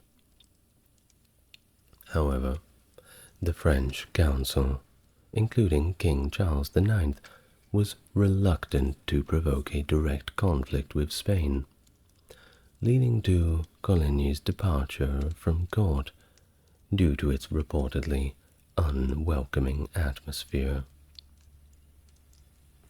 The August of 1572 wedding of Navarre and Margaret in Paris was another significant event, drawing many high-ranking Huguenots to the city. Days after the wedding, an assassination attempt on Coligny escalated tensions, with Huguenot nobles suspecting involvement by the House of Guise, and of course demanding justice, a justice that Charles promised they would have. Fearing the potential for a potential Protestant retaliation or civil war, the royal court, under Catherine de' Medici's influence, decided to eliminate the Huguenot leadership preemptively. In the early hours of the 24th of August, 1572, organized groups, including one led by the Duke of Guise, murdered Coligny and other Huguenot leaders. These killings ignited widespread violence across Paris, and subsequently other French cities, with thousands of Huguenots massacred over several days. The official narrative framed the massacre as a preemptive action against a purported Huguenot coup, leading to celebrations by figures like Philip II of Spain and Pope Gregory XIII, who viewed it as a thwarting of Protestant sedition. Well, the massacre severely weakened the Huguenot political force, prompting many to emigrate or convert to Catholicism out of survival, while there were others who consolidated in strongholds like La Rochelle, but the majority of them chose to keep their heads down. Despite the brief military responses that followed, including the sieges by Catholic forces, the subsequent Edict of Boulogne in 1573 curtailed Huguenot freedoms significantly. This edict limited Protestant worship to private residences within only 3 cities and restricted public religious ceremonies. In the turmoil following the death of Charles IX in the May of 1574, and with the Duke of Anjou recently crowned King of Poland, absent, the French court was engulfed in yet another power struggle. The Duke of Alençon, Charles's youngest brother, became a centre of patronage for the Huguenots, who rallied around him. The failed coup of Saint-Germain in February 1574, which aimed to liberate the imprisoned Huguenots leaders, Condé and Navarre, coincided with a successful Protestant uprising in regions like Lower Normandy and the Rhone Valley, once again reigniting the French wars of religion. 3 months after Henry of Anjou's coronation as King of Poland, Charles IX passed away, prompting Henry's covert departure from Poland and return to France. Upon his return, he confronted the defection of the Montmorency Damville, and was crowned King Henry III in February 1575. Amidst these challenges, the escape of Alençon from court in September of 1575 threatened to consolidate opposition forces against the monarchy. The Crown, seeking stability, hastily negotiated a truce with Alençon and the invading forces of John of Casimir of the Palatinate, even promising a large sum to deter their further advances. By May 1576, Henry III was compelled to agree to the Edict of Beaulieu, or the Peace of Monsieur, granting substantial concessions to the Huguenots. However, the peace was short-lived due to the formation of the Catholic League by the ultra-Catholic Duke of Guise, a staunch defender of Roman Catholicism, along with his relatives who wielded significant territorial influence. The League quickly garnered support among the urban middle classes. King Henry III initially attempted to control the Catholic League, aiming for a negotiated peace. However, his efforts were thwarted by the Guises, who preferred a more aggressive approach. The conflict came to a head during the Estates General at Blois in December of 1576, where the predominantly Catholic assembly pressured the king to renew hostilities against the Huguenots, yet refused to fund the war. The inability of the Estates General to resolve these tensions led to the Huguenots taking up arms again by the end of 1576. Despite the Guise faction's support from the Spanish crown, the Huguenots managed a strong base in the southwest and had covert support from foreign Protestant states, although practical military aid was limited. This stalemate led Henry III to retract many of the Edict of Beaulieu's concessions with the Treaty of Bergerac in September 1577, reaffirmed shortly afterward by the Edict of Poitiers. This ongoing discord saw Henry's brother, the Duke of Anjou, continuously involved in disruptive activities, particularly through his participation in the Dutch Revolt. This period was marked by widespread arming among both Catholics and Protestants, ostensibly for self-defense, leading to further regional instability. The cycle of conflict persisted until the Treaty of Flakes in November of 1580, negotiated by Anjou, which halted the fighting, albeit temporarily. The delicate balance in French politics unraveled rapidly following the death of the Duke of Anjou in 1584. As King Henry III had no direct heirs, the line of succession pointed to Henry of Navarre, a Protestant, under Salic law pretenses. The potential accession of a Protestant king alarmed the Catholic factions, leading to the Treaty of Joinville between the Duke of Guise and Philip II of Spain. This treaty ensured Spanish financial support for the Catholic League, aiming to continue the Civil War and suppress Protestant influence in France. Faced with intense pressure from the Catholic League and lacking adequate funds, Henry III was compelled to issue the Treaty of Nemours in July of 1585, which not only suppressed Protestantism, but also disqualified Henry of Navarre from succession. Of course, this act of obvious suppression led to immediate warfare, with Navarre seeking assistance from Protestant powers like Elizabeth I of England and various German princes to support his cause.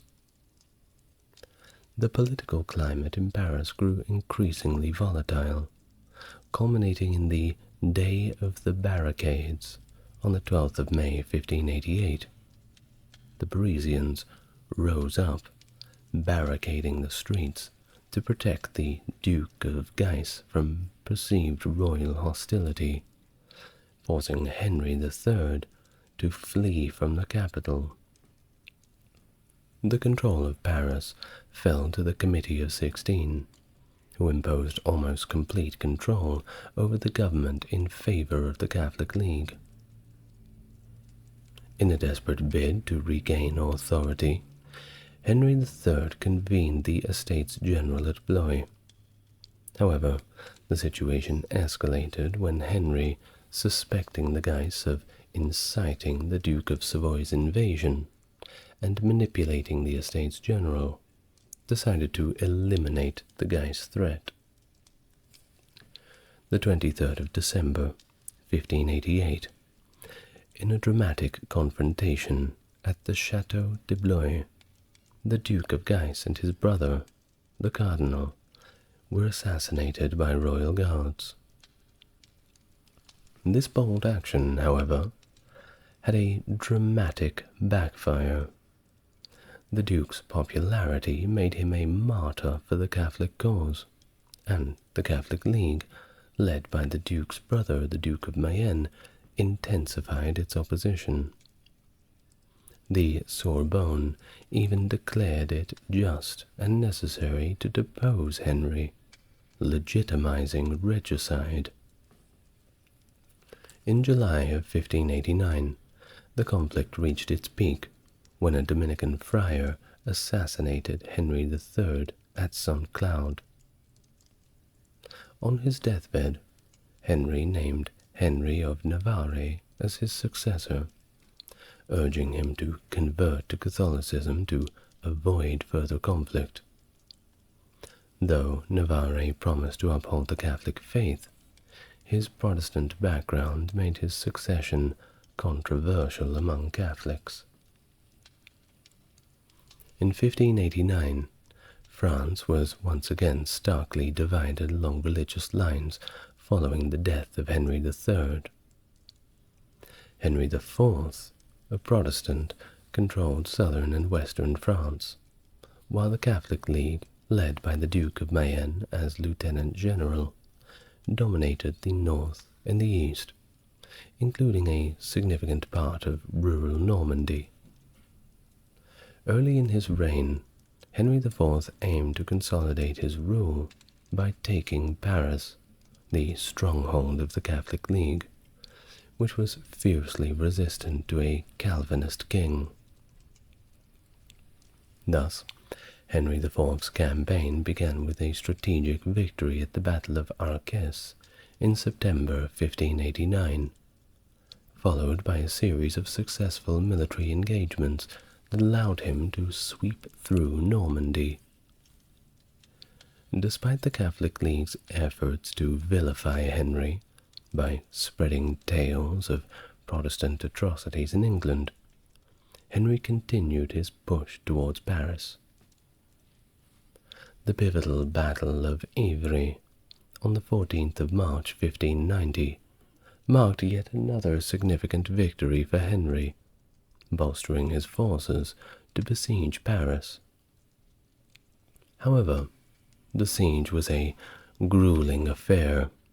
Despite the Parisians' desperate resistance, it was ultimately lifted by the intervention of a Spanish army led by the Duke of Parma. This pattern repeated in Rouen, where, after initial setbacks, the siege was lifted in early 1592 due to Spanish intervention. The Duke of Parma, a formidable opponent, was later neutralized as a threat when he was wounded and withdrew to Flanders, falling ill and dying in December of the same year. Parallel to these events, Philippe Emmanuel, Duke of Mercoeur, and a leader within the Catholic League, sought to carve out an independent domain in Brittany. Leveraging his wife's hereditary claims, he declared his son as the Prince and Duke of Brittany, and aligned with Philip II of Spain, aiming to place the Spanish Infanta on the Brittany throne.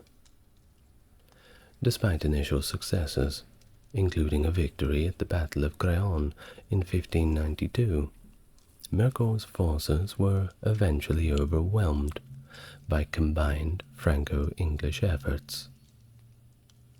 In a significant engagement in November of 1594, English forces led by Martin Frobisher and John Norris captured the strategically crucial Fort Crozon near Brest, dealing a critical blow to the Spanish and League ambitions in the area.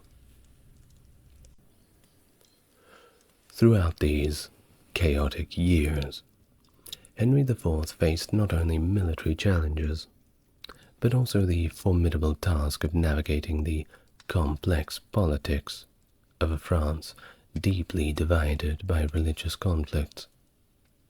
His strategic alliances and military victories gradually solidified his position, moving France towards a semblance of unity and stability under his rule. After years and years of relentless conflict, and with Paris remaining resolutely Catholic, Henry IV realized that his Protestant faith was a significant barrier to securing his reign. In a pragmatic shift aimed at solidifying his control, he converted to Catholicism in 1593, famously justifying his decision by remarking, "Paris is well worth a mass." His conversion facilitated his coronation at Chartres in 1594, as the traditional coronation site in Reims was still under the control of League members, who doubted his sincerity and continued to resist him. Nonetheless, Henry's formal acceptance into the Catholic Church in March of 1594, and his subsequent entry into Paris, marked a turning point, leading to the capitulation or reconciliation of many other towns. Even the Pope, Clement VIII, formally absolved Henry, lifting his excommunication in exchange for Henry's commitments to enforce the Tridentine decrees, restore Catholicism in Béarn, and appoint only Catholics to high offices. Well, despite these concessions, Henry's conversion raised concerns among Protestant nobles who had hoped for more significant religious reforms, rather than a mere tolerance under a Catholic boot. Their support for Henry, now complicated by his apparent shift in religious allegiance, was not guaranteed. In 1595, with the internal religious conflicts still simmering in the pan, and external threats from Spain exploiting all of these divisions, Henry IV decided to declare war on Spain. This move was strategically aimed at demonstrating to both Catholics and Protestants that his conversion had not made him a Spanish puppet, and that Spain was using religion to undermine French sovereignty. The conflict, known as the War with Spain, creative name, I know, stretched from 1595 until the signing of the Peace of Vervins in 1598. During this period, Henry aimed to reclaim territories controlled by Spanish-backed Catholic forces, engaging in significant battles such as the capture of Amiens after a lengthy siege in 1597. Concurrently, the situation in Brittany needed a resolution. In early 1598, Henry personally led a campaign against the Duke of Mercoeur, a prominent leader of the Catholic League in Brittany, who capitulated in March 1598. This victory, followed by Mercoeur's exile and the strategic marriage of his daughter to Henry's illegitimate son, the Duke of Vendôme, helped secure Brittany and further consolidate Henry's power. The Edict of Nantes, promulgated in April of 1598, marked the formal end of the wars of religion. It granted substantial rights to the Huguenots, establishing a form of civil unity that was less about genuine religious tolerance and more of a pragmatic truce between the faiths. While the edict was a pivotal step in restoring peace and promoting civil unity, it was met with resistance in some quarters, necessitating Henry's personal intervention at the Parliament to ensure its passage in January 1599. Henry IV's reign was then characterized by efforts to rebuild and unify a fractured and impoverished kingdom, with the support of his chief advisor, the Duke of Sully. Despite the relative peace and the formal end of the religious wars, tensions lingered, influencing French politics for years to come. Henry's rule, however, was rather rudely interrupted by his assassination in the May of 1610. Now, this Edict of Nantes, established in 1598, marked a significant milestone in French history, providing substantial rights and protections to the Huguenots. However, these concessions were perceived by some as creating a state within a state, increasingly became a source of friction throughout the 17th century. The demographic impact of sustained conflicts and emigration was notable, with the Huguenot community declining from 10% to 8% of France's population. The reign of Louis VIII saw ongoing tensions and conflict related to these freedoms. In an effort to assert Catholic dominance, Louis decided to reintroduce Catholicism to certain regions, which of course triggered a Huguenot uprising.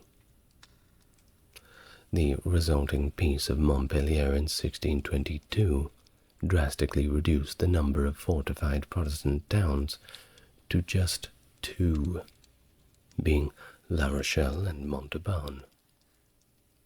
This was followed by another war and the significant Siege of La Rochelle in 1627–28, where royal forces under Cardinal Richelieu conducted a grueling blockade lasting 14 months.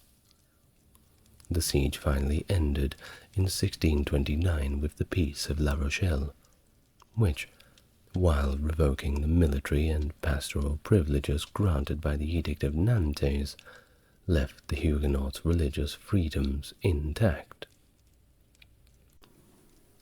Now, during the minority of Louis XIV and throughout the remainder of Louis XIII's reign, the enforcement of the edict varied, reflecting the fluctuating religious and political situation in the region.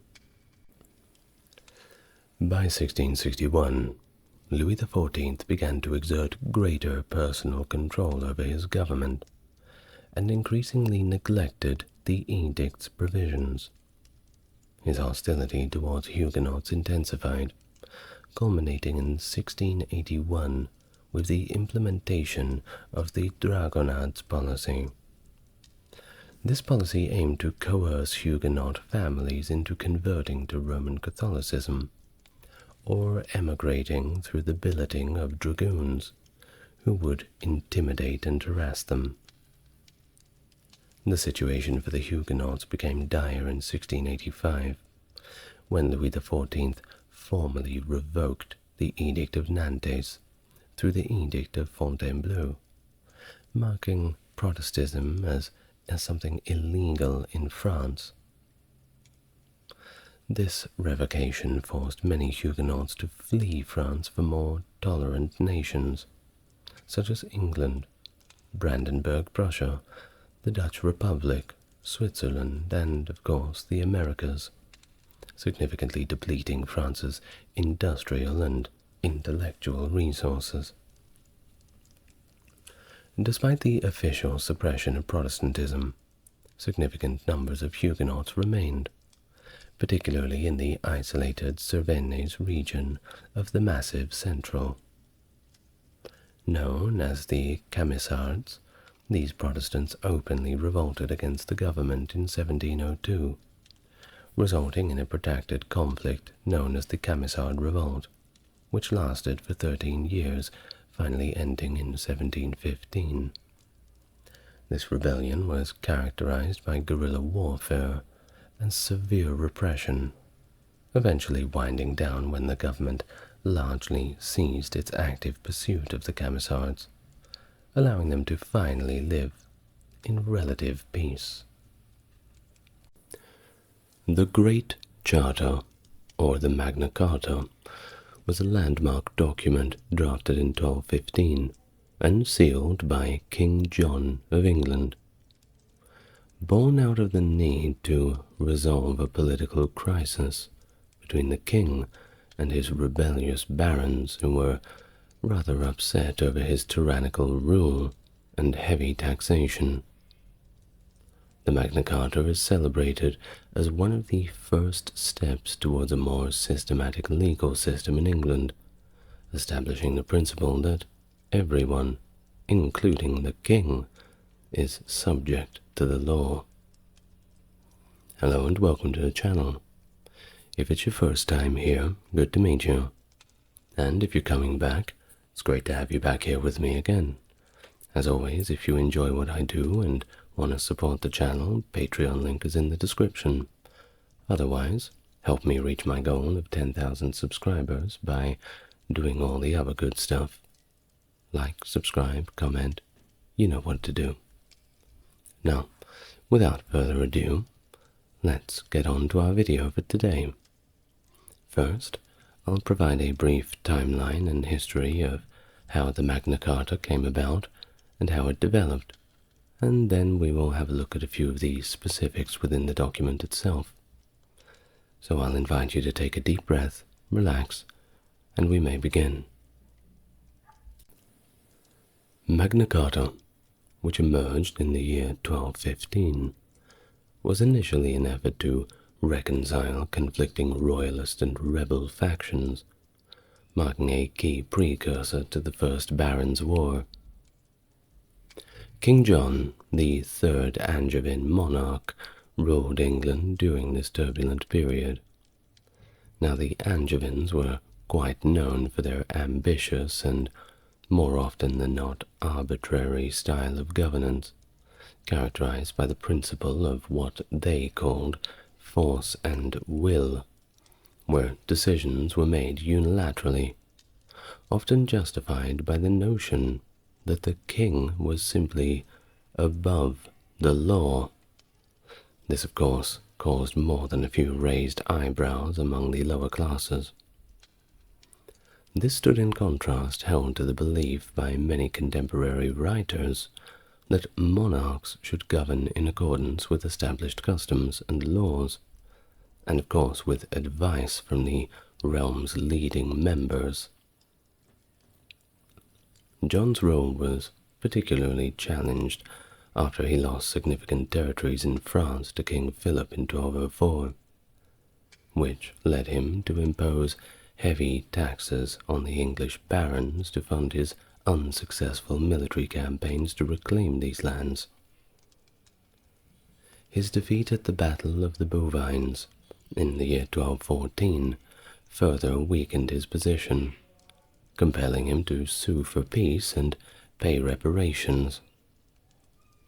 Already unpopular among many barons who were burdened by debts to the crown, John faced growing resistance upon his return from France, particularly from barons in the north and the east of England.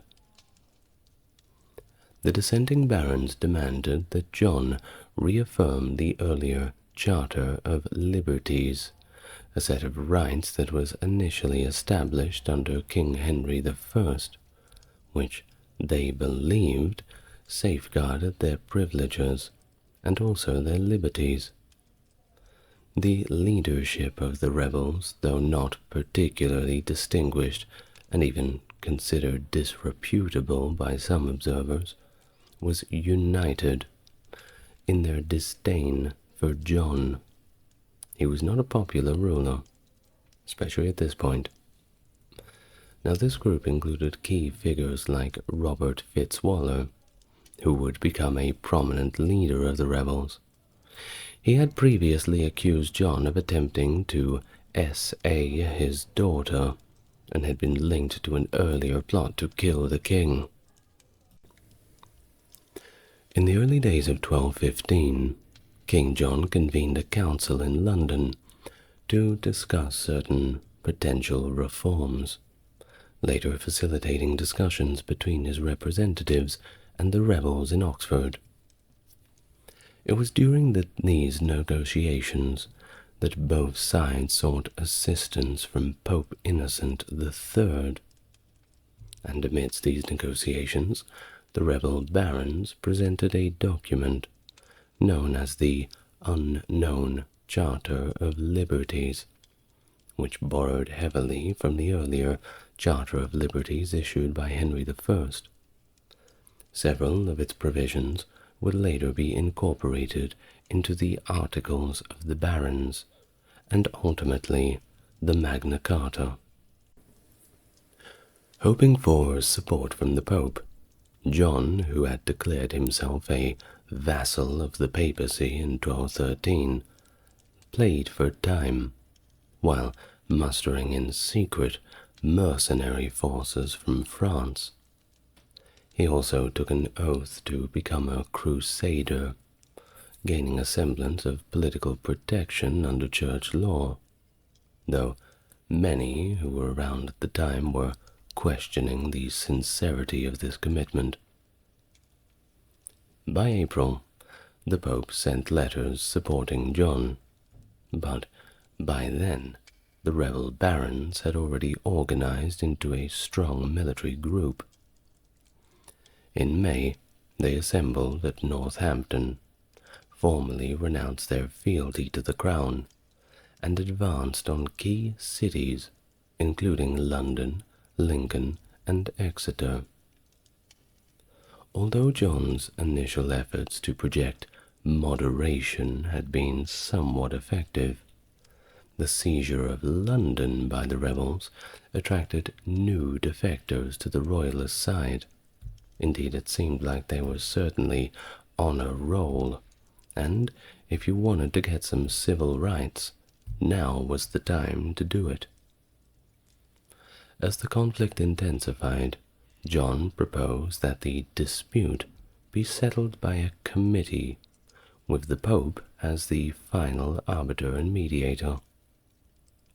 However, this proposal did not appeal to the rebels at all.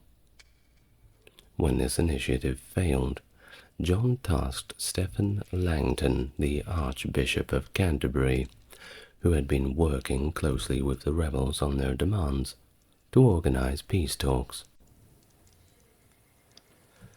The Great Charter of 1215. John met with the rebel leaders at Runnymede, which was a traditional meeting spot on neutral ground, strategically located between the royal fortress of Windsor Castle and the rebel stronghold at Staines. This location was chosen because it was unlikely to confer a military advantage to either side. At Runnymede, on June the 10th, 1215, the rebels presented John with their draft demands for reform. This original document was known as the Articles of the Barons. Over the following 10 days, Stephen Langton, the Archbishop of Canterbury, mediated between the parties, refining these demands into a more comprehensive proposal for political reform. This document would later be known as the Magna Carta, which translates to Great Charter. By June the 15th, a consensus on the text was finally reached, and by June the 19th, the barons renewed their loyalty to the crown, and copies of the charter were distributed.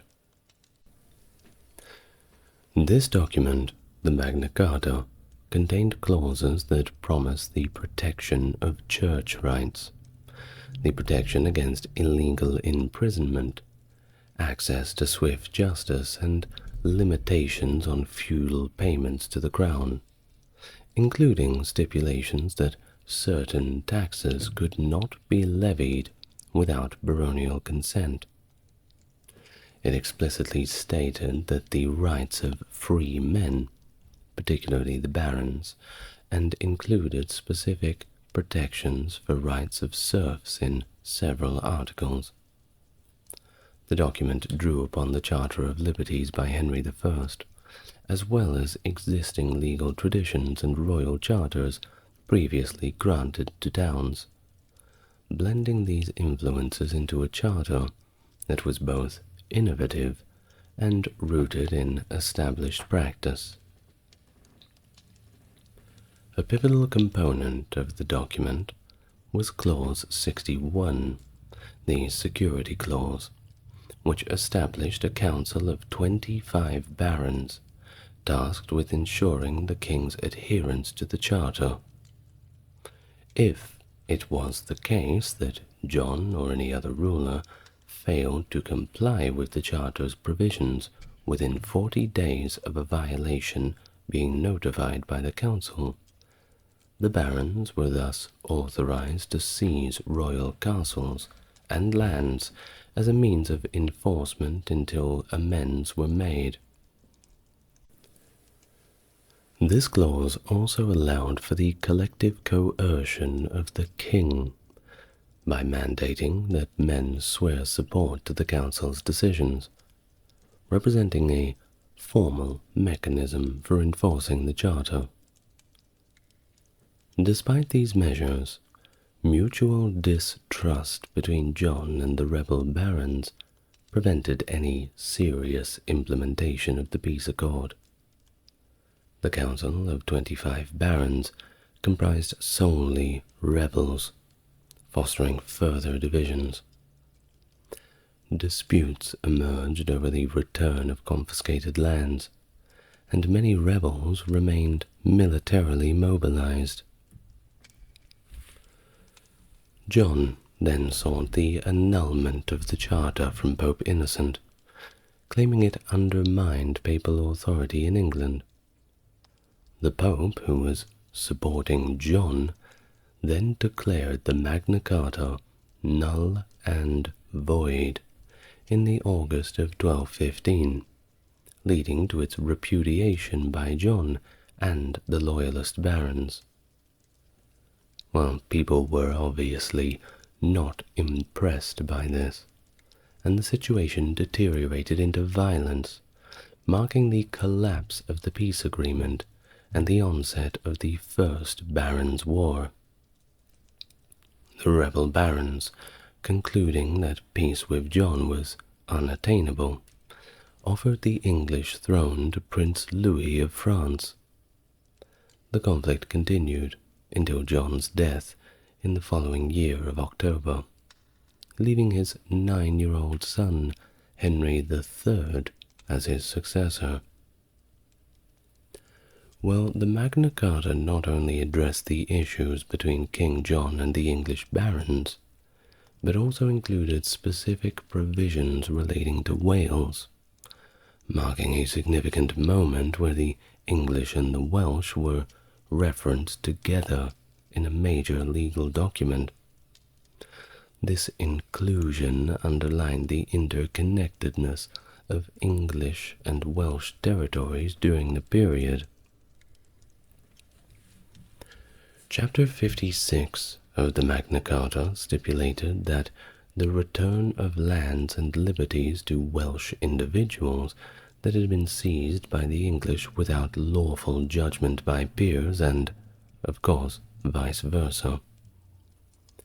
This provision was crucial in maintaining a legal framework for resolving property disputes between England and Wales, aiming to ensure fairness and legal integrity in such exchanges. Chapter 57 focused on the return of Welsh hostages, including Gruffudd ap Llywelyn ap Lorwerth, the illegitimate son of Llywelyn the Great. These hostages had been taken under the guise of securing peace and maintaining good relations, but their return was demanded through the Magna Carta as more of a gesture of goodwill among neighbours, and of course an attempt to stabilize relations between the English crown and the Welsh princes. The Council of the 25 Barons, established under Clause 61 of the Magna Carta, was tasked with ensuring King John's adherence to the agreement. The names of these barons, crucial figures in enforcing the Charter, are listed in historical documents, including Matthew Paris's Chronica Majora. This council was primarily composed of John's opponents, highlighting another deep-rooted resistance he faced from the nobility. Additionally, in September of 1215, papal commissioners in England excommunicated several senior rebel barons and clerics. The death of King John in October 1216 marked a turn toward the establishment of constitutional governance in England through Magna Carta. On his deathbed, King John designated a council of 13 executors to support his young son, Henry III, in reclaiming the kingdom, and entrusted his guardianship to the renowned knight William Marshal. The coronation of Henry III, conducted by Cardinal Gaula Bicchieri, the papal legate, took place in a hastily arranged ceremony at Gloucester Cathedral on the 28th of October, 1216. The period that followed was characterized by continued conflict, with England divided and partially controlled by the rebel forces. The papal legate, of course, played a crucial role, not only in the coronation, but in strategically aligning Henry's government with the papacy, thereby securing additional legitimacy and support. Pope Honorius III's declaration of Henry as the Pope's vassal underscored this alliance, granting the papal legate sweeping authority to stabilize Henry's rule. The endorsement of Henry as a crusader further solidified his position, affording him protection under church law and portraying his war against the rebels as his own holy crusade. The early reign of Henry III faced significant challenges, with the loyalist forces struggling to regain control, and the rebel barons, initially emboldened by King John's unpopular rule, seemingly hesitant to align with the new and very young king. In an effort to consolidate power and garner as much support as possible, Henry's government issued a revised version of the Magna Carta in 1216. Well, this new version was, of course, revised to their favor. It removed certain clauses from the influential Clause 61 that established a council of barons to monitor the king's adherence to the charter. This version, however, failed to quell dissent, illustrating the deep-seated divisions and the lack of trust between these two factions that continued well beyond King John's rule. Thus, the conflict persisted until the pivotal Battle of Lincoln in May of 1217, where William Marshall's forces achieved a decisive victory against the forces of Prince Louis of France, the figurehead of the rebel barons. This victory, of course, was crucial, swinging the momentum in favor of the Loyalists. Prince Louis's campaign in England waned as support from France began to dwindle, leading to negotiations that culminated in the Treaty of Lambeth in September of 2017. It was this treaty that effectively ended the conflict, with Louis reconciling his claim to the English throne and conditions set for the restoration of lands and rights to his followers, albeit with punitive measures against the rebel clergy.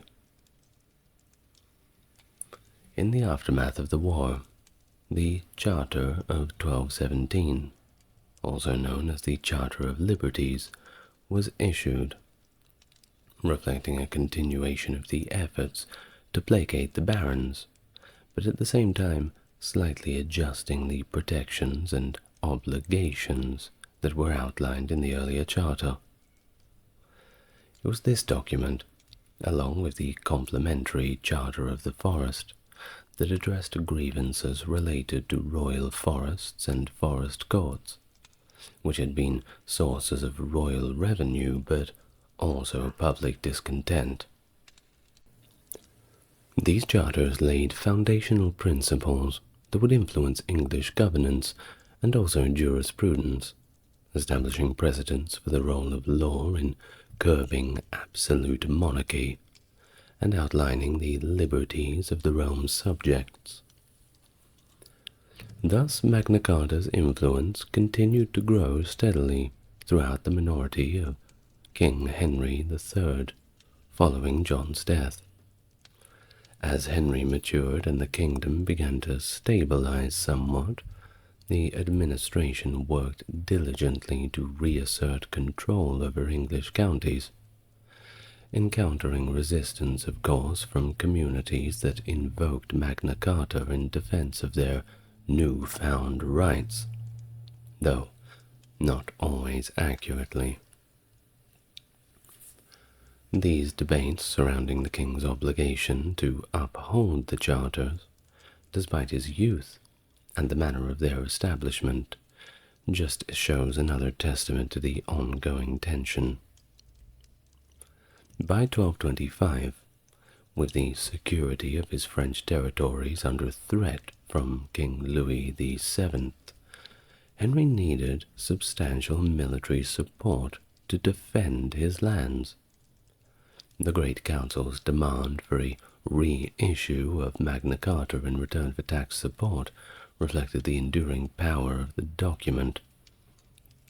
The version of Magna Carta issued that year, affirmed by Henry as a voluntary act and sealed with the royal seal, solidified its authority and marked another significant moment in its history that tied royal taxation directly to constitutional consent.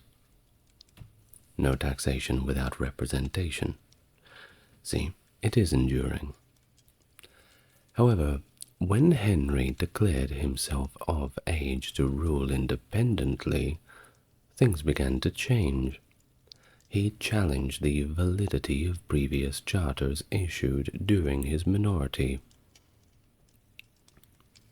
Well, this move sparked further disputes over the charter's applicability, which Henry threatened to nullify if not supported by corresponding tax payments. The reaffirmation of the charters in 1253, in exchange for new taxation, underscored their entrenched role in governing royal baronial relations. Therefore, Henry's governance, ostensibly bound by the Magna Carta, saw him generally adhering to its terms, which curtailed the royal crown's ability to levy punitive fines and seize baronial assets arbitrarily. Yet, the royal court's weak enforcement of the charters, and subsequently Henry's inconsistent application of them, often undermined their effectiveness, and this of course led to widespread disaffection among the barons. The discontent culminated in 1258, when a group of barons who were understandably frustrated by Henry's erratic and insufficient adherence to the charters executed a coup d'etat through the provisions of Oxford, aiming to enforce the charters more stringently and reform the government. This baronial government, however, lacked the military strength required to enforce its reforms decisively. It was this lack of military strength that led them to seek arbitration from King Louis IX of France. Now, Louis's arbitration in 1263–64, which sided with Henry III, failed to resolve the tensions, and it led to the Second Barons' War. Both sides of the conflict invoked Magna Carta to justify their positions. The war ultimately ended with the victory of Henry's son, Edward, who later reaffirmed the Magna Carta in the Statute of Marlborough as part of a broader conciliatory approach to governance following the baronial conflicts. In 1297, King Edward I reissued the charters of 1225 in exchange for a new tax, and this version of the charters remains part of English law to this very day, although most of its articles have been repealed. The reissue included the Confirmatio Cartarum, a document issued in Norman French that reaffirmed Magna Carta and the Forest Charter. Edward I was compelled to issue this confirmation to avoid a potential civil war, as the nobility, burdened by his excessive taxation, had armed themselves and began to protest. The nobles had also attempted to introduce another document, the De Tallagio, into the charter. But while Edward's government did not concede to this, they agreed to reaffirm the existing charters and established the principle that taxation should always require consent, though the document did not specify how this consent should be obtained. The Confirmatio Cartarum mandated that copies of the Charter be distributed and displayed in cathedral churches throughout England, and twice a year they would be read publicly. This led to the permanent installation of a copy in Salisbury Cathedral. It also stated that any judicial decisions that contravened the Charter would be considered null and void. In the year 1300, Edward further reinforced the charters by issuing the Articles upon the Charters, which included 17 articles designed to enforce the charters more effectively. It required that copies of Magna Carta and the Forest Charter be issued to each county's sheriff and read 4 times a year at the county court meetings to refresh everybody of the basics. It also called for the creation of a committee of 3 men in every county to hear complaints about violations of the charters. However, these reaffirmations, of course, face their own challenges. Pope Clement V, continuing the papal policy of supporting monarchs who ruled by divine grace, decided to annul the Confirmatio Cartarum in 1305, supporting the idea that kings' rights could not be challenged by claims in the Magna Carta.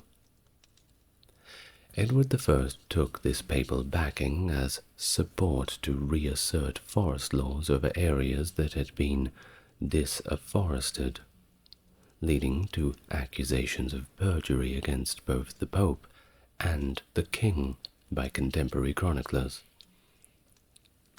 This action by Edward and the papal annulment also affected the legitimacy of the Articuli super Cartas, which Edward took as being included in the Pope's bull, although it was not explicitly mentioned. While Magna Carta profoundly influenced English medieval law, persisting as a point of reference throughout the medieval period, even as its direct application in cases evolved.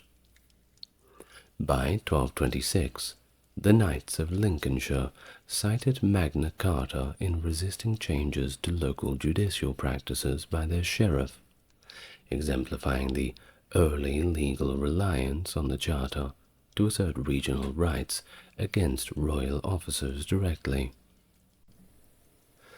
This established a precedent where Magna Carta could not be directly used to challenge the king, but it could be invoked against his representatives, thereby upholding liberties granted under the Charter. Well, specific clauses of Magna Carta addressing issues like wardship, dower, debt recovery, and the maintenance of free navigation on rivers continued to be cited in legal texts throughout the 13th century. However, by 1350, the relevance of many of Magna Carta's clauses had diminished somewhat. That was either due to changing social conditions, or because they were simply superseded by newer laws. The reign of Edward III saw further clarifications and expansions on the document through the 6 statutes between 1331 and 1369. Notably, the 3rd statute in 1354 revised the pivotal Clause 29 of the Magna Carta, expanding the protection it afforded for free men to all men, and introduced the term due process of law, which of course became fundamental in legal discourse. Thus Magna Carta's significance was frequently reaffirmed by the English Parliament. Sir Edward Coke noted that it was reconfirmed up to 32 times, and other sources suggest as many as 45 between 13th and 15th centuries. Thus it was routine for Parliament to begin sessions with a public reading and reaffirmation of the Magna Carta, reflecting its foundational role in English law. The Charter was specifically confirmed once again in 1423 during the reign of Henry VI.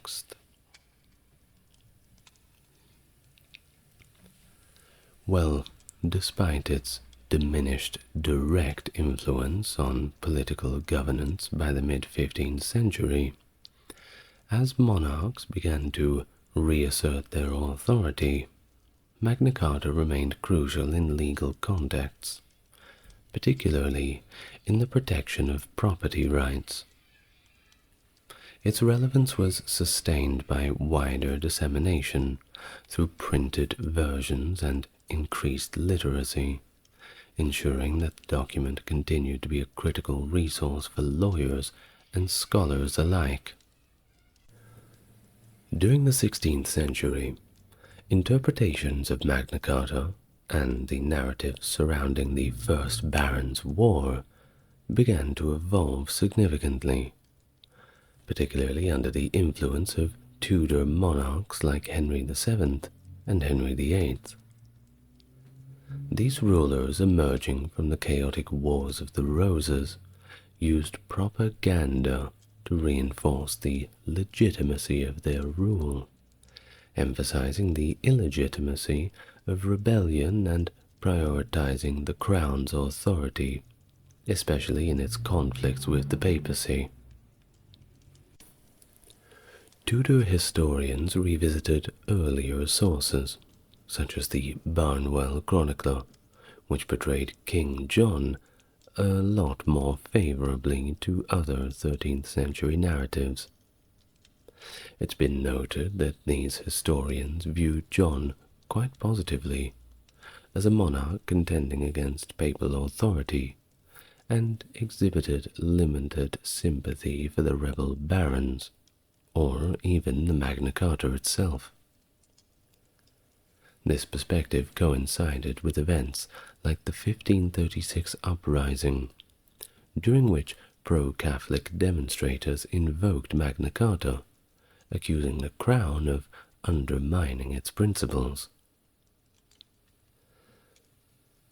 The first mechanically printed edition of Magna Carta was produced in 1508 by Richard Pinson, titled Magna Carta cum aliis antiquis statutis.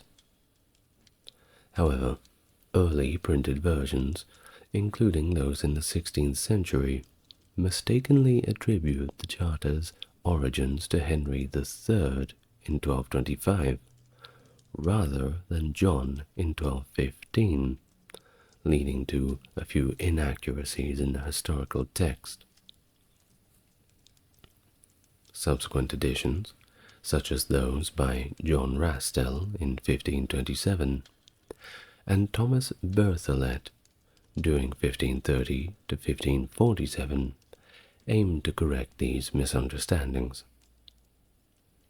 In 1534, George Ferrers published the first unabridged English language edition of the document, organizing the Charter into 37 numbered clauses. This period also saw symbolic representations of Magna Carta, such as the mid-16th century funerary monument of Sir Rowland Hill, which depicted him holding a copy of the Magna Carta document. The late 16th century witnessed a resurgence of antiquarian interest in the document, fueled by a belief in a continuous tradition of English laws and customs dating back long before the Norman conquest. legal historians of the time suggested that the Magna Carta was a recovery of these ancient rights and traditions, underpinning significant legal principles of the 16th century.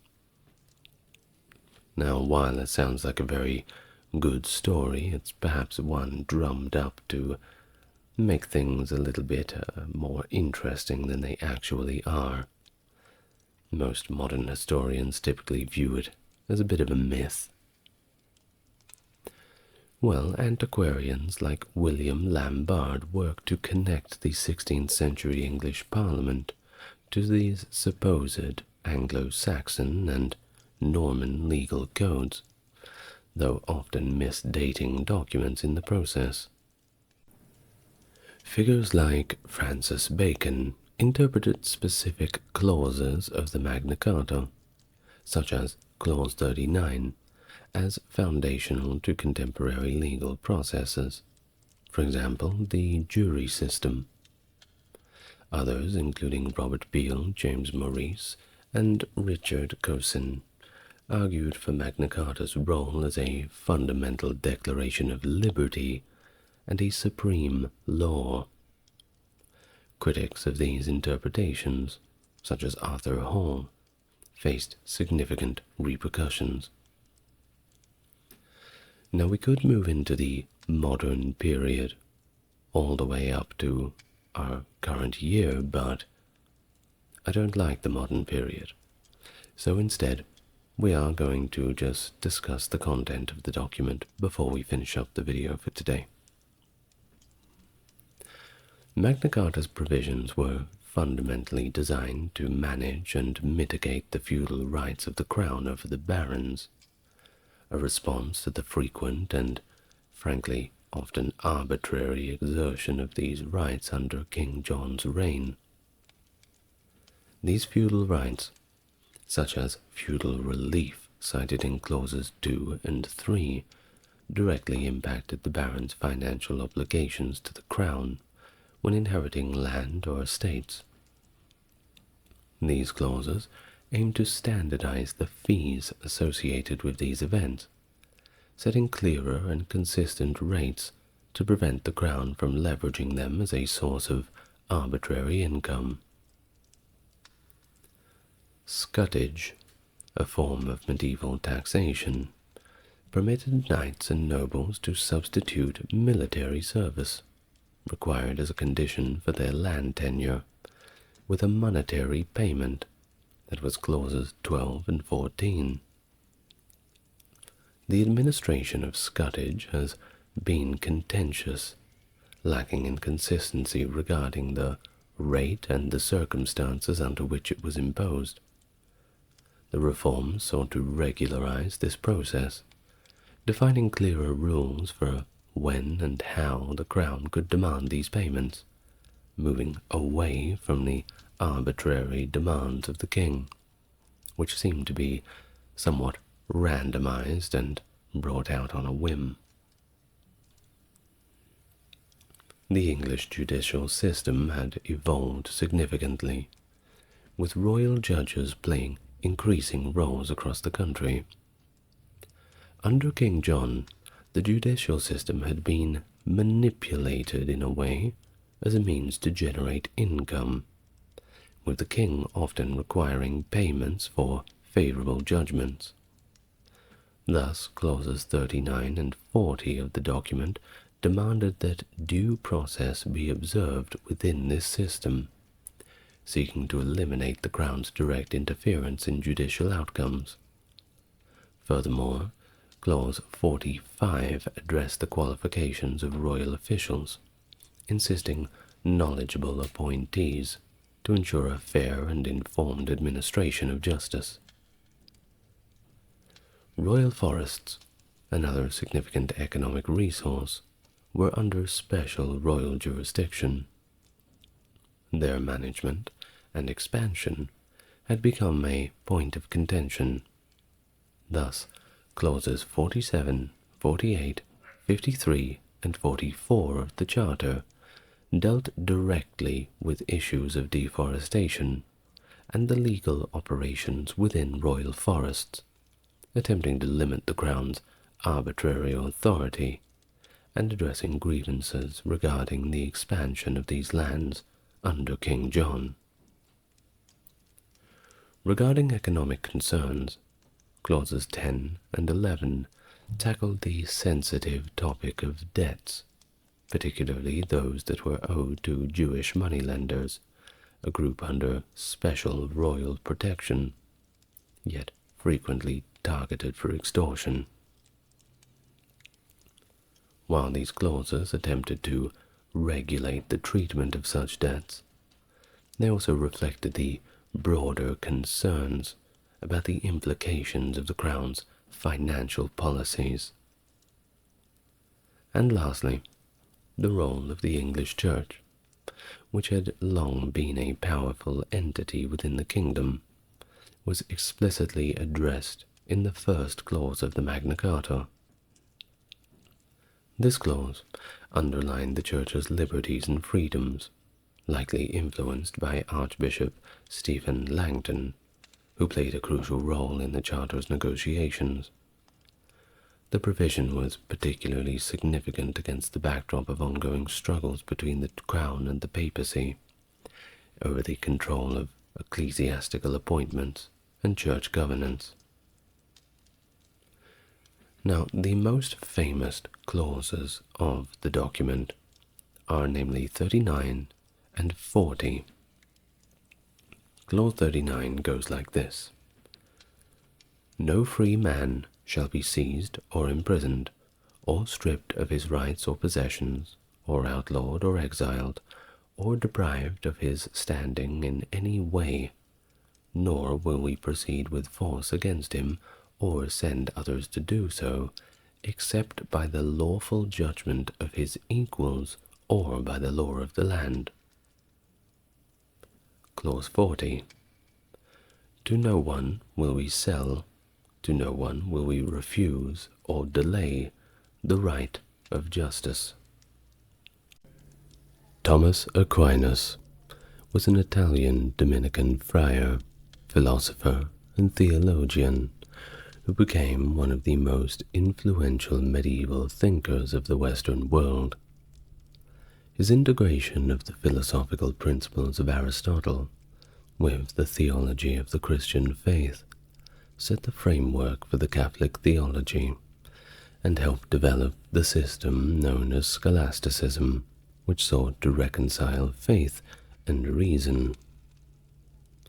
Aquinas is best known for his major work, the Summa Theologica, a monumental treatise that covers the full breadth of Christian theology and philosophy.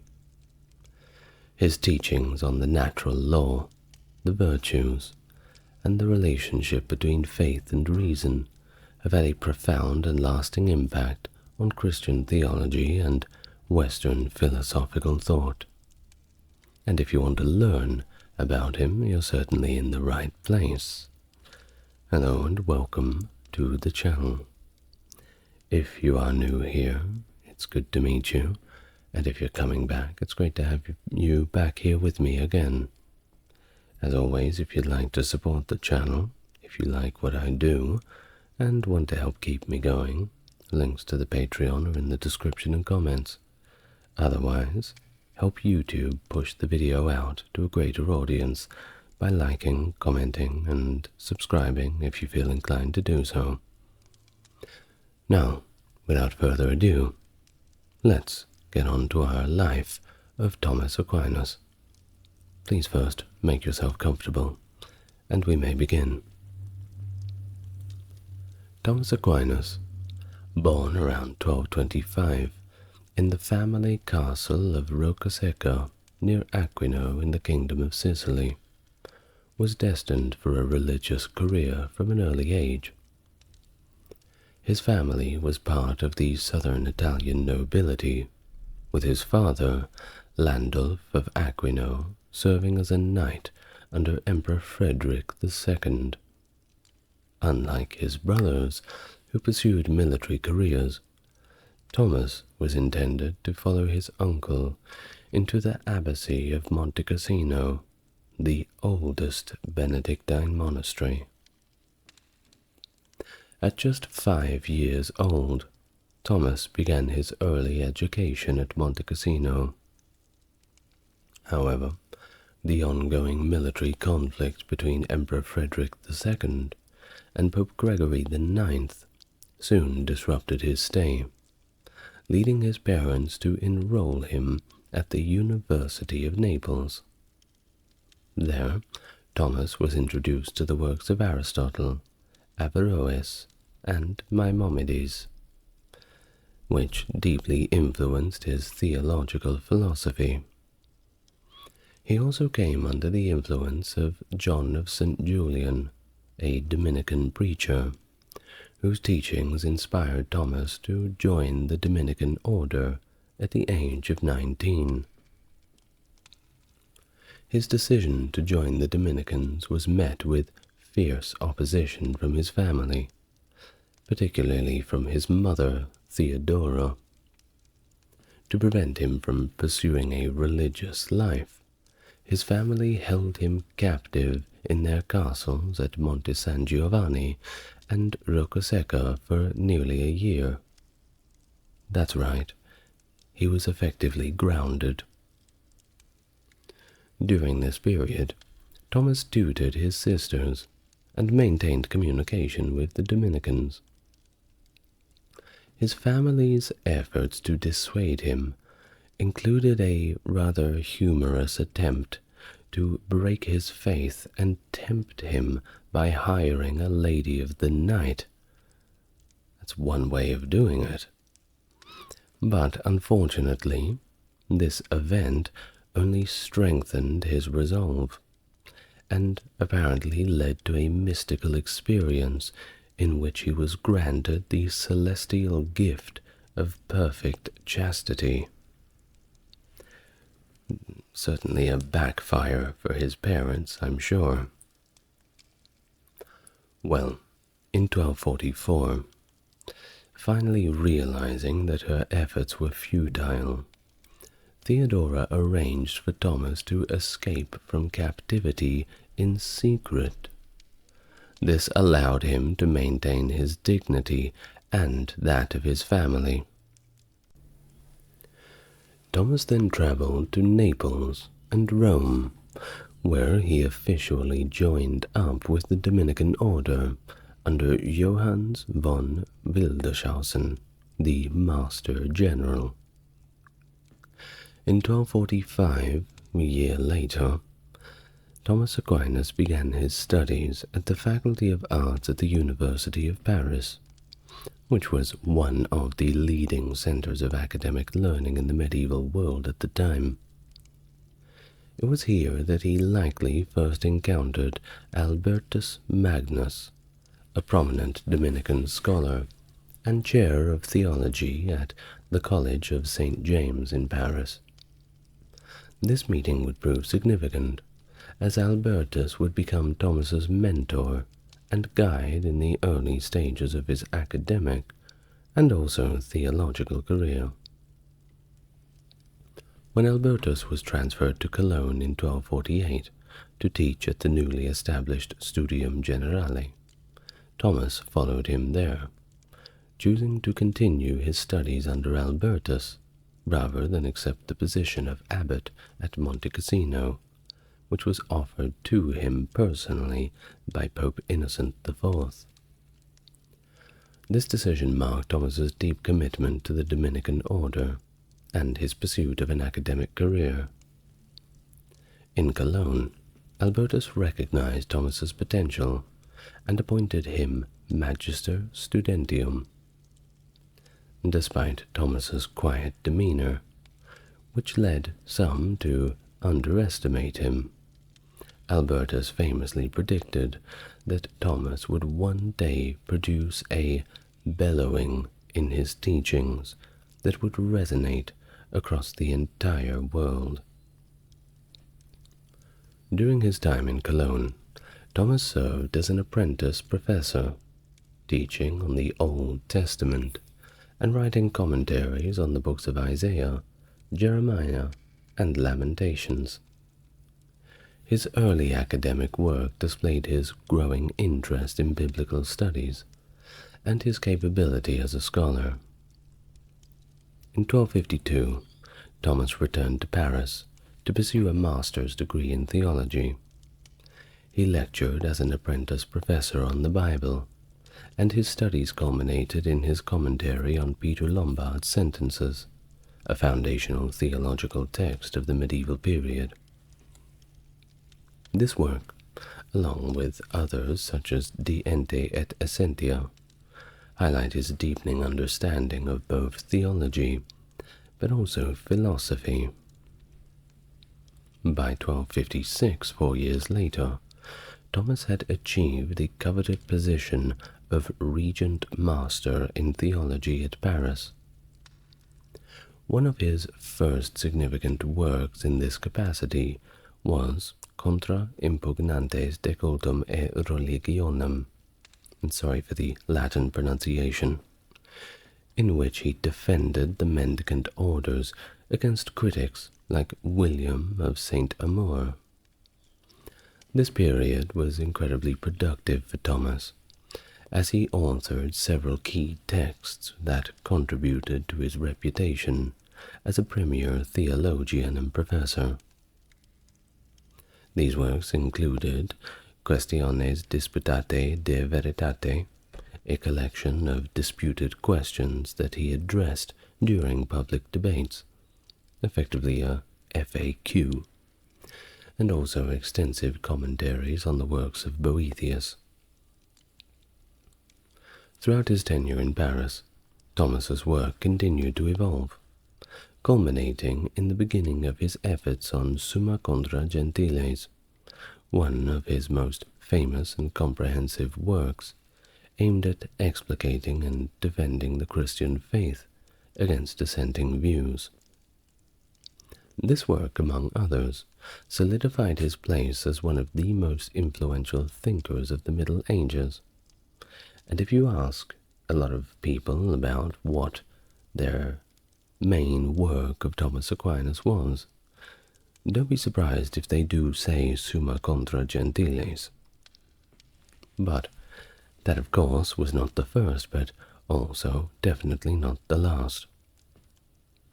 In 1259, after completing his first regency at the Studium Generale in Paris, Thomas left the city to provide teaching opportunities to other members of his order.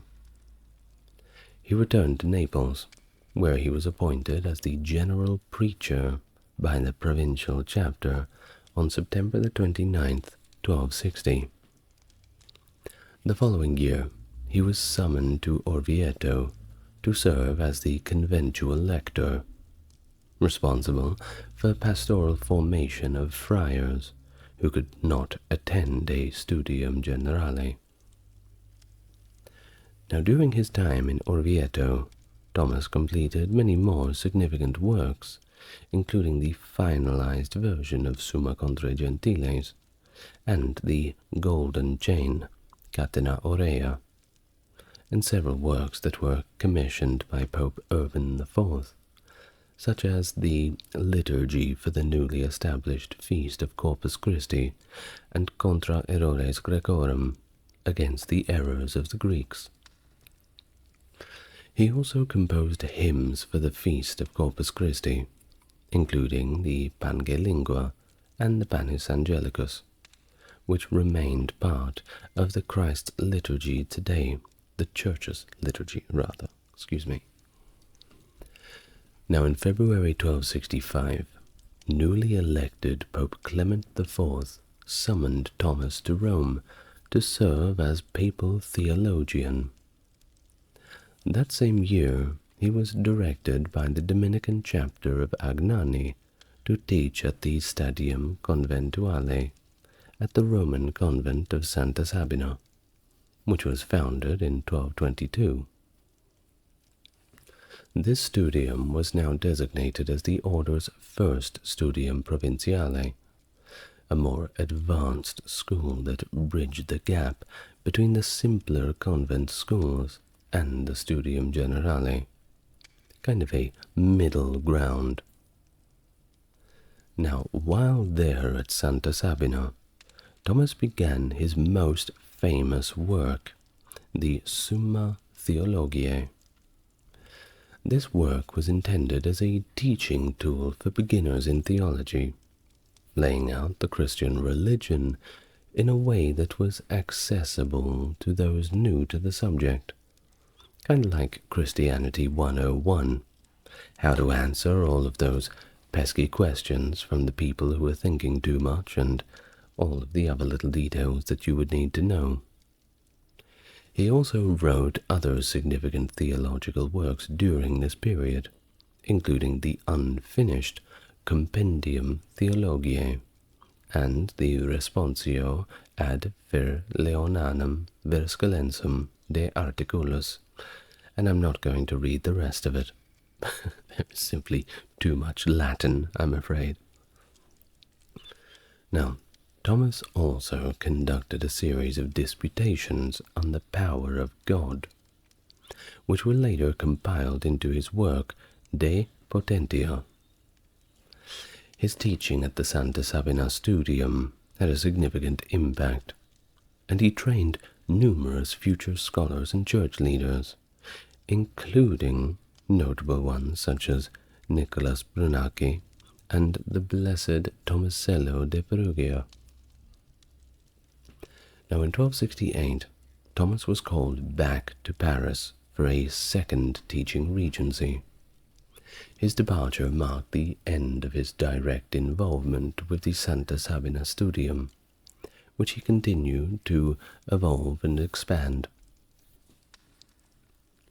Now, the theological component of the provincial curriculum was later moved to the New Covenant at the Church of Santa Maria sopra Minerva, which had initially been established as a community for women converts.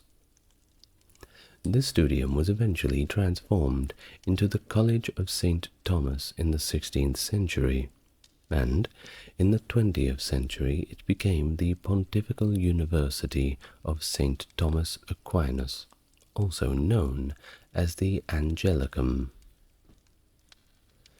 In 1268, Thomas Aquinas was reassigned by the Dominican order to the University of Paris for his second regency. This move was influenced by the emergence of Averroism, or radical Aristotelianism at the university, which posed significant challenges to Orthodox Christian teachings. Thomas was deeply concerned about the compatibility of these teachings with the Christian doctrine, prompting him to write De Unitate Intellectus contra Averroistas, or On the Unity of Intellect against the Averroists. This work targeted the Averroist beliefs that all humans share a single intellect, a view which, Thomas argued, was contrary to the faith. During this period, Thomas also wrote the work On the Eternity of the World against Grumblers. That's right, those pesky grumblers, we can't have them. Addressing the Aristotelian concept that the world had no temporal being, which of course also conflicted with the traditional Christian doctrine of creation. The friction between Aristotelian philosophy and Christian theology was a central theme of his works during this time. He also sought to reconcile faith with reason. Thomas's second regency was marked by intellectual disputes, particularly with members of the Franciscan order. A year prior to his return to Paris, Franciscan master William of Ballione had sharply criticized Thomas, accusing him of fostering Averroist thought among his students. The accusation had likely stemmed from a few misunderstandings, or perhaps doctrinal rivalry, rather than any genuine doctrinal deviance on Thomas's part. The tension around Averroism and its implications for Christian teachings was palpable. On December the 10th, 1270, Etienne Tempier, the Bishop of Paris, officially condemned 13 Aristotelian and Averroistic propositions as heretical, excommunicating anyone who adhered to them. This condemnation was a clear sign of the Church's resistance to philosophical ideas that seemed to threaten its doctrinal purity. In response to these controversies, Thomas engaged in a series of academic disputations aimed at clarifying and defending the Christian understanding of virtues and hope. These included works such as On Virtues in General, On Cardinal Virtues, and On Hope. These works were part of his broader effort to demonstrate that the Aristotelian philosophy, when correctly interpreted, and that's the important part, could be harmonized with Christian theology. You can have both, but you'll have to make a few concessions. In 1272, Thomas left the University of Paris, following a request from the Dominicans in his home province to establish and lead a new Studium Generale. He chose Naples for this institution, where he also took on the role of Regent Master. During his time in Naples, Thomas continued to work on the third part of the Summa Theologica, and lectured on various theological topics. He was also known for his popular sermons delivered daily throughout Lent, addressing fundamental Christian tenets like the Commandments, the Creed, the Our Father, and the Hail Mary. Thomas Aquinas is associated with several mystical experiences and phenomena, including, apparently, a few reported cases of levitation. G.K. Chesterton, among others, noted that Thomas had ecstasies where he levitated above the ground, and during one such experience at the chapel of St. Nicholas in the Dominican convent of Naples, he reportedly had a vision of Christ. According to tradition, Christ asked Thomas what reward he desired for his writings, to which Thomas replied, "Nothing but you, my Lord." How sweet. Well, on December 6th, 1273, Thomas underwent a profound experience while celebrating Mass, leading him to view all of his written works as, and I quote, straw. This event significantly affected him, causing him to cease writings and dictations to his assistant, Reginald of Piperno. As a result, the Summa Theologica remained unfinished. The specific nature of the vision or revelation that led to this decision remains unknown, but it is believed to involve a direct encounter with the divine. The reason why the divine told him to stop writing the Summa Theologica is a mystery of its own. I suppose we'll never really know. In 1274, Pope Gregory X summoned Thomas to the Second Council of Lyon to discuss the reunification of the Eastern Orthodox and Western Catholic churches. Thomas had previously written against the errors of the Greeks for Pope Urban IV, which was to be presented at the council. Remember, at this time there was a split in the church.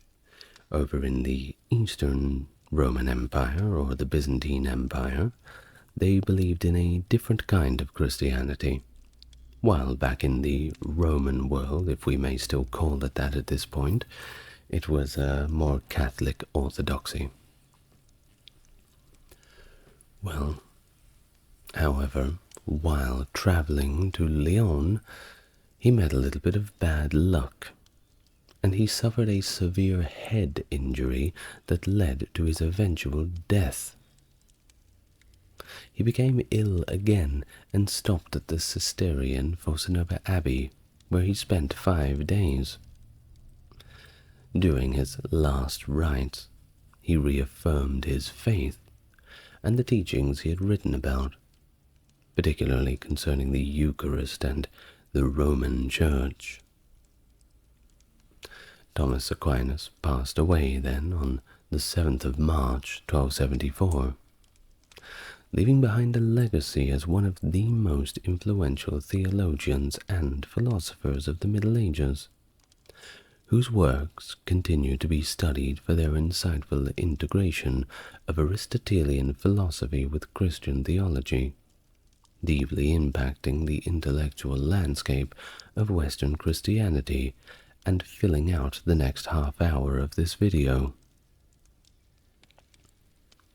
In 1277, Bishop Etienne Dampierre of Paris, who had previously issued a condemnation in 1270, issued a more extensive list of censures that included 219 propositions deemed to be heretical. Among these were 20 propositions associated with Thomas Aquinas, which initially damaged his reputation severely. Of course, he wasn't around to refute them because he'd been dead for 3 years. It's very easy to throw accusations at people when they can't have the ability to fight back. Well, this condemnation aimed to assert the transcendence of God's absolute power beyond the constraints of Aristotelian and Averroistic logic. Well, despite this early setback, Thomas's theological contributions, posthumously, began to gain recognition and real prestige by the 1300s. Dante Alighieri, the one who wrote the Divine Comedy, completed around 1321, depicted Thomas Aquinas among the great religious sages in the heaven of the sun. Dante even suggested that Thomas died from poisoning orchestrated by Charles of Anjou, a claim also noted by other contemporary writers, though this assertion does lack historical corroboration and is contradicted by accounts from Thomas's friends that suggest a natural death a little while after that head injury. And just a little side note, I will have a full video on Dante Alighieri soon, and perhaps another video on each different part of the Divine Comedy, as there were 3 of them. Effectively, within the Divine Comedy, depending on how much Dante liked you, would be where you would be put. There were some people, especially in the first book, the Inferno, who were placed in rather horrible places at the bottom pits of hell. Of course, these were people that Dante saw as worthy of being there. Conversely, the ones up in the highest echelons of the third book, Paradiso, were people who Dante looked upon quite favorably. So, Dante, placing him in this position in the Divine Comedy, may simply be a reflection of Dante's personal sort of opinions about him. That being said, his work was not censored by any church officials, and Thomas Aquinas was left there, so we may also assume that it was somewhat of a general opinion. Anyway, sorry for going off topic. Back to Thomas. The impact of Thomas Aquinas was such that during his canonization process, that's when you make somebody a saint to canonize someone, was challenged by the devil's advocate about the lack of miracles. A cardinal famously retorted that Thomas's works were as miraculous as they were scholarly, stating in Latin, tot miraculus quod articulus, as many miracles as articles. Thomas was canonized by Pope John the 22nd on the 18th of July, 1323. Now, Thomas's remains have had a history of relocations. Initially buried at Fossanova Abbey, his relics were moved to the Church of the Jacobins in Toulouse on the 28th of January, 1369. They stayed there until the disruptions of the French Revolution, after which they were held in the Basilica of St. Serene until 1974, when they were returned to the Church of the Jacobins, where they remain to this day. Thomas's feast day was originally on the 7th of March, the day of his death, but it was moved to the 28th of January. By 1969, revision of the general Roman calendar, due to the Lenten season often coinciding with his feast day. He is also recognized with a lesser festival on the 28th of January in some Anglican churches. Recognized as a doctor of the Church in 1567 by Pope Pius V, Thomas was placed alongside the great Latin fathers of the Church. His teachings then became central to Catholic education, particularly after Pope Leo XIII's encyclical Aeterni Patris of 1879, which endorsed Thomistic philosophy as the cornerstone of Catholic theological education. Thomas was declared a patron saint of all Catholic educational establishments in 1880, and in fact there is a school named after him quite nearby to a friend of mine's home. I'm not going to tell you exactly nearby. Nobody wants to get doxed. Now, Bertrand Russell's critique of Thomas Aquinas highlights a fundamental philosophical difference between the scholastic method employed by Aquinas and the more exploratory questioning approach typical of figures like the Platonic Socrates. Russell points out that Aquinas began his philosophical inquiries with a predetermined truth set out by the Catholic faith, which means his philosophical exercises often aim at justifying or explaining this preset truth, rather than discovering new truths through reason alone. It's called confirmation bias. Now, according to Russell, this method qualifies more as special pleading than genuine philosophical inquiry, because the conclusions are fixed in advance, and the process is all about aligning the reasoning with these conclusions. Russell's example regarding Thomas's views on marriage further illustrates this criticism. Aquinas argued for the indissolubility of marriage based on the roles and perceived capabilities of parents, to which modern sensibilities may appear somewhat outdated or biased, particularly in his claims about the rationality of fathers compared to mothers in their roles of discipline. Russell uses this example to emphasize that followers of Aquinas might adhere to his conclusions about marriage not because of the strength of his arguments, but by modern standards, but because they align with broader theological or doctrinal commitments. This critique touches on the larger debate about the role of philosophy in relation to theology, especially in medieval contexts, where theological commitments often framed philosophical inquiry. While Aquinas is celebrated for synthesizing Aristotelian philosophy with Christian theology, Russell's critique reflects a modern philosophical perspective that more so values independent inquiry and follows arguments to their logical conclusions, regardless of prior commitment or beliefs. This kind of detached academia is kind of like saying, instead of "we don't know, let's find out," in the strictly ecclesiastical sense, it's like, "we know, and let's find a way to confirm our biases." Well, either way, Thomas Aquinas' theological framework is a pivotal synthesis of Christian doctrine and Aristotelian philosophy,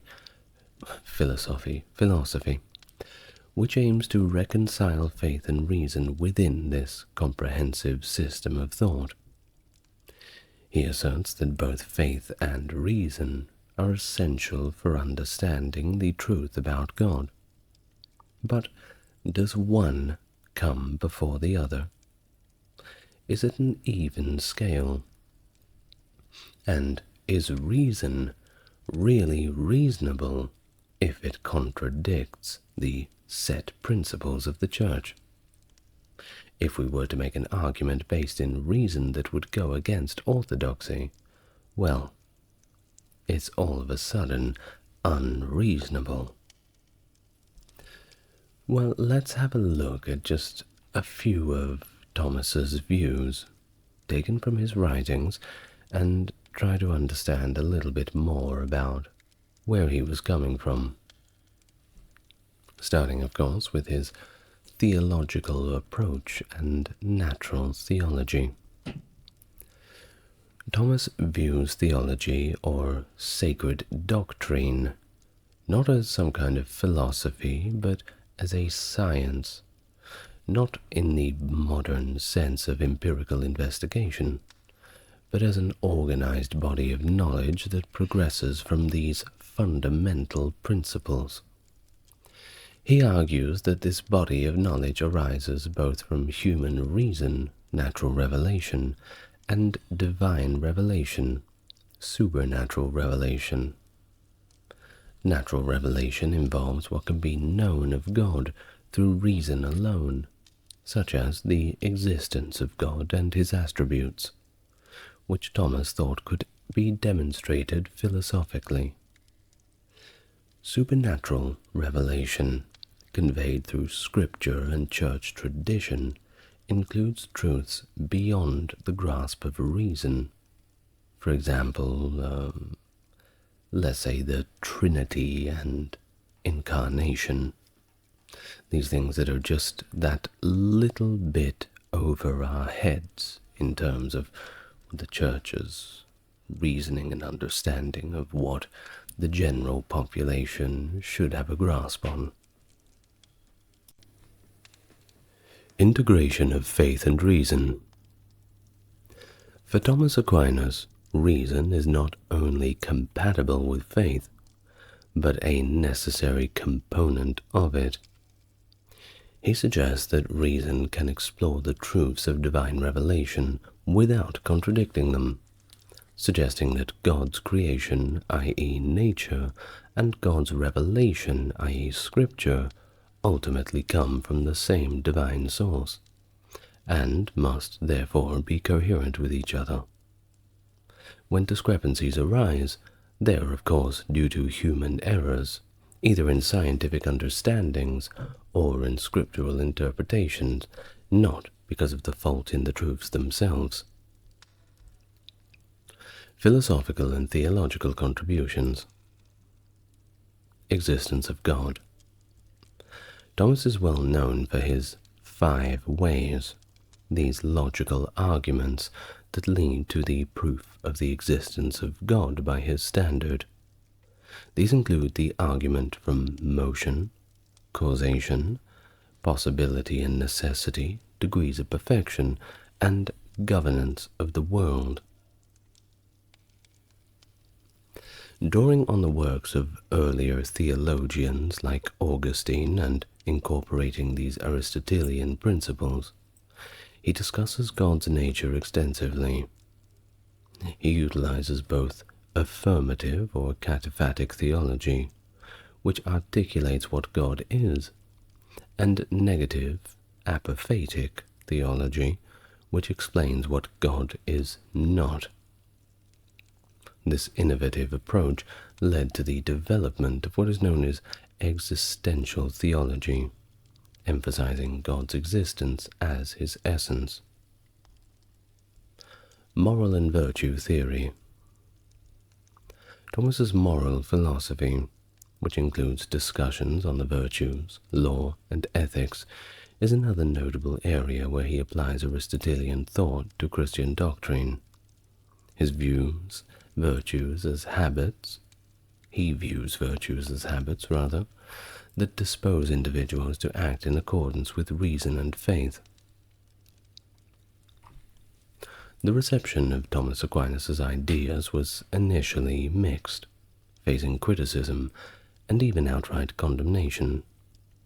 However, over time his synthesis of Aristotelian philosophy and Christian thought gained significant acceptance and was eventually even officially endorsed by the Catholic Church themselves. Pope Leo XIII's encyclical Aeterni Patris of 1879 underscores this endorsement by urging a revival of Thomistic philosophy as a response to the modern crisis of faith and reason. Thomas's philosophical and theological exploration into the nature of God, the universe, and ethics interweaved these classical philosophies with the newer orthodox Christian doctrines, and leaves us with a system that strives to articulate a comprehensive understanding of the divine, and, of course, its interaction with our human experience. The nature of God. Thomas's arguments for the existence of certainly not gods, are foundational in classic theistic philosophy. So let's just briefly explain them. He presents these 5 ways, in Latin quinque viae, in his work Summa Theologica, that attempt to demonstrate God's existence logically and naturally. The first being the argument from motion. He argued that everything in motion is moved by something else, and there must be an unmoved mover, which is of course God. Next is the argument from causation, namely, every effect has a cause, and there must be an uncaused cause, which is God. Next is the argument from necessity. Humans observe all things that are contingent, those that can exist or not exist. Therefore, there must be a necessary being whose existence is not contingent, and this being is God. Argument from degrees of perfection. The gradation observed in things suggests that there is a best or most perfect being that is the ultimate source of all existence and perfection, and guess what? That is God. The last being the argument from ordered tendencies of nature. Non-intelligent objects act toward ends, which implies their existence of an intelligent director who guides all natural tendencies toward their goals. And I don't have to tell you who that director is. Through these arguments, Thomas not only intends to prove God's existence, but also to describe his attributes, namely simplicity, infinity, perfection, immutability, and unity. These characteristics outline the conceptual framework that depicts God as the ultimate cause of everything, without being subject to limitations and changes inherent to the created universe. The nature of sin. Aquinas' understandings of sin integrates his metaphysical principles with his ethical and theological concerns. Sin, at least for Thomas, is fundamentally a deviation from reason and God's eternal law. It represents a moral failing that results in the privation of good rather than the presence of an independent evil entity. This view aligns with his broader metaphysical schema that defines evil as a lack of good, something that exists as a deficit rather than a substantive thing. Take, for instance, in our universe, it is not that cold exists, rather just a lack of heat. Integration of faith and reason. For Thomas, faith and reason are harmonious and intertwined. One can lead to an understanding of the other. He held the belief that truths revealed through faith could not contradict those discovered through reason, as both of these things, as with everything, stem from God. This principle allowed Aquinas to employ Aristotelian philosophy to explain Christian doctrine without abandoning the primacy of divine revelation. This approach was not merely to defend theological truths, but also to present them in a systematic and rational format that was also accessible to the scholarly discourse of his time. Theological influence and legacy.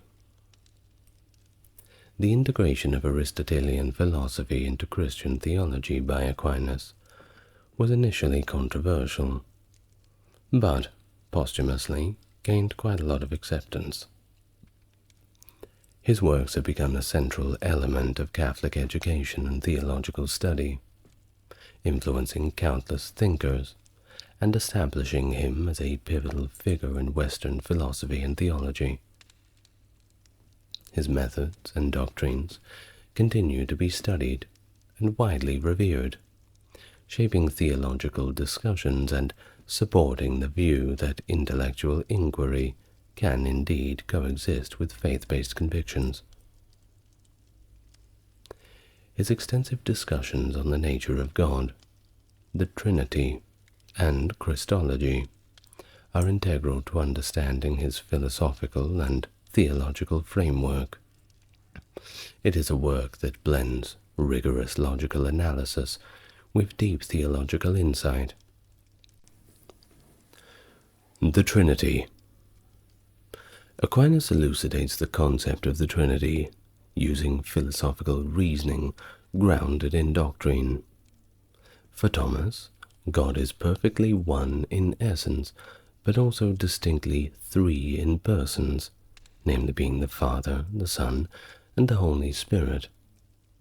Each person of the Trinity is God whole and entire, yet each is distinct because of their relationships, i.e., the Father generates the Son is generated by the Father, and the Holy Spirit proceeds from both.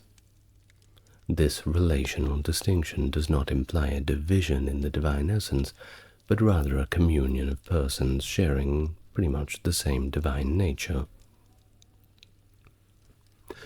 Thomas's Christology is deeply incarnational, emphasizing that Christ is the true God and true man. This duality of nature was not a mixture of confusion, but a union in one person. The incarnation of the Word in Jesus Christ is central to Thomas's theological narrative, where the divine nature did not undergo any change, but rather took on a human nature to accomplish the salvation of humanity.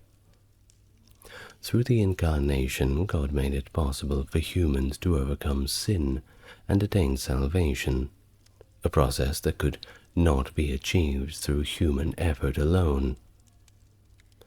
According to Thomas, the primary purpose of the incarnation was to restore human nature from the corruption of sin.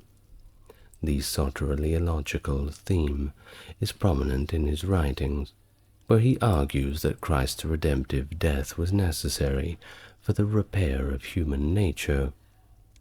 Through his sacrifice, Christ offers satisfaction for the sins of humanity, a theme that aligns with the satisfaction theory of atonement. The sacraments are another key area of focus in Thomas's theology. He views the sacraments as the primary means through which the grace of God is imparted to believers. Each sacrament confers grace according to its own form and purpose, thus contributing to the spiritual growth and salvation of the individual. He also delves deeply into moral theology, discussing virtues and the principles of moral decision-makings, and his views of ethics is rather teleological, grounding human mortality in the ultimate purpose or end, the telos of human life, which he identifies as union with God. This end is achieved through the practice of virtues, both natural and theological, which orient a person towards defined beatitude. Now, finally, just to finish up, we must say that the impact of Thomas Aquinas' thought on Western Christianity is profound. His synthesis of Aristotelian philosophy with Christian doctrine set a precedent in theological and philosophical reasoning that continues to influence Catholic thought and beyond. His method of using reason to explore faith elements has established him as a foundational figure in the development of the scholastic tradition within Christianity. And that being said, one must remember that Christianity is indeed a very broad religion. We are mainly speaking in this video from the Catholic perspective, and not all Christians are Catholic. In fact, many Christian sects and individuals have very great disagreements, we will say, with the Catholic Church, many of which are quite obvious. But we must give credence to all people who want to come out and put their thoughts down in academic journals and show us their opinions, all in good faith. Let's hear them out, and then make judgments later on. Of course, let us not tiptoe that line between reason and faith, because we perhaps will find ourselves firmly in one camp, opposing the other. If an argument is not conforming to our preconceived biases, we may immediately judge it as unreasonable. And I think that that is the fatal flaw of Thomas Aquinas, with all due respect. Of course, that's just my personal opinion. How about you tell me what you think in the comments? You see how I did that? Ask you to make the comment to drive up the viewer engagement. Well, perhaps it will be reasonable for you to do so, but I will have faith that you will. Richard II, crowned King of England in 1377, at the tender age of 10 years old, faced numerous challenges during his reign, including the infamous Peasants Revolt of 1381. This early crisis, fueled by oppressive taxes and widespread discontent among the lower classes, tested the young king's resolve and leadership. Although initially managing to quell the uprising through a mix of diplomacy and decisive action, Richard's later reign was marred by autocratic tendencies and conflicts with the nobility. His failure to maintain alliances and manage his assertive governance ultimately led to his disposition in 1399. Hello and welcome. If it's your first time here, it's good to meet you. And if you're coming back for more, it's great to see you here again. As always, if you like what I do, Patreon link is in the description. Otherwise, help me get to 6,000 subscribers. We're almost there. With a like, comment, and subscribe, that always seems to help. Now, without further ado, let's get on to our topic for the day. Richard II. Please, make yourself relaxed. Richard of Bordeaux, born on the 6th of January, 1367, in the Archbishop's Palace of Bordeaux, Aquitaine, was the younger son of Edward, Prince of Wales, also known as the Black Prince, and his mother was Joan, the Countess of Kent. The Black Prince, we can't go past him with a name like that, can't we, was a renowned military leader, celebrated for his victories in the 100 Years' War, especially at the Battle of Poitiers in 1356. However, his military career declined after he contracted dysentery in Spain in 1370, and he returned to England permanently weakened by the following year. If you want to know all about the Black Prince, there's a video on him in the biographies section. Richard's birth was notably distinguished by the reputed presence of 3 kings: the King of Castile, the King of Navarre, and the King of Portugal, which was latter symbolically referenced in the Wilton diptych, portraying Richard as one of the 3 kings worshipping the Virgin and Child.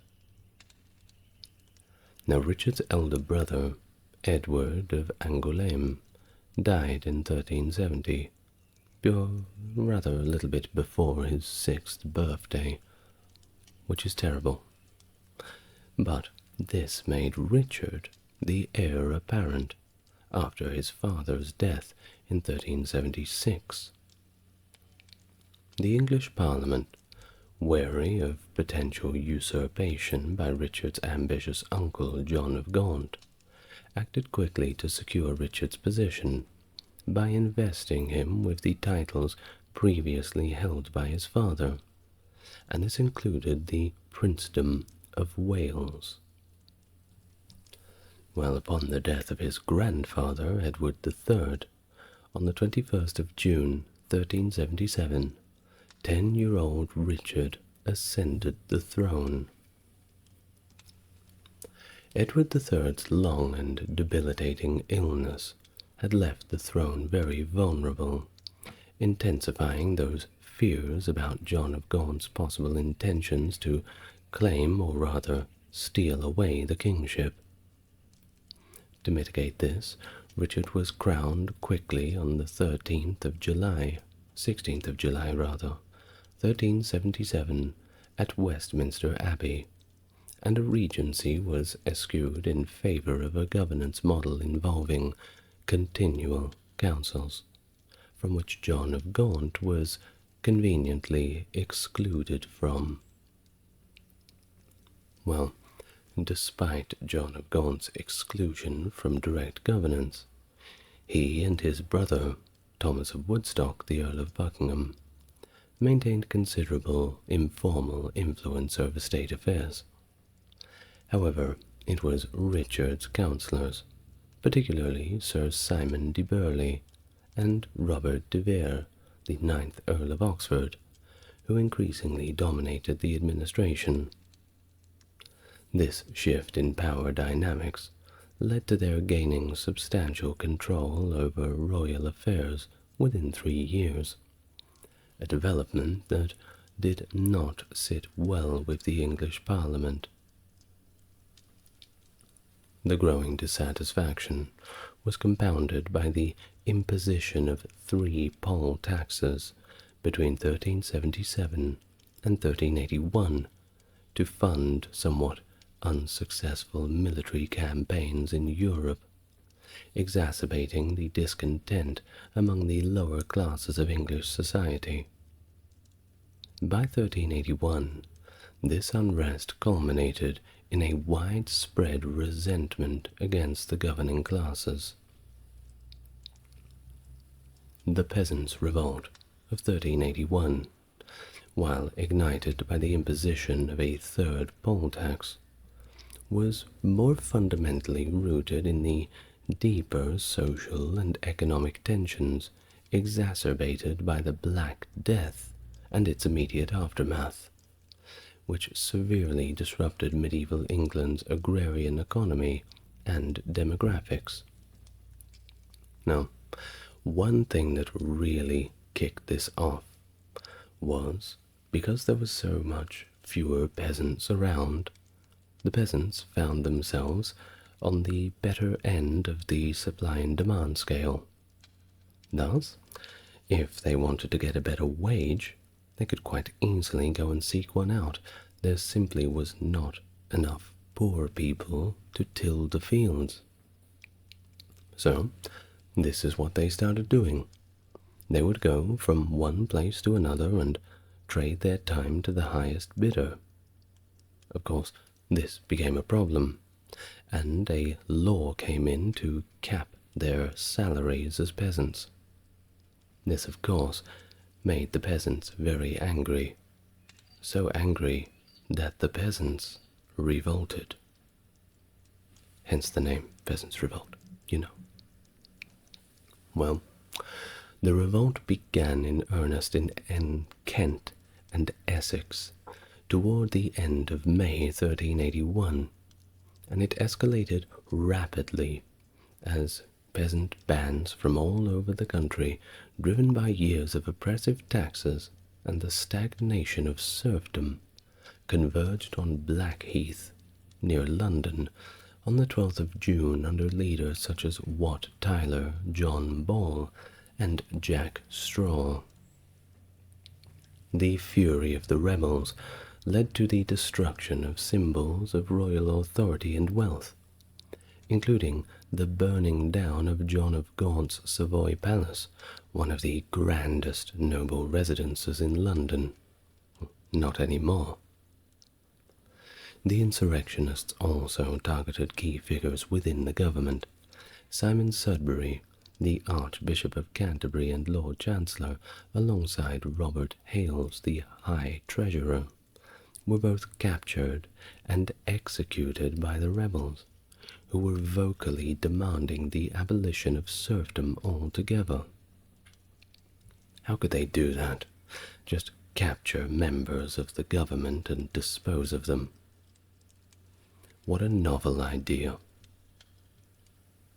Well, amidst all of the chaos, the young King Richard II, who was only 14 at the time, found himself safely sheltered within the fortress of the Tower of London, along with all of his councillors. Faced with the overwhelming rebel forces, and lacking the military strength to disperse them, the decision was made that they had to negotiate. Richard's initial attempt to speak to the rebels at Greenwich was thwarted by the sheer size of the crowd, forcing a retreat to the Tower. Well, the story goes that this meeting was organized for somewhere a little bit down the Thames River. Therefore, Richard and his close retinue got on the barge and started going down the river towards the meeting place. Unfortunately, when they got there, the crowd being so rowdy and beating their chests and saying, "Come on, King, get off your boat, let's negotiate," well, it perhaps would not have been the wisest decision for Richard to get off the boat. He took one look at this rather excitable crowd of peasants and thought, "No, I'm going home," and that he did.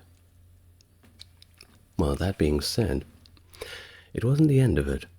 On the 14th of June, He somewhat courageously met the rebels at Mile End, where he actually agreed to their demands, not that he really had much of a choice.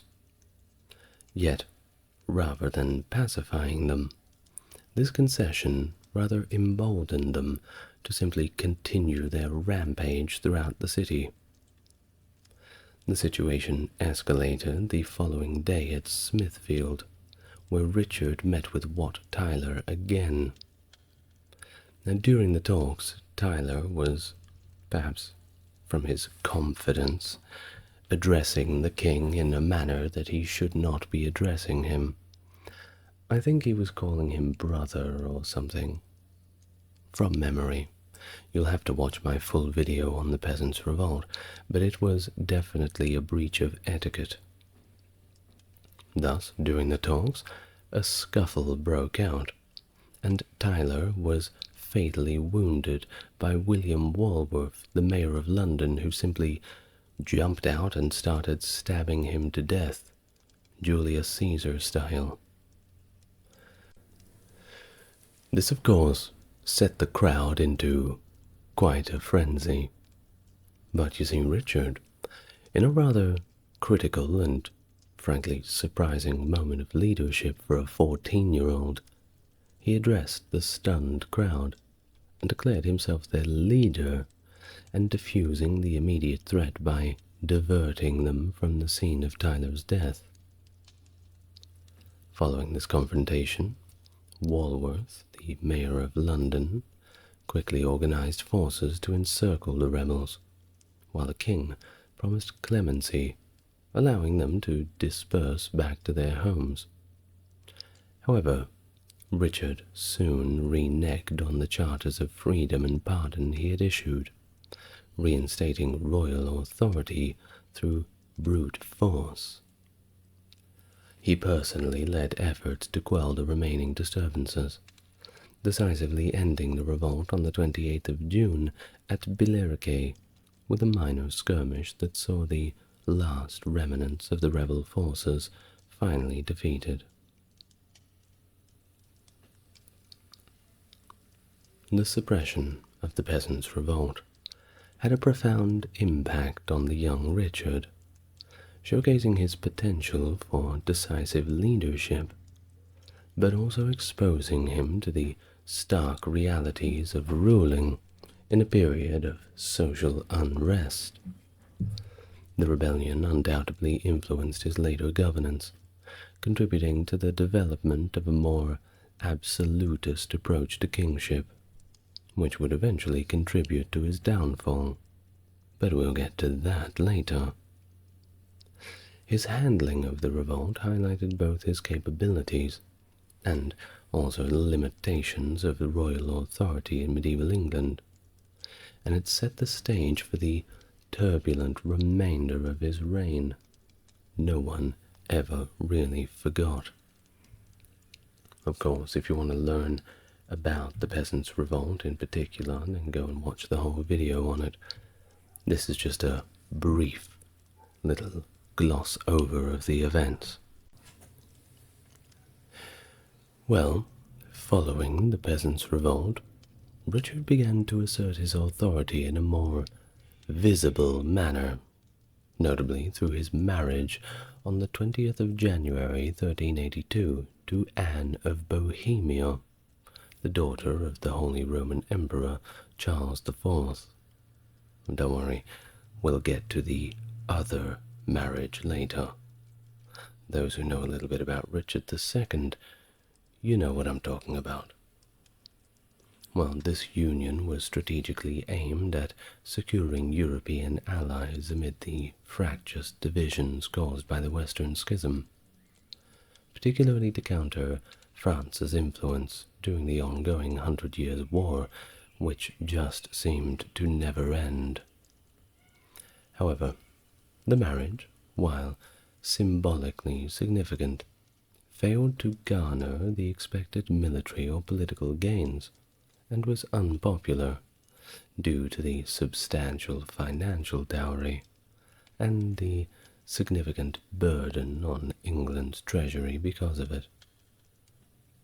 Well, The marriage also did not produce any children, and Anne's death in 1394 from the plague left Richard deeply bereaved, marking a poignant moment in his reign.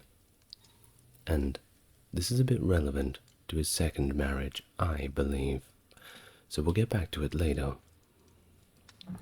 Now, Michael de la Pole, who had played a pivotal role in the marriage negotiations, gained Richard's trust and increasingly assumed a central role in governance as the king matured. De la Pole's rise from a merchant background to high office as Chancellor and later the Earl of Suffolk in 1385, however, sparked resentment among the established nobility, who viewed his ascendancy as symptomatic of Richard's preference for elevating favourites over traditional noble families. Jobs for mates, you know what I mean. Well, another figure who rose to prominence during this period was Robert de Vere, the Earl of Oxford, who became one of Richard's closest confidants, and was elevated to the newly created title of Duke of Ireland in 1386. Well, this relationship and de Vere's rapid rise and success fueled quite a bit of discontent and suspicion among the nobles, exacerbated by rather interesting rumours propagated by the chronicler Thomas Walsingham. What were those rumours? Well, there were rumours of inappropriate intimacy between Richard and de Vere. Citation needed on that, I think. Well, the political climate was further strained by differing approaches to the ongoing war in France. The court party, including Richard and his favourites, preferred diplomatic negotiations, whereas influential figures like John of Gaunt and the Duke of Buckingham advocated for more aggressive military campaigns. This divide was highlighted by the disastrous outcome of a crusade led by Henry le Despencer, the Bishop of Norwich, which ended in a very embarrassing failure. In 1385, Richard led an unsuccessful military expedition to Scotland, which failed to engage the Scots in battle, and returned without achieving any of its objectives. Meanwhile, the kingdom narrowly avoided a French invasion, thanks to an uprising in Ghent, which managed to distract France enough to take it away from its plans in England. The growing dissatisfaction with Richard's rule, however, was further compounded by John of Gaunt's departure from England in 1086 to pursue his claims on the throne of Castile, amidst the swirling rumours of a plot against him.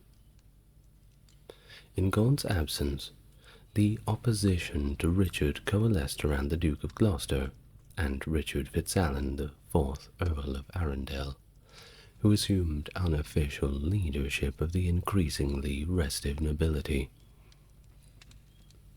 As the threat of French invasion loomed larger in 1386, the English Parliament, known historically as the Wonderful Parliament, sounds great, convened in October of that year.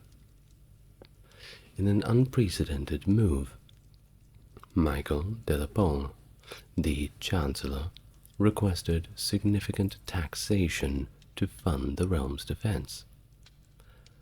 Well, that's not very wonderful, isn't it?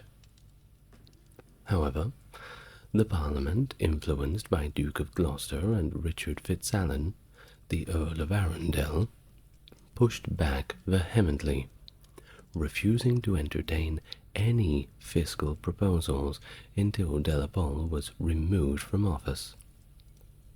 This direct challenge to royal authority was emblematic of the growing conflict between the crown and its nobility. Well, Richard wasn't going to take this lying down. His response was defiant. He famously declared that he would not dismiss even a kitchen scullion at the Parliament's behest.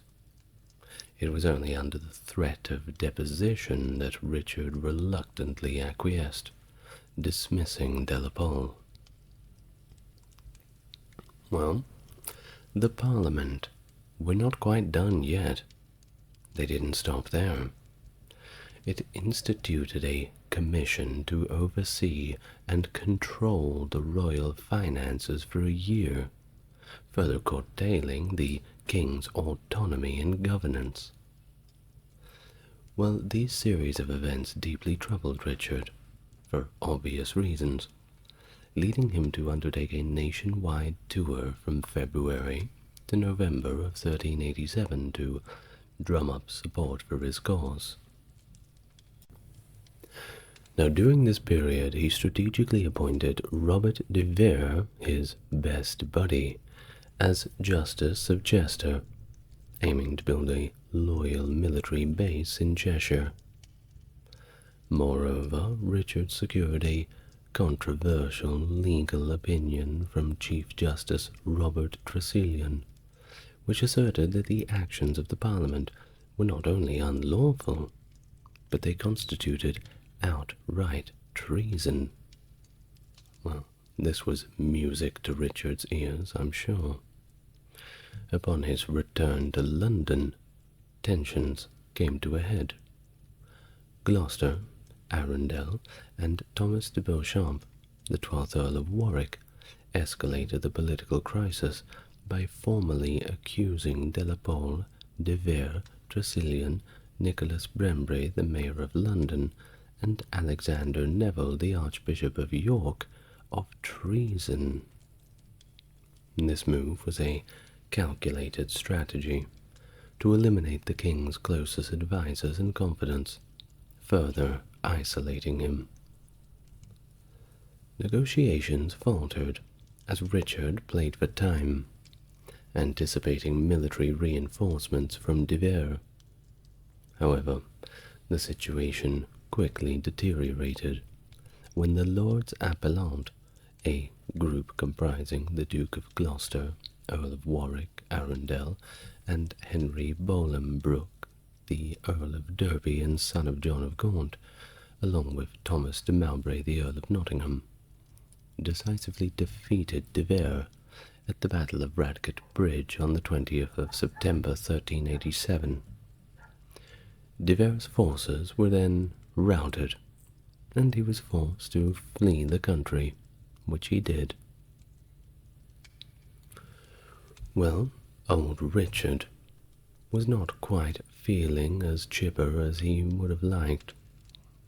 With his military support completely shattered, and his advisers either captured or in exile, he was left with no option but to acquiesce to the demands of the Lords Appellant.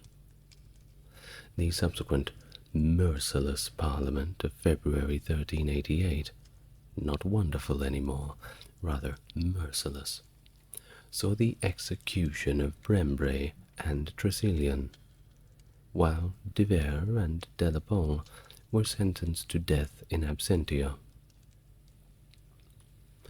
The Parliament marked the climax of the Appellant's efforts, effectively dismantling the network of favourites surrounding the king, and significantly diminishing his power in the process. Following the chaotic events of the merciless Parliament, Richard began to reassert control over his kingdom. By 1389, Richard had reached the age of majority, and was no longer obligated to rule through regents or councils. This shift coincided with the return of John of Gaunt to England, who had reconciled with his nephew and provided a stabilizing influence on the crown and national politics. On the 3rd of May 1389, Richard took decisive steps to reclaim his authority, distancing himself from the failures of previous administrations, which he contributed to poor counsel. He publicly committed to a foreign policy aimed at peace and reconciliation with France, contrasting sharply with more aggressive stances of the Lords Appellant. This approach included promises to reduce the heavy tax burden that had fueled widespread discontent among his subjects. The next 8 years of Richard's reign were marked by relative peace and stability, as he managed to reconcile with many of his previous adversaries. However, historical accounts do suggest that Richard harbored lingering resentment, particularly over the execution of his mentor, Sir Simon de Burghley, which remained a deep-seated grievance. Well, amidst all these domestic achievements, Richard also sought to secure a lasting peace with France. In 1396, after unsuccessful negotiations that primarily failed due to the unacceptable demand that an English king pay homage to a French king, no wonder they disagreed with that. A 28-year truce was established finally. Well, as part of the agreement to cement this peace, Richard was betrothed to Isabella of Valois, the young daughter of Charles VI of France. Of course, this betrothal raised concerns due to Isabella's age. Now, far be it for me to push my morality onto others, but it's a little bit of a bridge too far when Richard was 29 and Isabella was 6. Yes. Well, just one thing that I will note on this. First of all, this delayed any possibility of an heir for several years. So that's one thing. And also it was agreed upon that the marriage would not be consummated until she was 12 years old. Now, despite the very creepy photo of Richard II and Isabella at their wedding, painting rather, I should say, there is a theory that Richard was still so bereaved with the loss of his first wife, Anna, and he was quite upset about that, obviously, that he willingly chose to marry a bride that was that much younger than him, so as he could extend his mourning period. I mean, think about it. He didn't have to consummate the marriage for another 8 years. However, there is also reports of Richard apparently saying that her age wasn't a problem because, 1, it would fix itself as each day goes by, and 2, he could somewhat mold her into what he wanted her to be, since she was so young. So yeah, there's that too. Either way, not cool. Anyway, let's get back to it. Parallel to his peace efforts with France, Richard also turned his attention to Ireland, where the English lordships were under increasing threat from the Gaelic Irish kingdoms.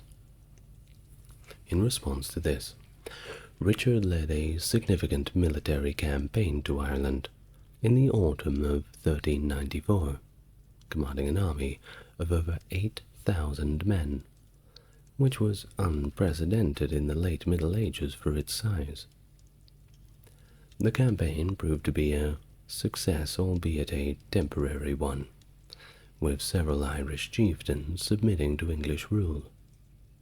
The venture not only bolstered Richard's position at home, but also marked one of the notable successes of his reign. However, the gains in Ireland were not durable, and the English control over the region remained a little precarious. In the late 1390s, which were marked by what many historians consider the tyranny of Richard II, things certainly began to kick off. His assertive actions in 1397, when he arrested 3 prominent nobles, that being the nobles of Gloucester, Arundel, and Warwick, were crucial in demonstrating his newly established power and willingness to eliminate any and all threats. While a chronicle hints at a possible plot against the king, more likely Richard was seizing an opportunity to retaliate against these men for their roles in the 1386–88 challenges to his authority.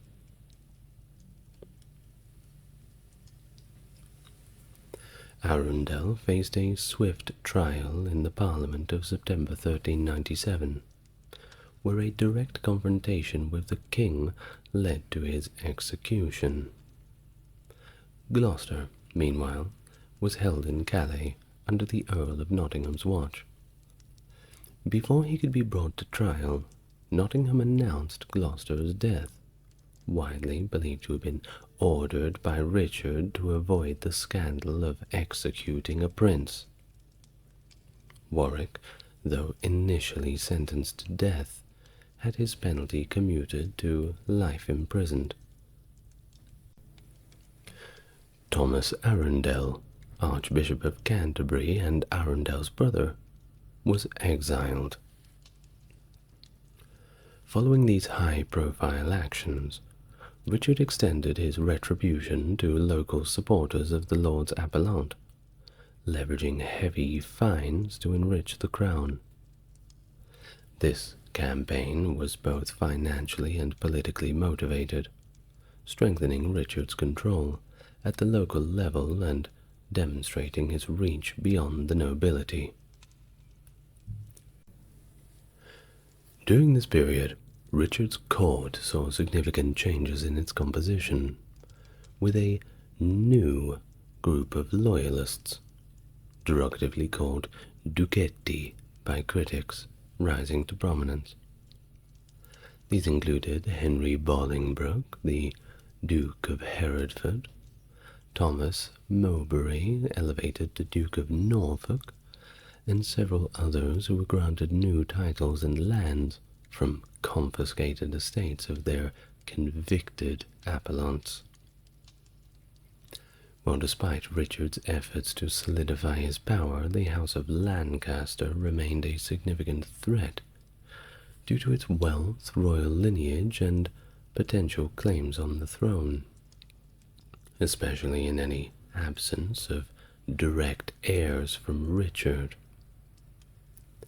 Well, the conflict reached a critical point when Bolingbroke and Mowbray, both former Lords Appellant, accused each other of treason, leading to a planned trial by combat that Richard halted by exiling both of them. This decision was part of a broader strategy to neutralize potential rivals without direct confrontation. The Parliament of Shrewsbury in 1398 underscored Richard's authoritarian rule by nullifying the acts of the merciless Parliament and delegating extensive powers to a small group of the king's supporters, effectively sidelining the traditional role of the Parliament. The situation escalated following the death of John of Gaunt in 1399, when Richard chose to confiscate the Lancaster estates and extend Bolingbroke's exile indefinitely, a move that alienated not only the Lancasters but also many other nobles. It was this decision that set the stage for the conflict in the future, as Bolingbroke had substantial support both domestically and from foreign allies. Richard's subsequent departure for an expedition in Ireland in 1399 left the kingdom in a bit of a precarious spot, with significant discontent brewing among the nobility and the populace. This would soon lead to Bolingbroke's return, and a formidable challenge to Richard's reign. While Richard's rule in the final years were marked by an unprecedented consolidation of power, fostering a distinct court culture that significantly deviated from traditional English monarchical practices. This shift was somewhat evident in the change of royal address from Highness to Royal Majesty or High Majesty, reflecting a deliberate elevation of the king's status to a more divine and untouchable level, mirroring the continental court's influences. Richard's lengthy, silent presences on the throne during solemn festivals were a testament to this new regal persona, demanding reverence and physical demonstrations of submission from his subjects. This transformation at court and kingship was undoubtedly shaped by Richard's experiences during his formative years, marked by challenges such as the Peasants' Revolt and the confrontations with the Lords Appellant. These events profoundly impacted his perspective on royal authority and governance, steering him away from the military-centric court of his grandfather Edward III, the Black Prince. Richard saw Edward's close ties with the military nobility as a potential threat to royal power, leading him to forego a martial court in favor of establishing peace with France and reducing his reliance on the nobility. To circumvent the traditional power structures, Richard developed a substantial private military retinue, which was unprecedented in size for an English king, and distinctively marked the White Hart badge, symbolizing loyalty directly to him rather than the feudal system. This move allowed him more autonomy from the noble class, and enabled him to foster a court atmosphere where culture and the arts rather than martial exploits were celebrated. This approach not only isolated him from traditional power bases of the monarchy, but also allowed him to project an image of a monarch who was above the common fray of politics and warfare. Well, his reign significantly shaped the culture of England through his patronage and personal interests, which extended beyond mere political governance. His efforts to cultivate a majestic royal image were unprecedented, involving the commissioning of panel paintings that depicted him with a regal grandeur. Notable among these is the Wilton diptych, a prime example of the courtly international Gothic style that flourished on continental courts. This diptych, likely intended as a portable altarpiece for Richard's Irish campaign, reflects a broader cultural influence that Richard embraced gladly, drawing from the artistic innovations seen in that day's Prague and Paris. The king's investment in the arts was not limited to paintings, however. His expenditure on jewelry, textiles, and metalwork dwarfed his spending on the visual arts, suggesting a penchant for the tangible expressions of wealth and power. While unfortunately only a few artifacts directly connected to him have survived, except perhaps a crown believed to have belonged to his wife, his first wife, that being Anne of Bohemia, described as a masterpiece of Gothic goldsmithing. In terms of architecture, his ambitions were manifested in his grand project of rebuilding Westminster Hall, inspired perhaps by John of Gaunt's work at the Kenilworth Castle. Richard transformed the hall into a monumental space that reflected his authority and personal likes and dislikes. The introduction of the innovative hammer-beam roof allowed the merging of 3 aisles into a single vast hall, topped with a dais where Richard could preside over the court in isolated splendor. Literature also flourished under Richard's reign, particularly through figures like Geoffrey Chaucer and John Gower, both of whom benefited the cultured environment of the court. You might know Geoffrey Chaucer from, yes, the film The Knight's Tale. I'm sure many of you have watched that. Rest in peace, Heath Ledger, one of my countrymen. While direct evidence of Richard's patronage of poetry is pretty rare, the thriving literary culture of his court indirectly fostered the development of the English language as a vehicle for sophisticated artistic expression. Indeed, Chaucer, serving in various capacities under Richard, produced much of his renowned work during this period. Similarly, Gower, initially commissioned by Richard, contributed to the era's literary richness, although his later works reflected a growing disenchantment with the king. Furthermore, Richard's interest in the esoteric, specifically geomancy, highlights a broader intellectual curiosity and his desire to integrate philosophy, science, and the mystical into the cultural fabric of his reign. Well, in June 1399, as Richard was away in Ireland, Henry Bolingbroke, who had been exiled by Richard, landed at Ravenspur, Yorkshire, with the aim of reclaiming his inheritance.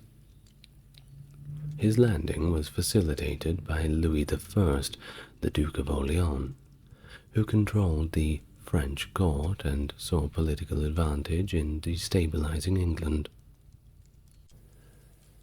Bolingbroke's claim that he sought only his inheritance won him the neutrality of Henry Percy, the Earl of Northumberland, and a key regional power broker. As Richard's forces were with him in Ireland, Bolingbroke encountered very little resistance as he advanced southward. Meanwhile, Richard, who was still delayed up in the north, didn't manage to return until the 24th of July, finally landing in Wales and proceeding to Conway for negotiations. By the 19th of August 1399, Richard had surrendered to Bolingbroke at Flint Castle, leading to his imprisonment in the Tower of London by the 1st of September. Bolingbroke's challenge now was to justify his claim to the throne over the rightful heir, Edmund Mortimer, the Earl of March. The solution lay in emphasizing Bolingbroke's direct male line descendant from John of Gaunt, contrasting with March's descent through a female line. Thus, Parliament convened on the 30th of September, where Richard's abdication was presented as voluntary, though alternative accounts suggest it was a more contentious relinquishment. The formal deposition took place through the acceptance of the 33 articles detailing Richard's unsuitability as a monarch, leading to his formal removal on the 1st of October and Bolingbroke's coronation as Henry IV on October the 13th. However, Richard's survival posed a threat to the new king, illustrated by the foiled Epiphany Rising, a plot aimed to restore him to the throne which did not get very far.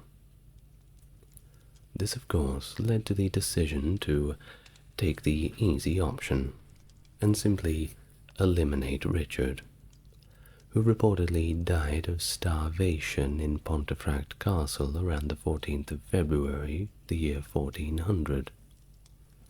His death was confirmed with his body displayed at St. Paul's Cathedral, and later buried in King's Langley, although there were a few rumours of his survival. The rumours continued to circulate, fueled by sightings of an impostor in Scotland. This figure was used in various plots against Henry IV, but was dismissed as a mentally ill beggar by the time of his death in 1419. Henry V, seeking to quell these rumours and atone for the reputed regicide, reinterred Richard's remains in Westminster Abbey in 1413, alongside his first wife Anne, in a tomb Richard had commissioned, bringing a dignified end to the story of his chaotic reign. Now before we go, we've just got a few last-minute notes on Richard's character, because we can't just leave it there, can't we? Well, though physically described as beautiful, with a white, rounded, and feminine face, he was known for his intellectual prowess and cultural patronage, rather than martial capabilities. His reign saw significant development in the arts, including architecture and literature, with his court fostering this refined atmosphere that had never really been seen before. Unlike the warrior kings before him, Richard's interest lay in tournaments and hunting, rather than any battlefield conquests. He was a devoted follower of Edward the Confessor's cult, famously impaling his arms with the mythical arms of the Confessor, showing orthodox religious inclinations, vehemently opposing the Lollard heresy toward the end of his reign. Well, despite all of these contributions and administrative ambitions, Richard's reign is often viewed through the lens of Shakespeare's later dramatization, which portrays him as a flawed monarch whose rule precipitated civil strife. This narrative, enduring in Tudor historiography, links his perceived misrule directly to the Wars of the Roses.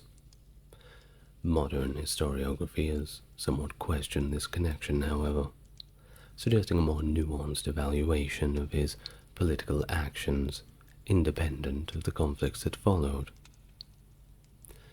Now, the debate over Richard's mental health shows another aspect of his complex legacy. Early historians like Bishop Stubbs posited that Richard suffered from mental imbalances, a theory expanded into claims of schizophrenia by later scholars. However, contemporary historians, noting the lack of solid historical evidence for such diagnoses, have largely rejected this pathologization of Richard's behavior. Instead, attributes such as good old narcissism and possibly a deteriorating grip on reality towards his reign's end are considered within the context of political pressures and personal challenges. His political strategies, particularly his efforts to centralize power and his lavish court expenditures, have been critiqued for their execution rather than their intent. His reliance on private retinue and the patronage of favored courtiers alienated the traditional nobility and proved to be quite costly, undermining his popularity and effectiveness as a ruler. His policies, while innovative in some respects, failed to reduce the fiscal burdens of his subjects, or even to secure lasting loyalty among the broader aristocracy. This disjunction between ambition and practical governance, coupled with his strange response to dissent, well, that was what ultimately led to his downfall. The Ostrogoths. emerging as a distinct group from the Goths in the 3rd century, carved out their own significant chapter in the annals of European history. Migrating from the steppes of Ukraine all the way to the Roman frontiers, they found themselves embroiled in the tumult of the late Roman Empire's decline. The legacy of the Ostrogoths encapsulates the intricate dance of barbarian and Roman, war and peace, in the twilight of the ancient world and the dawn of the medieval era. Hello and welcome to the channel. If you're new here, it's good to meet you, and if you're coming back for more, it's good to see you again. If you'd like to support the channel, links to the Patreon are in the description and comments. And if you feel inclined to do so, a like, comment and subscribe goes a long way. Now, let's get on to the topic at hand, a full history of the Ostrogoths. First, let's go back to the beginnings and define some terms. The distinctions among Gothic groups before the arrival of the Huns are indeed shrouded in a good amount of historical ambiguity, with the term Ostrogoths itself appearing infrequently and often in contexts that do not offer clear definitions. While some sources link the Ostrogoths with the Greuthungi, the nature of this association is once again a matter of debate. It's suggested that these names may refer to the same people, which underscores a potential continuity or shared identity that challenges our understanding of distinct Gothic groups. Contrastingly, the emergence of the Ostrogoths, especially as a force under Theodoric's leadership in Italy, is viewed as the culmination of complex interactions involving not just Goths, but potentially other groups as well. Now, this perspective implies that the Ostrogothic identity was formed through somewhat of a series of fragmentations and unifications, which gives us a more fluid and inclusive process of ethnic and political formation than previously considered. Further complicating the picture is the skepticism regarding the existence of a unified Gothic ethnicity before these groups were politically consolidated.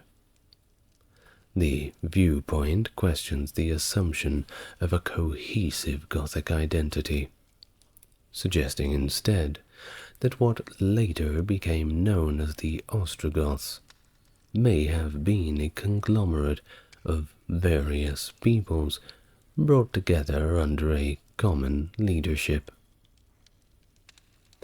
All of these debates certainly serve to highlight the complexities of ancient identities and the difficulty of applying modern ethnic categorization to ancient historical groups. The discussion around the Ostrogoths and their relation to the Greuthungi illustrates a dynamic nature of identity in the ancient world, where social, political, and military factors often played a more significant role in defining groups than simply static notions of ethnicity. Now, one must also remember that when we look at these extremely early times, at least through the written sources we are viewing these tribes and peoples through the lens of Romanization. And indeed that comes along with its own biases and its own cultural depictions. Indeed, you can think about how the Romans viewed the British, if we will refer to them as that categorization in the early days. So of course, when we touch on cultural topics, it's well advised that it could be taken with a grain of salt if it seems too heavily biased towards Roman civilizations versus the outside world. That being said, let's continue. One of the earliest, albeit dubious, references to the Ostrogoths appears in the Historia Augusta, a source notorious for its unreliable accounts. See, straight into the Roman sources. In this document, a list of Scythian peoples defeated by Emperor Claudius Gothicus, which is a fantastic name, includes a group identified through later scholarly interpretation as the Ostrogothi, or Ostrogoths, alongside various other tribes. However, the reliability of the Historia Augusta, particularly for the contemporary terminology, is widely questioned. Now, moving on to more clear references to Gothic subgroups. The first clear reference that we have that acts somewhat independently, the Tervingi, dates from around 291, while mentions of the Grethungi, Vessi, which could be Visigoths, and Ostrogothi appear no earlier than 388. The Ostrogoths themselves are explicitly mentioned by name in a definitive context only in 399, more than a century after the Tervingi's first record. And then there's a poem by Claudian from the same period that describes Ostrogoths mixed with Grethungi in Phrygia, indicating a more complex relationship between these groups and their identities. This poem of Claudian's, however, stands as the sole certain mention of Ostrogoths before the establishment of their kingdom in Italy under the Amal dynasty. The narrative begins to become a little more consistent with the work of the 6th century writer Jordanes, particularly in his Getica, which focuses on the history of the Ostrogothic Amal dynasty. Jordanes, who is indeed quite a lot more reliable, tends to equate the Grethungi with the Ostrogoths, omitting the name of Grethungi altogether and linking the Ostrogothic kings back to the legendary king Ermaneric, whom, albeit other sources do describe as a king of the Grethungi. This conflation of identities suggests a latter reinterpretation or simplification of Gothic history, possibly reflecting a retrospective consolidation of Gothic identities under this newly founded banner of Ostrogothic identity. Now, Jordanes also introduces the notion that the Ostrogoths and Visigoths derive their names from geographic directions, Eastern and Western Goths, respectively. While this further complicates the understanding of their origins and relationships, but it certainly helps us organize which Goths are which. And it highlights the evolving nature of Gothic identity, and indeed the challenges of reconstructing the nuanced histories of these groups from the limited and admittedly unreliable sources available. But some interpretations suggest that terms like Tervingi and Grethungi were rather geographical descriptors used by external observers to differentiate Gothic groups before their migration into the Roman Empire. This nomenclature is thought to have fallen out of use by around 400 AD, as Gothic peoples began integrating into Roman territories. The distinction between these groups may have been less rigid or significant to the Goths themselves, who possibly preferred self-descriptions like Vessi for Visigoths or Ostrogothi for the Ostrogoths, terms that conveyed more of a sense of pride or superiority. Once again, of course, they were not referring to themselves by these terms. These are simply things we are calling them in the future. They wouldn't say, I am Ostrogothic, or I am Visigothic. They would just say, I am one of the Vessi, one of the Ostrogothi. Or perhaps they would use a more localized identification. Now, this perspective argues against interpreting these groups as entirely separate entities, based on the mixed usage of these terms in the ancient texts that we have. The Ostrogoths and Grethungi are mentioned together, side by side, in some sources. Now that leads us to believe that it could imply a closer association, or even a shared collective identity. However, the reliability of these sources, particularly the old Historia Augusta, is indeed questionable, and it further complicates our efforts to draw firm conclusions. So, all in all, this early history and categorization of the Visigoths, the Ostrogoths, the Vessi, and the Ostrogothi is to be taken with a little bit of speculation on the side. But by the 6th century, the terminology had somewhat evolved, with the solid terms Visigoth and Ostrogoth coming into common use, particularly through the efforts of Cassiodorus, who served under the Ostrogothic king Theodoric the Great. Cassiodorus's invention of the term Visigoth to parallel Ostrogoth was a literary and political simplification, distinguishing between the Goths of the West and the Goths of the East, in a period where the realities were undoubtedly a lot more nuanced.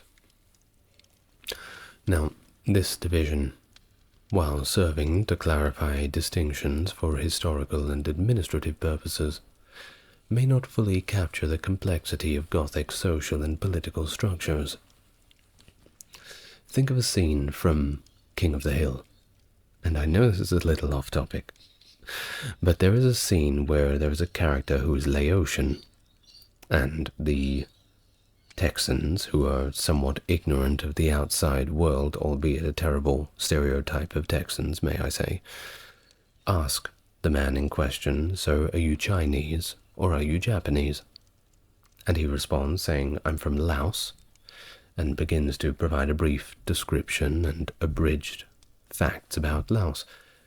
Well, upon hearing this, all of the local guys stare at him for a few seconds, and the main character repeats the question, so, are you Chinese or are you Japanese? Which rather frustrates the Laotian character. Think of Visigoths and Ostrogoths, somewhat in these terms. It was a lot more nuanced and complex, though some people were indeed a Visigoth, and some people were indeed an Ostrogoth. Well, moreover, the Goths were known by various other names. There were names like Valagothi and Valameriaki, and this highlights the diverse ways in which Goths were identified, not only by themselves, but by others. Of course, their delineations among their own tribes were a lot more complicated than the outsiders were willing to observe. Of course, to the Romans, a barbarian was just that, a barbarian. just with slightly different mustaches. Now, these names are not the only ones, but it's important to talk about them, as they were often influenced by leaders or specific historical contexts, and they underscore this dynamic interplay between self-identification and external labeling in the construction of ethnic and group identities by people who are perhaps a little bit ignorant of the cultural undertones of your personal identity. Once again, are you Chinese or are you Japanese? The late 4th century marked a significant period of turmoil and migration for the Gothic peoples as a whole, largely instigated by the expansion of the Hunnic Empire. The Huns' arrival in Eastern Europe pressured a great many Gothic subgroups, including known as the Ostrogoths and Greuthungi, into either subjugation or alliance. Well, the ones who did not want to make one of those choices sought refuge by moving westwards. This movement precipitated significant shifts in the balance of power and demographic landscapes across the region. And while they may have escaped the Huns, well, they'd encounter plenty more difficulties to keep things exciting. Now, the distinction between the Ostrogoths and the Greuthungi during this time is admittedly nuanced, with some historical interpretations suggesting they may have represented the same people, albeit under different circumstances and names. The pressure from the Huns catalyzed migrations and military alliances that reshaped the Gothic societies in a way that could never really be changed back. A notable event was the mass entry of many Greuthungi into Roman territory in 376, led by their leaders Alathius and Saphrax. Now, it was this migration that laid the groundwork for future Gothic settlements within the Roman Empire, and played a pretty big role in the formation of what would become the Visigothic kingdom under the later ruler Alaric.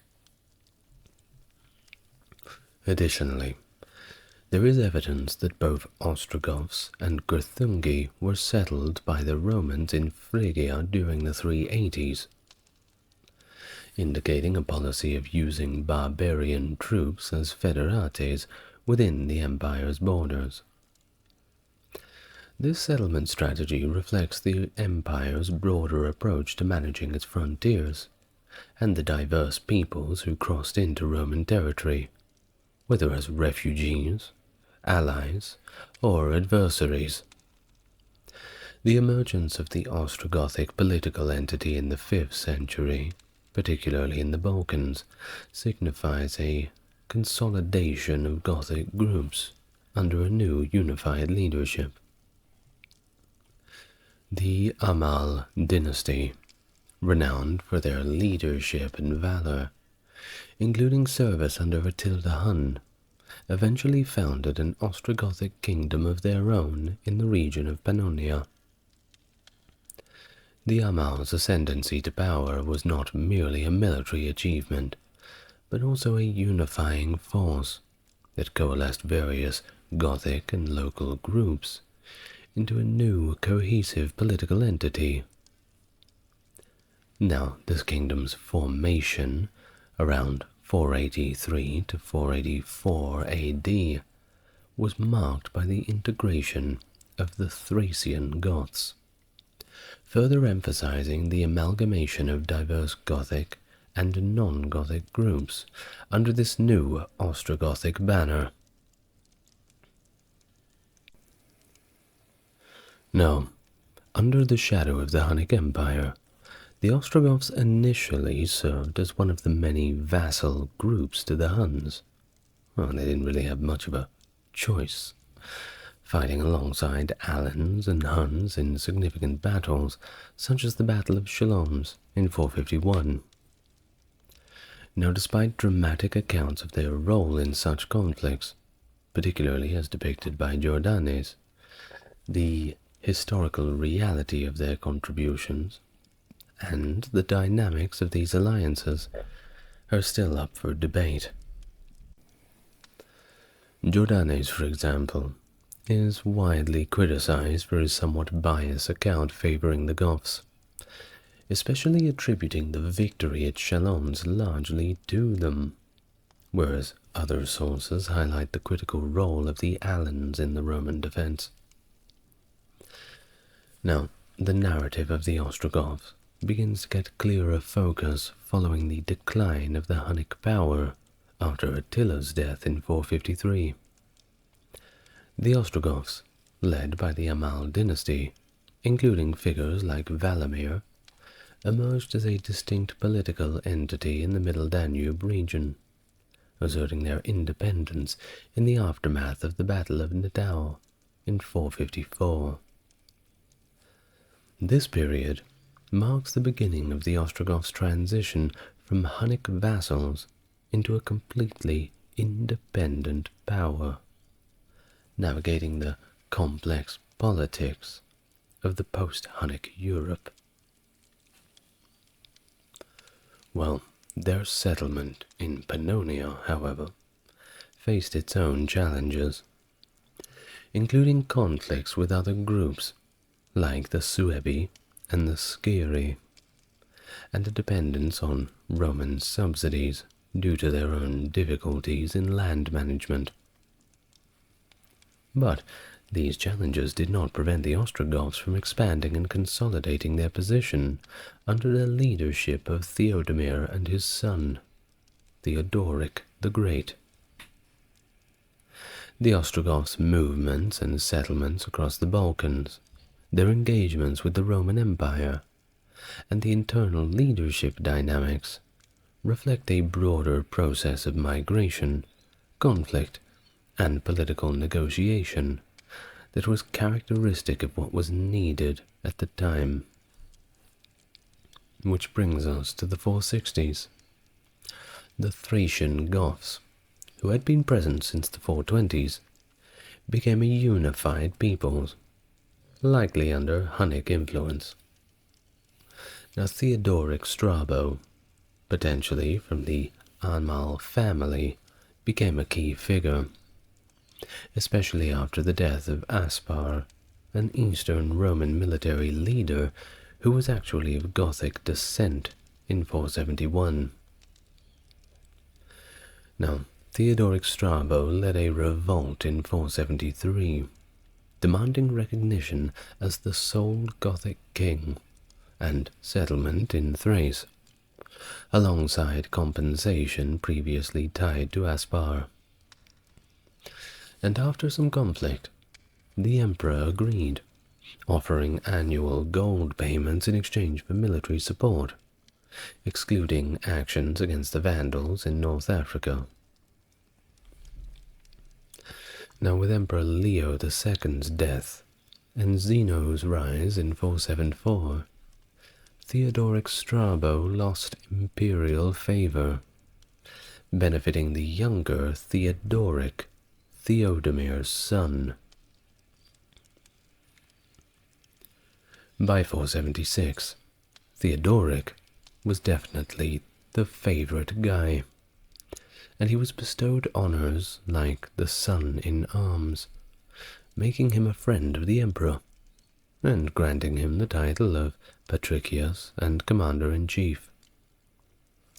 His domain along the lower Danube was acknowledged as a federate kingdom, theoretically receiving an annual subsidy.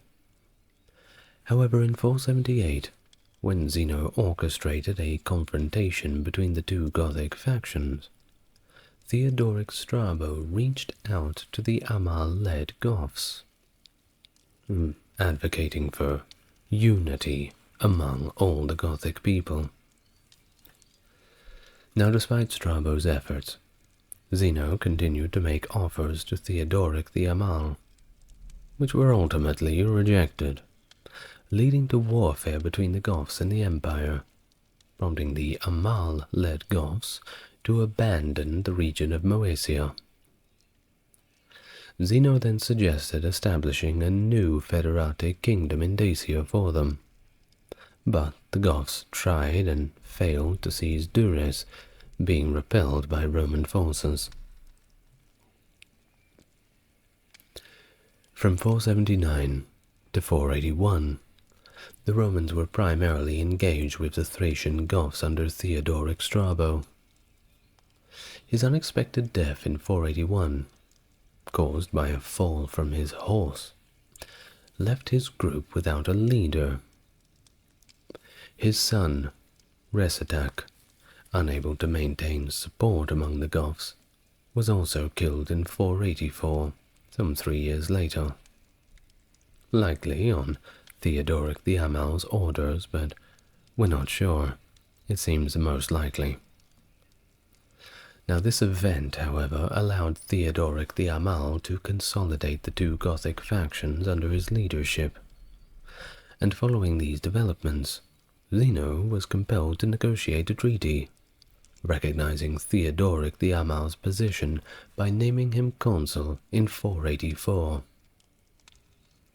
Despite this treaty, hostilities between Theodoric the Amal's Goths and the Eastern Roman Empire flared up again in 487, underscoring the ongoing tensions and complex dynamics between the Goths and the Roman state.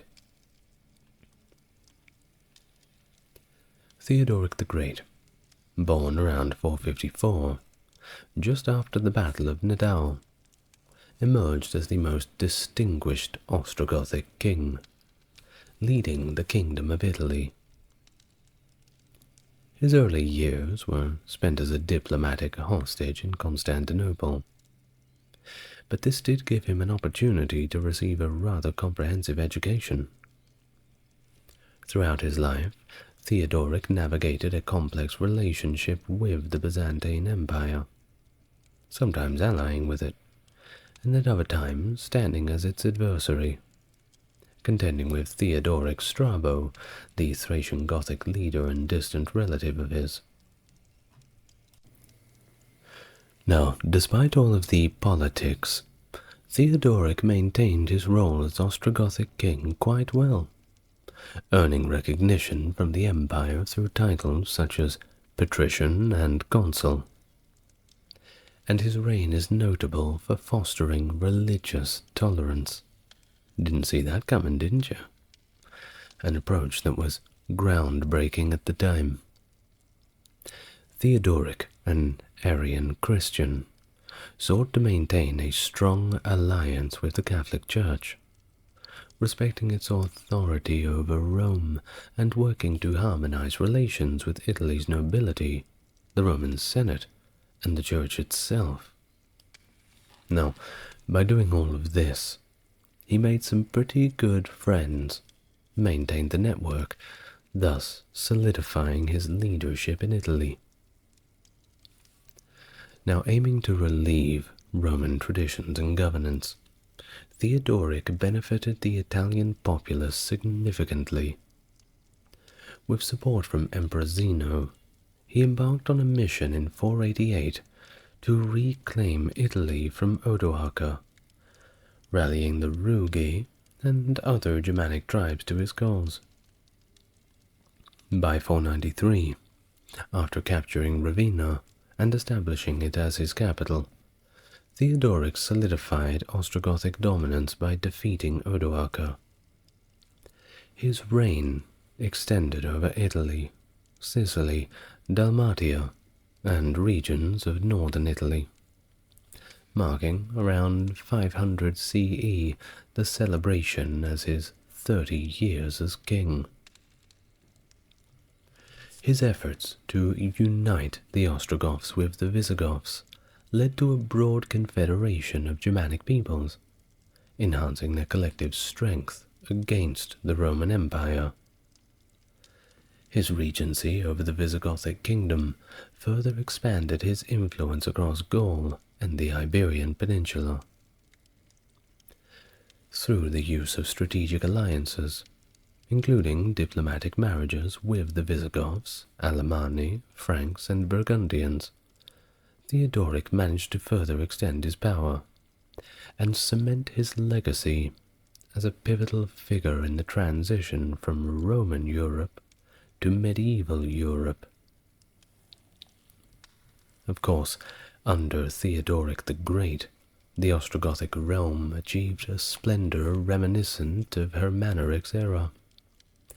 Yet it represented a departure towards a more civilized dominion. Theodoric adeptly managed the roles of the Gothic king and de facto successor to the Western Roman emperors, administering a dual system where Goths and Romans coexisted under their respective laws, but shared a sovereign. This balance, however, prompted the Byzantine Empire and the Frankish kingdom under Clovis I to form an alliance aimed at curtailing Theodoric's influence, fearing his growing power. Theodoric's efforts to appease both Latin and barbarian cultures, while fostering unity between the Catholics and Arians, ultimately strained Ostrogothic dominance and signaled a shift away from Italy as the center of late antiquity. A Franco-Byzantine coalition challenged Theodoric's protective stance over Italy, leading to further conflicts with the Franks, who posed a significant threat also to the Visigothic realm led by Theodoric's son-in-law Alaric II. But Alaric's defeat and death at the Battle of Vailly precipitated a period of turmoil. Following his demise, Theodoric assumed guardianship over his grandson, Amalaric, preserving his territories in Iberia and in parts of Gaul. But they did unfortunately lose the territory of Toulouse to the Franks. The Ostrogoths managed to retain Narbonne and its environs, marking the last Gothic stronghold in Gaul as Gothia. Theodoric's regime was characterized by a fusion of Gothic and Roman elements, with the Goths seen as protectors of Roman traditions, bolstering a sense of unity and defense against those external barbarian threats that always seemed to keep popping up out of nowhere. Well, the good times under Theodoric couldn't last forever. His death in 526 marked a division between the Eastern and Western Goths, foreshadowing the Ostrogoths' eventual assimilation into other Germanic tribes by the late 6th century. After Theodoric's death, the unity between the Ostrogoths and the Visigoths weakened, leading to fragmented and infrequent collaborations. Amalric inherited the Visigothic realm in Iberia and Septimania, while Athalric became king of the Ostrogoths. Despite their attempts to govern, disputes among the Gothic elites led to instability. Theodahad, a relative, eventually seized power, exacerbating internal strife. Oh, and in terms of religion, the Ostrogoths' adherence to Arian Christianity isolated them further. It attracted opposition from both the Byzantine aristocracy and the papacy. This religious discord, coupled with the Eastern Roman Empire's Justinian's law against Arian Christians, underscore the Ostrogoths' precarious position in Italy.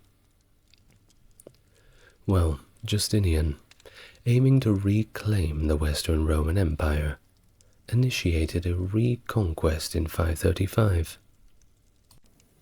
tasking Belisarius with leading the offensive and taking the fight to the Ostrogoths. Belisarius's campaign was successful, capturing key locations including Sicily, Naples, and they even got Rome back. Despite a substantial siege by the Goths on Rome, Belisarius held the city, and he later moved to secure Ravenna, the capital of the Ostrogoths, forcing King Witiges to surrender unconditionally. Well, in a surprising turn, the Gothic nobility offered the crown to Belisarius, hoping for a stronger leader. Belisarius feigned acceptance of it to secure the Ostrogothic leader's surrender, reaffirming the territory for the empire. Fearful of Belisarius potentially establishing his own rule, Justinian recalled him to Constantinople. Ravenna's fall shifted to the Ostrogothic resistance in Pavia, marking the beginning of the end for the Ostrogothic rule in Italy. Following this strategic withdrawal of Belisarius, the Ostrogoths, under the leader of a new king named Totila, managed to rejuvenate their forces, heralding a dynamic period of contention for Italy that lasted almost a decade. Totila's command was marked by notable military and political successes, most significantly the recapture of northern Italy and the expulsion of Byzantine forces from Rome. His control over Rome was solidified through drastic measures. And by drastic, I mean he executed the Roman senatorial class, prompting a significant portion of the Roman elite to seek refuge in Constantinople. Now, Emperor Justinian, in response to the Gothic resurgence, orchestrated a substantial military initiative around 550, aimed at reclaiming the lost territories and extinguishing the Gothic threat once and for all. The Byzantine counter-offensive saw early successes in 551, with a decisive naval victory over Totila's fleet, setting the stage for a significant land campaign led by the Byzantine general Narses. In 552, Narses' forces entered Italy from the north, confronting Totila's army at the Battle of Taginae. Totila's attempt at a tactical surprise ended in an embarrassment, and it resulted in his death, and therefore a critical setback for the Ostrogothic forces. But despite Totila's demise, the Ostrogoths, now led by a chieftain named Teia, rallied for a final stand in Campania. The Battle of Nuceria, however, culminated in Teia's death, and the ultimate capitulation of the Ostrogothic resistance. The Goths, acknowledging this defeat as divinely ordained, retreated from Italy, signifying the end of the Ostrogothic kingdom. This retreat marked not only a military defeat, but also the dissolution of what is the Ostrogothic identity, with the leadership vacuum in Western Europe quickly being filled by the ascendant Franks. The Ostrogothic endeavour to establish a realm that married Roman culture and administrative traditions with Germanic vigour, a vision embodied by Theodoric, ultimately did not come to pass. The failures of the Ostrogothic kingdom, and indeed of barbarian kingdoms more broadly, can be attributed to a combination of leadership voids, political fragmentation, and shifting loyalties among the Germanic tribes. The Frankish rise to prominence was significantly shaped by these dynamics, suggesting that alternate outcomes in the Ostrogothic-Byzantine conflict may have led to different trajectories in the formation of medieval Europe. Well, despite the military defeat and political disillusion, the Ostrogothic people did not just simply vanish. According to Procopius, they were allowed to reside peacefully in Italy, alongside their Rugian allies under Roman dominion. This accommodation paved the way for their eventual alliance with the Lombards, who launched their own conquest of Italy. This post-conflict integration of the Ostrogoths into the fabric of Italian society underscores a complex legacy, reflecting both the transient nature of political entities and the enduring presence of peoples and cultures beyond the lifespans of their kingdoms and rulers. I tend to think of the end of the Ostrogoths somewhat fading into history, kind of like a old man going out somewhere to retire. A very long and hard life for the Ostrogoths, and all things have to come to an end. One day, surely, our people will come to an end too. And just as the Ostrogoths thought that it was the end of the world for them, and perhaps things would never be the same again, there's always going to be something new around the corner. And who knows what history has in store for the people of the United States, the people of Europe, the people of my own country, Australia. Perhaps we will be overrun by the Goths too. Maybe. Well, thank you very much for listening, and excuse the last-minute monologue, but I do think it's interesting to engage in at least a little bit of fun at the end of these sorts of videos, particularly since the end of the videos are usually quite sad, where people are relegated to the dustbin of antiquity. But we had fun anyway. Matthias Corvinus was one of the most revered kings in Hungarian history. Ascending to the throne in 1458, at the age of 15, his reign was marked by a series of military, administrative, and cultural innovations that significantly expanded and strengthened the Hungarian kingdom.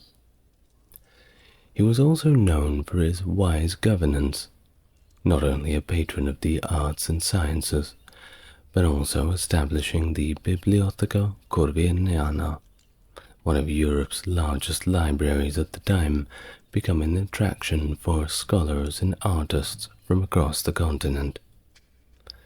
His military skill was evident in his successful campaigns against the Ottoman Empire, and his expansion into Austria and parts of the Czech lands. Thus, Corvinus's rule brought a period of relative peace and prosperity, marking his reign as a golden era in Hungarian history. Hello, welcome to the channel. If it's your first time here, it's good to meet you, and if you are coming back, it is great to see you again. As always, if you like what I do, there's a Patreon link in the description. Otherwise, help me reach my subscriber goal of 10,000. Hopefully, by the time you see this video, we're already there. You know, all the good stuff. Like, comment, subscribe. You know what to do. Now, without further ado, please get yourself relaxed, and we may begin our full biography of Matthias Corvinus. Matthias Corvinus was born on the 23rd of February, 1443, in the small city of Kolozsvár, now known as Cluj-Napoca, in modern-day Romania. He was the second son of the great John Hunyadi, the prominent military leader, and his wife Elizabeth Szilágyi. The Hunyadi household was a center for scholarly activities in Central Europe, attracting notable intellectuals such as Gregory of Senok and John Vites. It was under their influence that the young Matthias developed a keen interest in Renaissance humanism and became proficient in several languages, impressively including Hungarian, Latin, Italian, Polish, Czech, and German. In his youth, Matthias was engaged to Elizabeth of Celje as part of a political alliance forged between his father and Đurađ Branković, the despot of Serbia, on August the 7th, 1451. The union, which finally occurred in 1455, was brief, as Elizabeth unfortunately died within the same year. This period was marked by John Hunyadi's conflicts with Ulrich II of Celje, which ended tragically with Ulrich's assassination in 1456.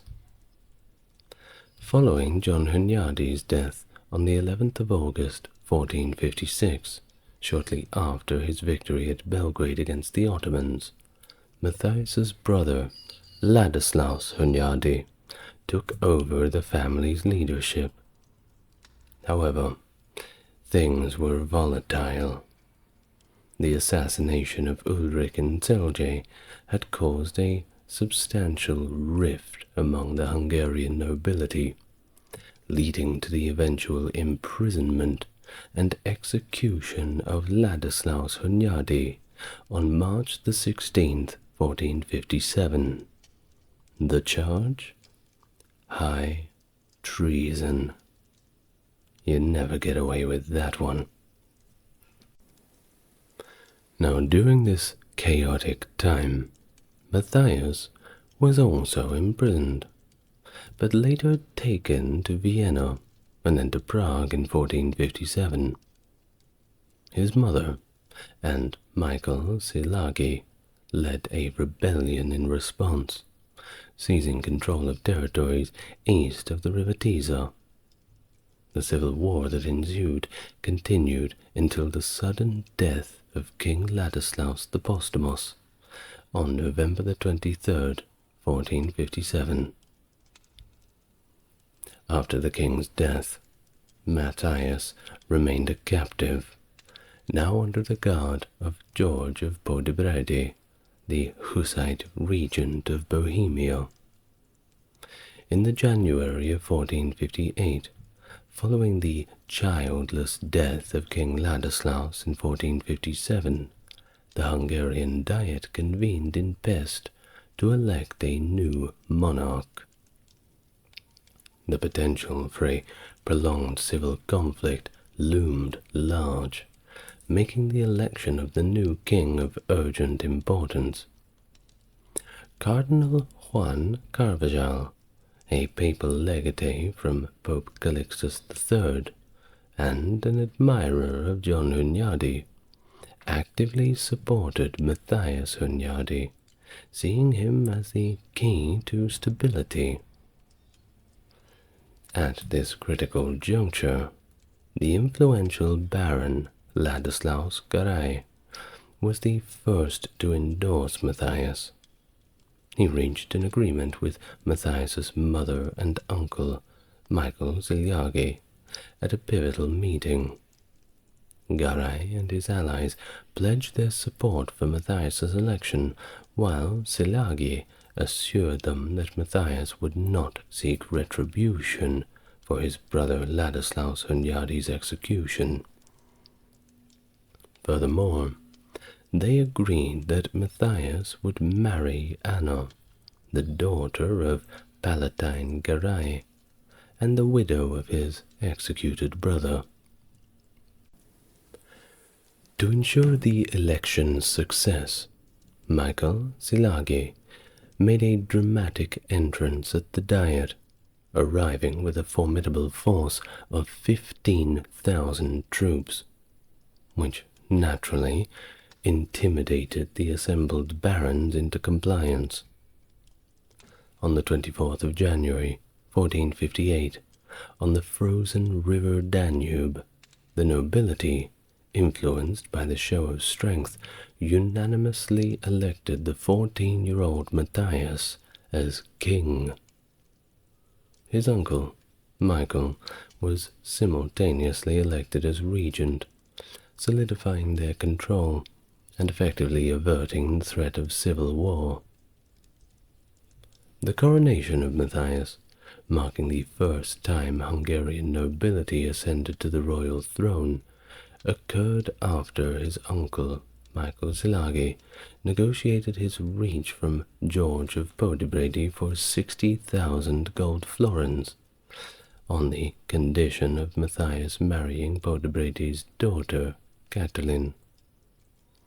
Released on the 9th of February in Straznica, Matthias quickly reconciled with John Jiskra of Brandis, leader of Czech mercenaries controlling Upper Hungary, thanks to Podebrady's intervention.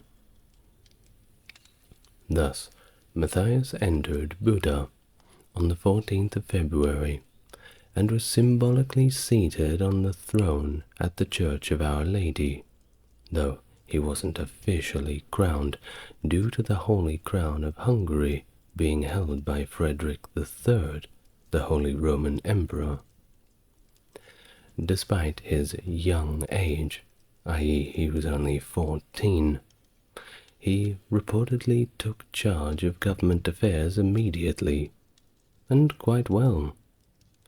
Very surprising for a 14-year-old, and what were you doing when you were 14? Well, he quickly engaged in domestic diplomacy, urging peace between the citizens of Nagyszeben and Dracula, the Prince of Wallachia. Your ears pricked up, didn't they? I've got a full video on Dracula if you want to watch that, but let's stick to Corvinus.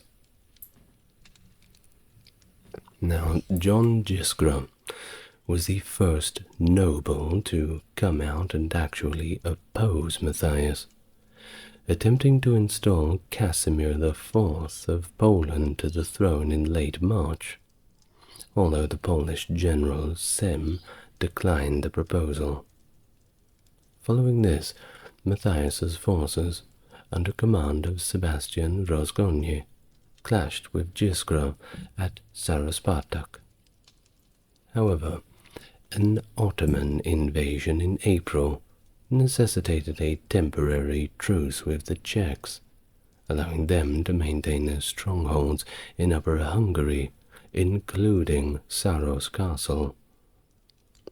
Additionally, Matthias orchestrated the crowning of Podebrady in Prague through his envoys, insisting on an oath of allegiance to the Holy See.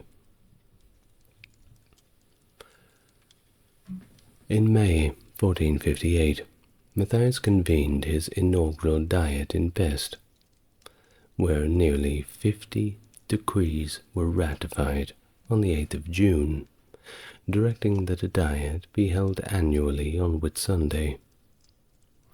This period saw Matthias frequently summoning the estates, significantly more often than his predecessors from 1458 to 76. He maintained control over these diets, tight control, appointing and dismissing barons as needed, including the dismissal of Palatine Ladislaus Garay. He also appointed Michael Orzag as Palatine, promoting not only old aristocracy, but also capable individuals from lesser nobility, such as the Zapolya brothers, to somewhat significant positions. At the beginning of his reign, the quite early days, Matthias's annual revenue was approximately 250,000 golden florins. That's good. And despite a decree forbidding extraordinary taxes at the Diet of 1458, guess what? A special tax was still imposed later that year. Well, this all was going on as the Ottoman threat loomed, and in response, Matthias orchestrated his own military response, mobilizing the nobility and launching minor raids into Ottoman territory, securing the allegiance of King Stephen Thomas of Bosnia, and granting military command to his son, Stefan Tomasevic, over unoccupied Serbian territories. Tensions heightened at the Diet of Szeged by late 1458, as Matthias prepared for an impending war with the Ottomans. However, rumors of a conspiracy forced his return to Buda. These suspicions were confirmed when several barons, including Ladislaus Garai and Nicholas Ulaki, convened in Nemotavar, offering the Hungarian throne to Emperor Frederick III in the February of 1459. This betrayal, coupled with promises to put Brady from Frederick, sparked a brief conflict, culminating in a tactical retreat by royal forces at Cormend in late March. Despite these challenges, Matthias managed to quell internal dissent and continued his efforts against the Ottomans, whose capture of Smederevo in June marked the complete conquest of Serbia. Matthias removed Archbishop Zexi as chief chancellor, appointing in his stead Stefan Vardai, Archbishop of Kalocsa, and John Vites. Vardai took the lead in the royal chancery, though both shared the titles of chief and secret chancellor. Concurrently, Matthias consolidated the superior courts of justice, merging the court of royal special presence and the court of personal presence into a single supreme court. This move reduced the influence of the baronial courts and pushed forward the professionalization of judicial administration, with Albert Hangaxi, Bishop of Xanad, becoming the inaugural Chief Justice. In the summer of 1464, Sultan Mehmed II besieged Jas in Bosnia, the same Mehmed II who had done over Constantinople. Yes, that one. Matthias quickly mobilized his forces along the Sava River, compelling the Sultan to abandon the siege by August 24th. Matthias's troops then crossed the river, capturing Srebrenica and laying siege to Zvornik. However, the arrival of a substantial Ottoman force necessitated his retreat back into Hungary. The following year, Matthias coerced Stefan Vuksik to permit Hungarian garrisons in his forts along the Neretva River, after Vuksik had ceded Makarsha Grajina to Venice. Following the death of Denis Zexi in 1465, John Vites ascended as the new Archbishop of Esztergom. Matthias also restructured the leadership in Transylvania, replacing voivodes Nicholas Ulaki and John Pongrag of Dengeleg with Counts Sigismund and John Sen-Georgi, while Ulaki retained his role as Ban of Maxo. Peter Sokoli was appointed to co-administer the province.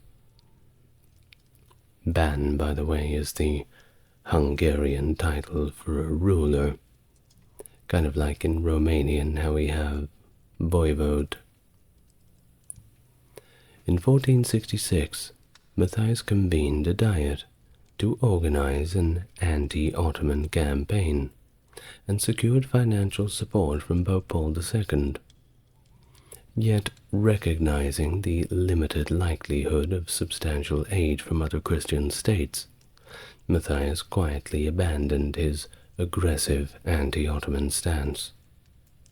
This period of détente suggests a possible peace agreement with Mehmed II, evidenced by the peaceable arrival of the Sultan's envoy in Hungary in 1465.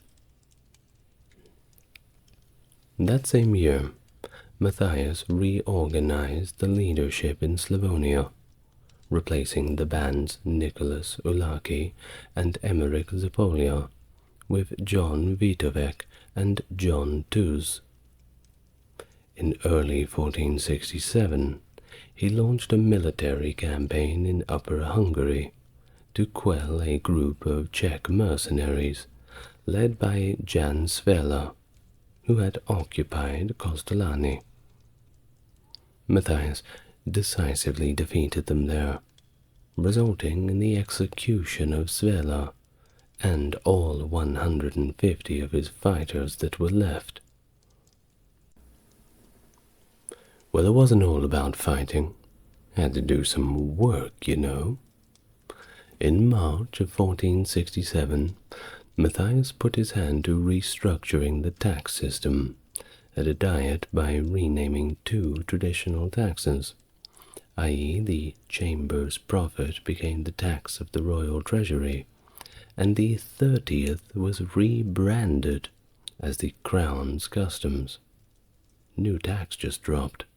Get excited. This redefinition voided all previous tax exemptions, thereby increasing the state's revenues. Matthias centralized the administration of these revenues, appointing John Ernest, a converted Jewish merchant, to oversee the crown's customs. Within 2 years, Ernest managed all forms of taxation and the operation of the important salt mines. I'm sure the people were very salty after hearing about the new taxes. Well, this tax reform, of course, sparked a rebellion in Transylvania, where representatives from the 3 nations of the province, i.e. the noblemen, the Saxons, and the Secules, united against Matthias. They convened on Manastur district of Cluj-Napoca, Romania in modern-day terminology, on the 18th of August, declaring their readiness to defend Hungary's freedom. Well, Matthias was not going to have that. He responded by swiftly mobilizing his forces and marching straight into the heart of Transylvania.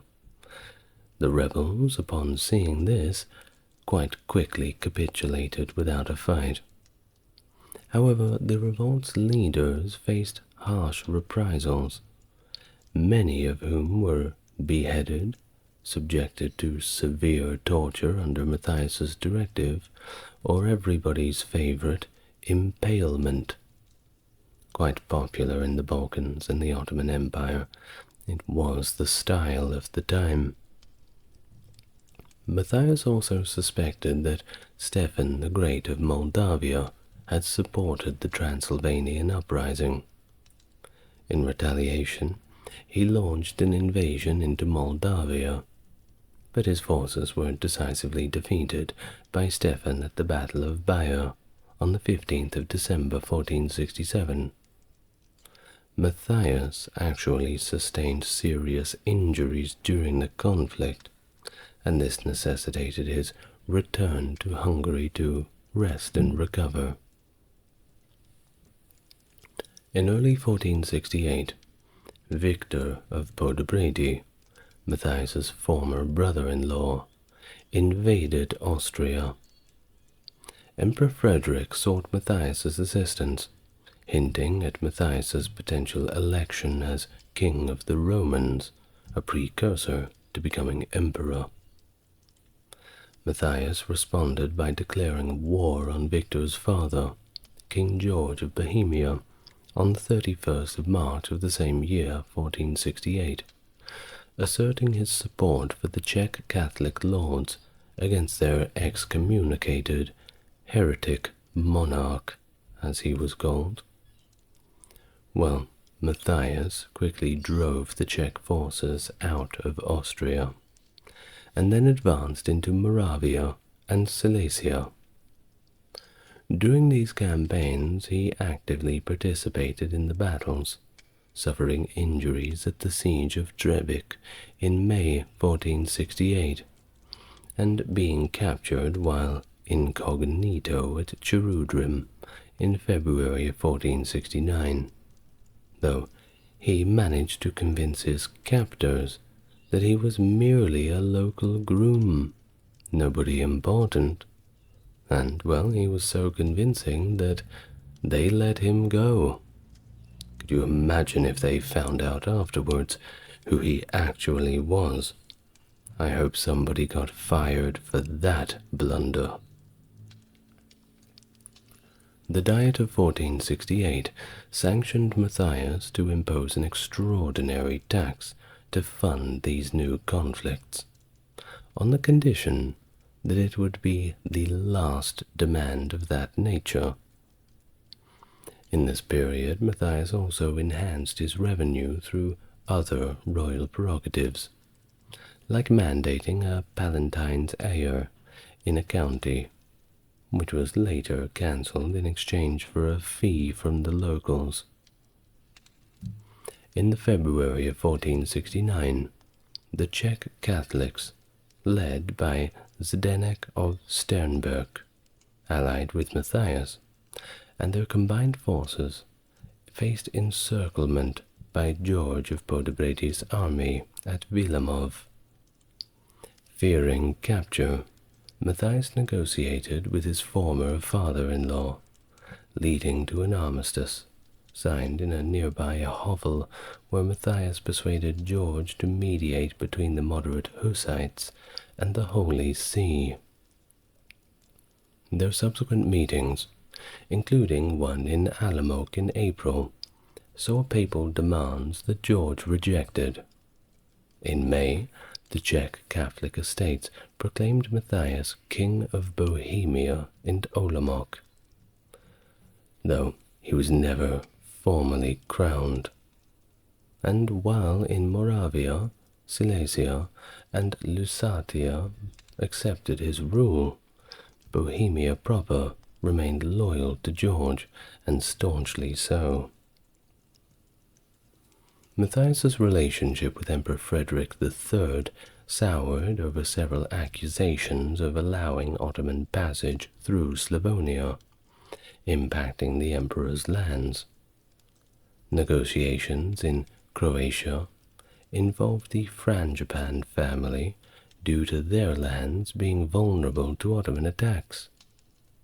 In 1469, Matthias dispatched troops to Croatia to block Venetian advances on Senge. Following George of Podebrate's expulsion from Silesia by Matthias's forces, Matthias faced defeat at Uherski Brod in November, leading to a tactical retreat to Hungary. The next year, without convening a diet, Matthias levied another extraordinary tax, something he said he was not going to do. Well, this, of course, sparked discontent among the Hungarian estates. His visit to Emperor Frederick in Vienna in February of 1470 aimed at financial support for his wars, but it ended fruitlessly after a month of unproductive negotiations, and Matthias departed without a formal farewell. Addressing growing unrest among the Hungarian estates, Matthias convened a diet in November, which agreed to another tax, and an extraordinary one at that, with, however, strict limits on the total tax burden. The estates expressed their opposition to the ongoing Bohemian conflict. Upon George of Podebrady's death in the March of 1471, Vladislaus Jagiello was elected king by the Bohemian estates, a decision contested by the papal legate, but ignored by the imperial diet, which refused Matthias's claim. In Moravia, Matthias learned of a conspiracy led by Hungarian prelates and barons to install Casimir, son of King Casimir IV of Poland, on the Hungarian throne. Despite initial support, resistance crumbled, and Matthias returned to Hungary completely unopposed. He assured the estates at a subsequent diet of his commitment to regular consultations, and of course limited taxation, and he managed to speak so well that he regained their support, at least the majority of them. Casimir's brief invasion ended with his retreat, the death of one of the conspirators, and restrictions imposed on another key conspirator. All of this came together to finally consolidate Matthias's authority. Meanwhile, the Ottomans captured key Hungarian forts along the Nertva River.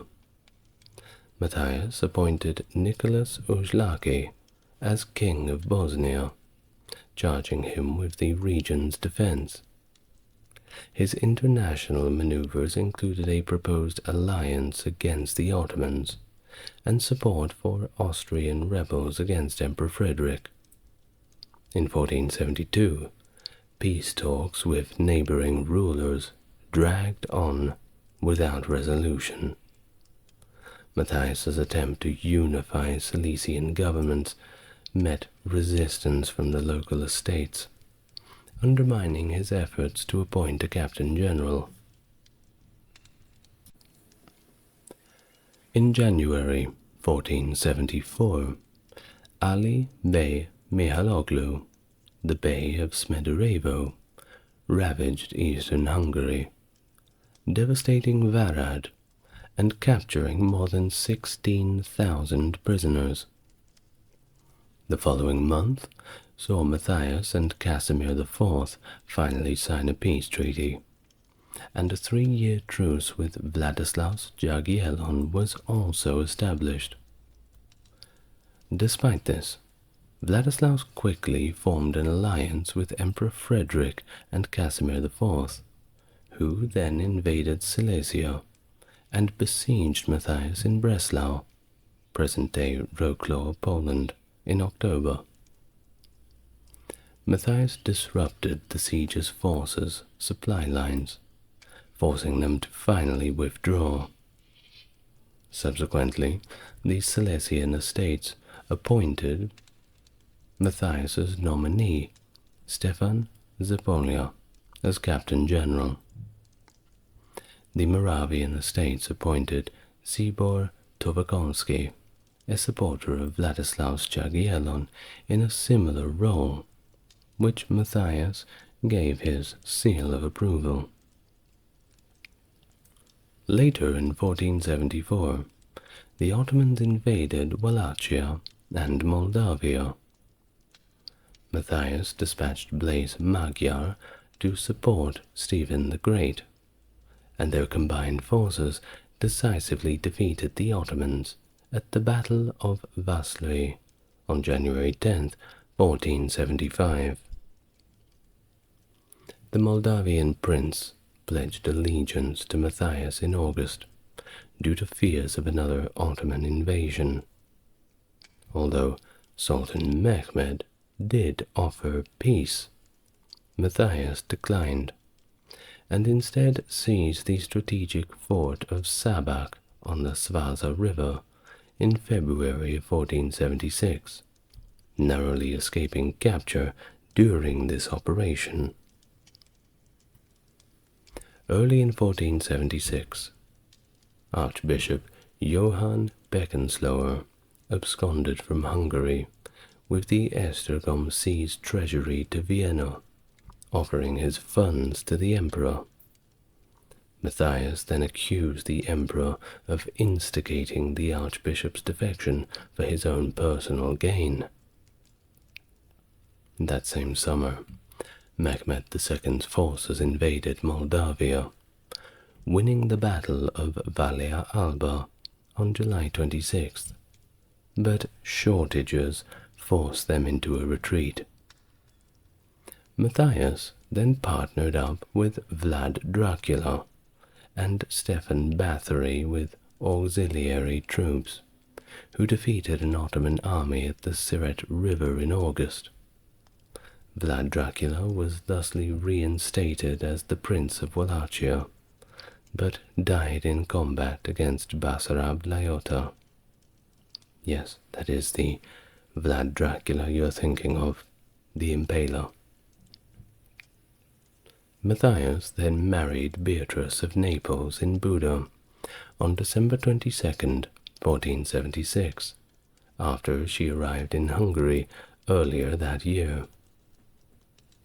Post-marriage, Matthias enhanced the royal court's splendor and formality, significantly changing his lifestyle and courtly practices, as noted by the chronicler of the time, Bonfini. In 1477, Matthias aligned with the Teutonic Knights and bishopric of Ermland against Poland, but shifted focus to wage war against Emperor Frederick, incensed by Frederick's support for Vladislaus Jagiellon as the King of Bohemia. Matthias then besieged Vienna after invading Lower Austria. The conflict ended with a peace treaty mediated by various European powers in December, where Frederick recognized Matthias's rule over Bohemia and thus agreed to an indemnity. Matthias and Vladislaus Jagiellon's envoys finalized a treaty in 1478. This treaty permitted both to equally claim the Bohemian crown. Thus, they got to work and divided the Bohemian territories, with Vladislaus governing Bohemia proper, and Matthias ruling Moravia, Silesia, and Lusatia. It wasn't a bad deal. The agreement was solemnly ratified in Olomouc on July 21st of that same year, 1478, and finally, it marked a formal end to their disputes. Emperor Frederick only partially fulfilled his financial obligations to Matthias under their earlier treaty in 1477. On March 26, 1479, Matthias forged a pact with the Swiss Confederacy, effectively blocking the emperor from hiring Swiss mercenaries. He also allied with Archbishop Bernard II of Rohr of Satzelburg, gaining control of fortresses in Carinthia, Carniola, and Styria. In late 1479, an Ottoman force, allied with Basarab Tepelus of Wallachia, invaded Transylvania and attacked Sesavaros, now Orastie in Romania.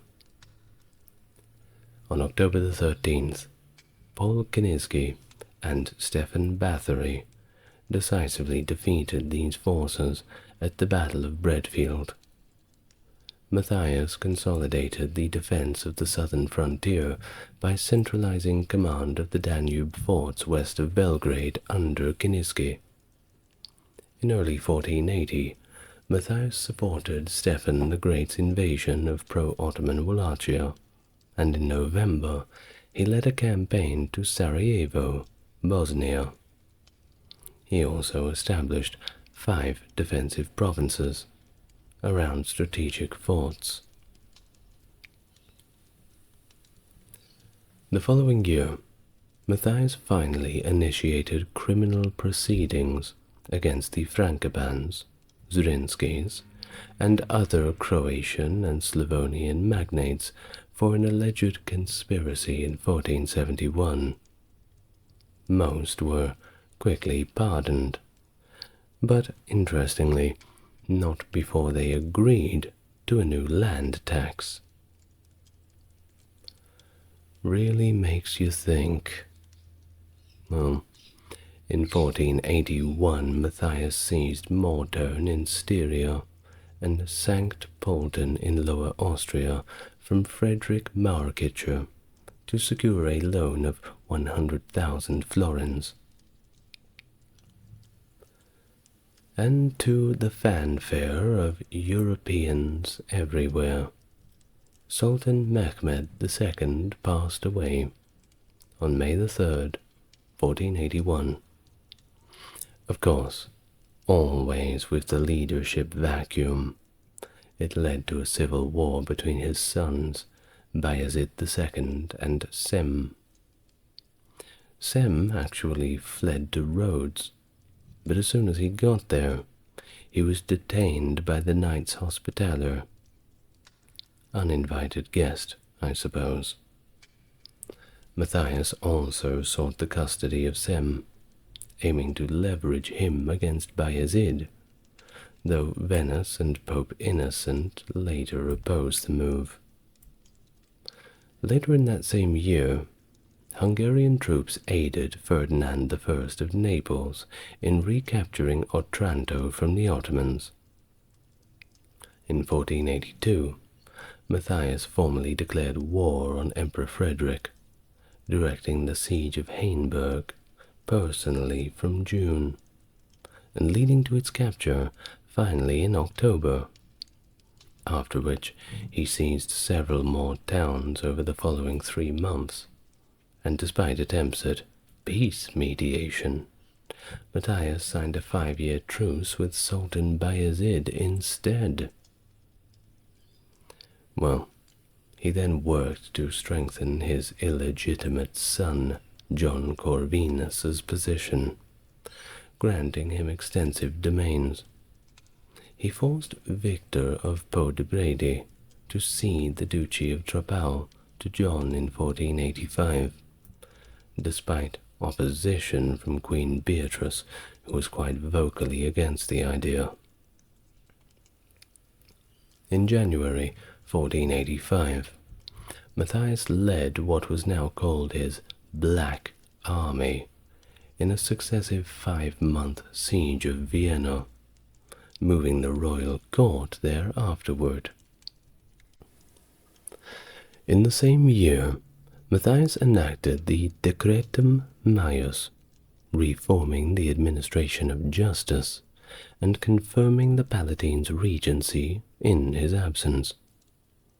Relations with Emperor Frederick, well, they deteriorated further, leading to Matthias's proclamation as King of the Romans by 6 prince-electors in 1486.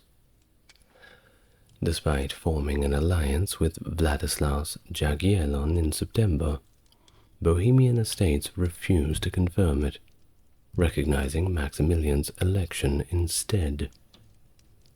Matthias continued his military campaigns, capturing several towns in Lower Austria and imposing Hungarian governance while retaining some of Frederick's officials. The lengthy war finally concluded with an armistice on December 1487, initiated by Duke Albert III of Saxony. Matthias then entered peace talks, offering to return Austrian territories if Frederick and Maximilian renounced the 1463 territory and recognized him as the heir to the Holy Roman Empire. It's a bold strategy. Well, unfortunately, Matthias died in Vienna in 1490 before these negotiations were finalized, although, personally, I don't think they would have signed off on that. It's just a bit of a bridge too far. Well, King Matthias was lauded in the work Chronica Hungarorum, as I guess the Chronicles of Hungary, in 1488, which aimed to elevate the legacy of Attila the Hun, drawing parallels between him and Matthias, who of course was likened to the second Attila, and portrayed as a heroic figure akin to the aforementioned Scourge of God. In the latter years of his reign, of course, Matthias was quite feared by his subjects for his relentless approach towards those he suspected of disloyalty, as observed by Philip de Comines. In 1484 he imprisoned Archbishop Peter Varady, and by 1485 he had his Chancellor of Bohemia, Yaroslav Boskovic, executed. Matthias's stern measures extended to the aristocracy, evident from the 1487 imprisonment of Nicholas Banfi, a noble linked by marriage to John the Mad, Duke of Glogau. Thus Matthias's actions seemed aimed at seizing the Glogau duchy for his son, John Corvinus, leading to hostilities with John the Mad, allied with Duke Henry of Podebrady, and declared war on Matthias in May that year. Well, by November, Matthias's forces had taken over the duchy completely, so I'm sure he regretted that declaration. Well, how did he die? Most of the time, people would suggest gout. Either way, we know that by March 1489, his health had declined significantly, and he was apparently immobile and had to be carried around everywhere he went. Tensions over his successions grew, particularly between Queen Beatrice and John Corvinus. Matthias sought the intervention of Beatrice's brother, Alfonso, the Duke of Calabria, to dissuade her from pursuing the crown, expressing concerns over the Hungarian populace's strong resistance to female rule.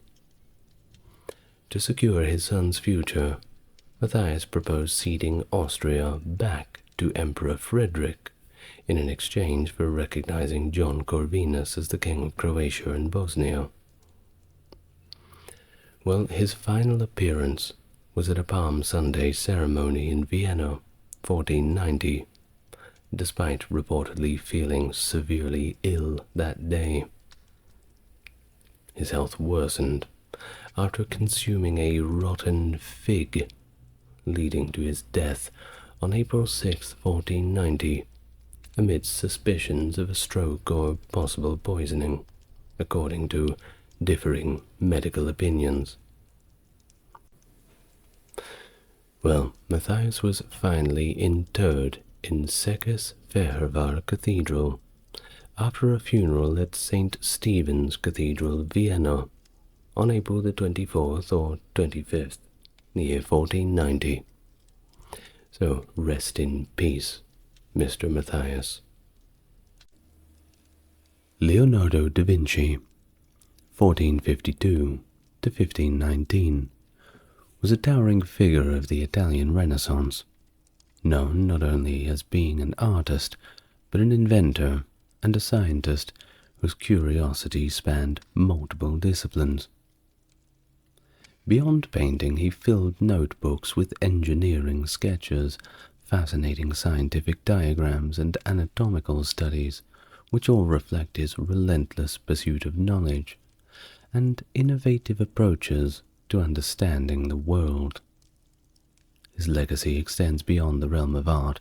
His visionary inventions and discoveries in fields such as anatomy, optics and hydraulics anticipated many modern technologies. So, let's learn about his life today. Hello and welcome to the channel. If you're coming back, it's good to see you again. And if you're completely new, then it's good to meet you. If you'd like to support the channel, links to the Patreon are in description. Otherwise, if you like the video, you'll certainly have my heartfelt thanks. This helps YouTube push it out to a broader audience. Thank you in advance for liking the video. Now, let's get on with it. The life of Leonardo da Vinci. Please, make yourself comfortable. Leonardo da Vinci, born Leonardo di Ser Piero da Vinci, was born on April 15th, 1452, either in or near the Tuscan hill town of Vinci, approximately 20 miles from Florence. He was the illegitimate son of a man named Piero da Vinci, a Florentine legal notary, and Caterina de Meo Lippi, who hailed from the lower class.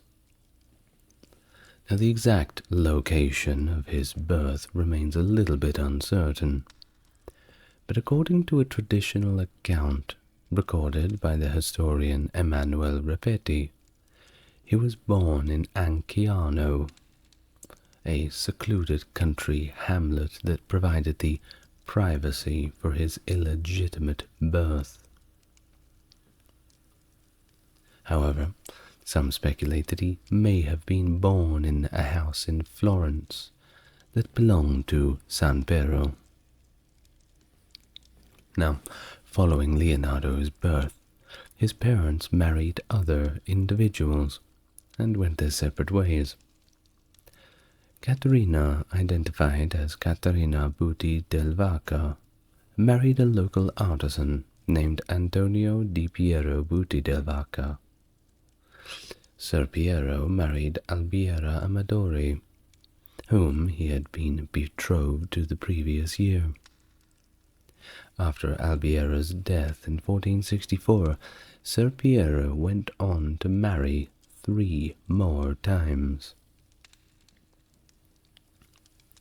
Well, Leonardo himself grew up alongside 16 half-siblings, of whom 11 survived infancy. However, he had very little contact with them, as they were much younger than him, with the last being born when Leonardo was 46.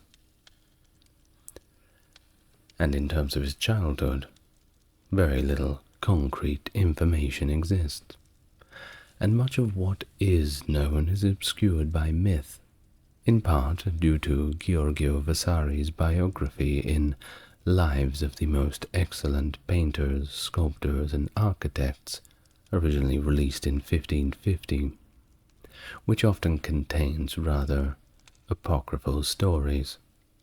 Gotta sell some books, right? Now, there is tax records that indicate Leonardo lived in his paternal grandfather Antonio da Vinci's household by at least 1457, but it's possible he spent his early years under the care of his mother in Vinci, either in Anciano or Camposepi in the parish of San Pantaleone. He likely had a close relationship with his uncle, Francesco da Vinci, but his father, Ser Piero, was likely in Florence most of the time. Now, Ser Piero, belonging to a long line of notaries, established a residence in Florence by at least 1469, and enjoyed a fairly successful career. Despite his family's background, Leonardo received only a basic and comparatively informal education, focusing primarily on vernacular writing, reading, and mathematics. It's speculated, however, that his family did recognize his artistic talents earlier on and decided to prioritize them. But we don't know how this was done. It's simply suggested in the works of Giorgio Vasari. Well, in his later years, Leonardo recorded his earliest memory in the Codex Atlanticus.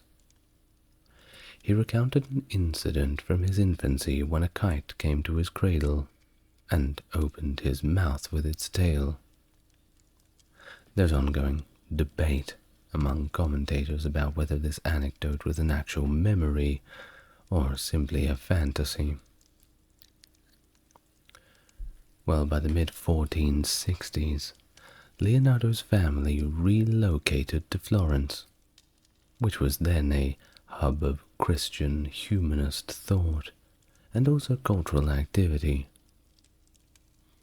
At around the age of 14, he began working as a garzone, or studio boy, in the workshop of Andrea del Verrocchio, the leading painter and sculptor in Florence at the time.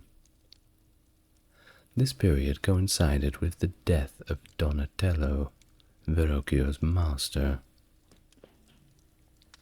Leonardo progressed to become an apprentice by the age of 17, and continued his training under Verrocchio for 7 years.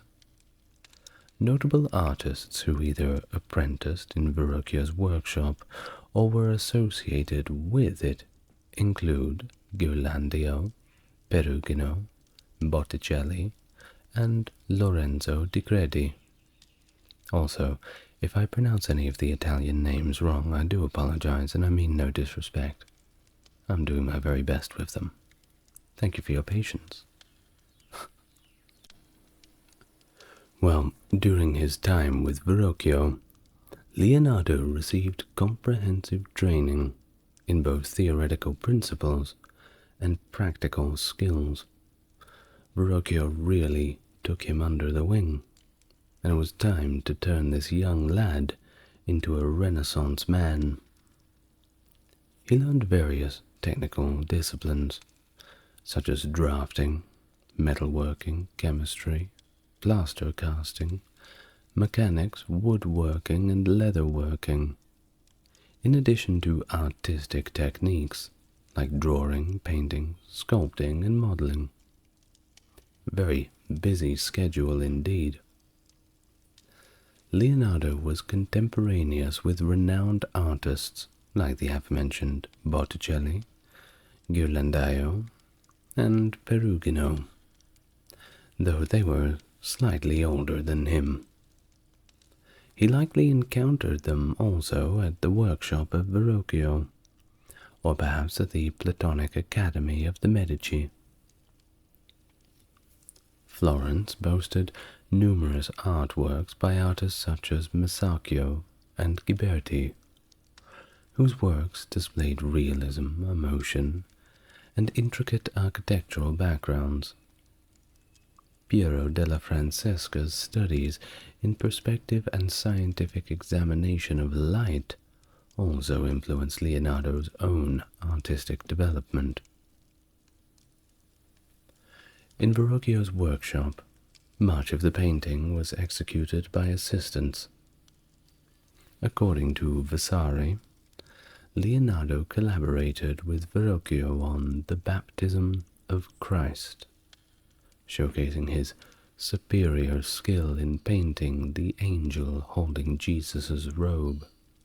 And if you haven't seen it, really, go and have a look. It's a beautiful painting. It is said that Verrocchio was so taken back and impressed by Leonardo's talent that he himself decided to simply give up painting. Although this is probably just an apocryphal story. Could have happened though.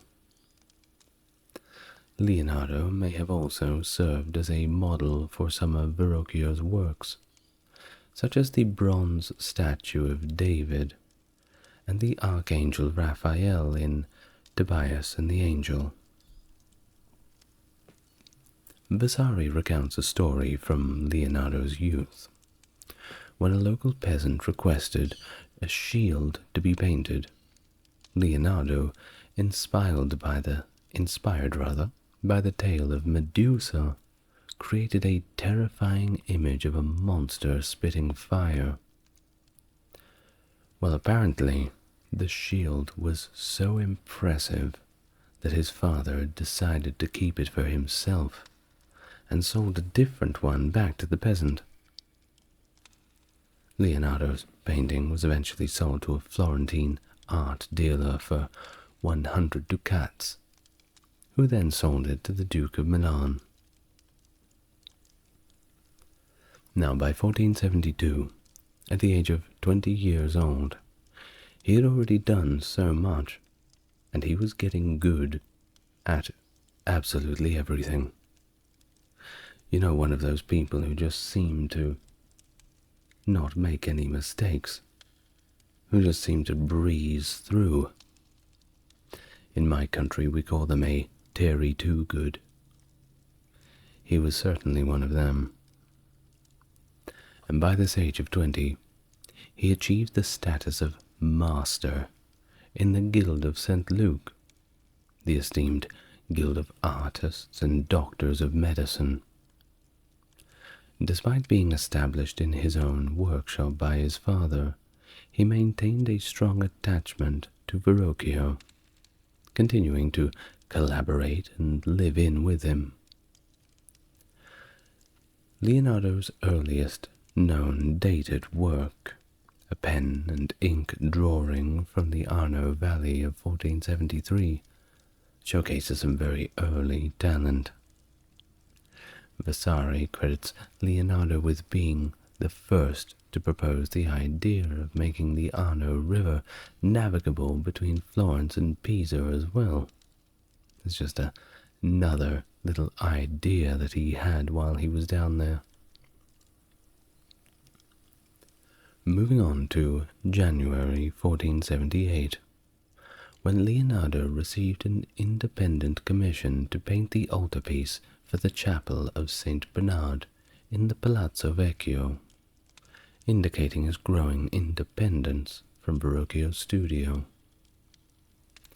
An anonymous biographer, Anonimo Gadiano, claims that in 1480 Leonardo was residing with the Medici and frequented the garden of Piazza San Marco, where a Neoplatonic academy organized by the Medici gathered.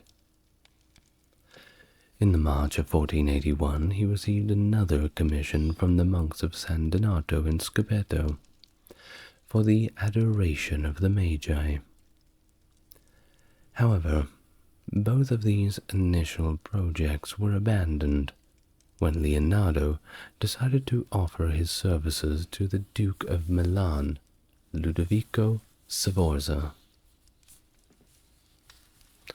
Leonardo wrote Sforza a letter detailing his skills in engineering, weapon design, and painting, and he presented the Duke with a unique silver string instrument shaped like a horse's head, which was most likely either a lute or a kind of lyre. Through his association with Alberti, Leonardo gained access to the home of the Medici, where he became acquainted with the prominent humanist philosopher, such as Marsiglio Ficini, Cristoforo Landino, and John Argyropoulos. He also interacted with the brilliant young poet and philosopher Pico del Mirandola. Back in 1482, Leonardo was sent as an ambassador by Lorenzo de' Medici to Ludovico il Moro, the ruler of Milan from 1479 to 1499. And this was a very significant turning point in Leonardo's career, as he sought new opportunities and patronage in the city of Milan. During his time in Milan from 1482 to 1499, Leonardo undertook several significant commissions and projects. He was commissioned to create masterpieces such as the Virgin on the Rocks for the Confraternity of the Immaculate Conception, and the Last Supper for the monastery of Santa Maria del Grazie. In the spring of 1485, Leonardo traveled to Hungary on behalf of Ludovico Sforza to meet King Matthias Corvinus, who commissioned him to paint a Madonna.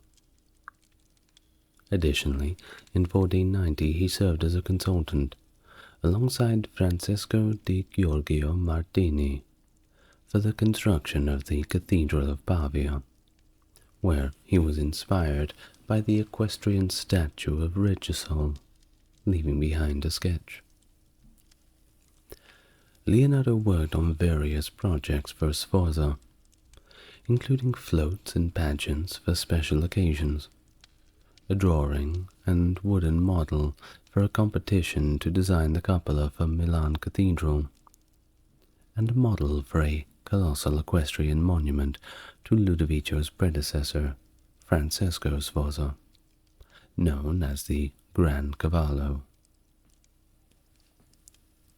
Although Leonardo completed a model for the horse and detailed plans for its castings, Ludovico diverted the metal intended for the statue to build a cannon to defend the walls from Charles VIII of France in November 1494. I mean, priorities, right? Additionally, contemporary correspondence reveals that Leonardo and his assistants were tasked by the Duke of Milan to paint the Sala del Asse in Sforza Castle around 1498. This project involved creating a trompe-l'oeil decoration that transformed the Great Hall into a pergola, featuring intertwined mulberry trees with an intricate canopy of leaves and knots in the ceiling, showcasing Leonardo's mastery of perspective and also illusionistic techniques. After Ludovico Sforza was ousted by France in 1500, Leonardo fled for Venice, accompanied by his assistant Salai and the mathematician Luca Pacioli. In Venice, he worked as a military architect and engineer, devising defensive strategies against naval attacks. Upon returning to Florence in 1500, Leonardo and his household were hosted by the Servite monks at the monastery of Santissima Annunziata, where he created the cartoon of the Virgin and Child of Saint Anne and St. John the Baptist, which garnered immense and widespread admiration. In 1502, Leonardo entered the service of Cesare Borgia, the son of Pope Alexander VI, serving as a military architect and engineer. He traveled throughout Italy with Borgia, creating maps of strategic locations and designing structures such as dams. Leonardo left Borgia's service and returned to Florence in the early of 1503, rejoining the Guild of St. Luke and commencing work on the iconic portrait of Lisa del Giocondo, also known as the Mona Lisa. In 1504, he participated in a committee to decide the placement of Michelangelo's statue of David. He then spent the next 2 years in Florence working on the mural of the Battle of Anghiari for Signoria, alongside Michelangelo's The Battle of Cascina. By 1506, Leonardo was summoned back to Milan by Charles II d'Amboise, the French governor. While there, he took on Count Francesco Melzi as a pupil. Despite the Council of Florence's desire for him to return and finish the work of the Battle of Anghiari, Leonardo was granted leave by Louis XII of France to work on various projects, including a potential equestrian figure of Diambois. During his time in Milan, many prominent pupils, such as Bernardino Luini and Giovanni Antonio Bolterafio, studied or collaborated with him. By this time he was certainly becoming a teacher, and many people sought out his advice, whether it be for artistic pursuits or otherwise. In 1507, Leonardo was forced to travel back to Florence, and not on an artistic mission, but rather to resolve a dispute with his brothers over his recently deceased father's estate. By 1508, he returned to Milan, where he resided in his own house in Porta Orientale, in the parish of Santa Bibola. 4 years later, Leonardo began working on plans for an equestrian monument for Gian Giacomo Trivulzio, but these plans were halted due to an invasion by a confederation of Swiss, Spanish, and Venetian forces, which drove the French from Milan. Despite the turmoil, Leonardo remained in the city, spending time in 1513 at the Medici's Vaprio di Ada Villa.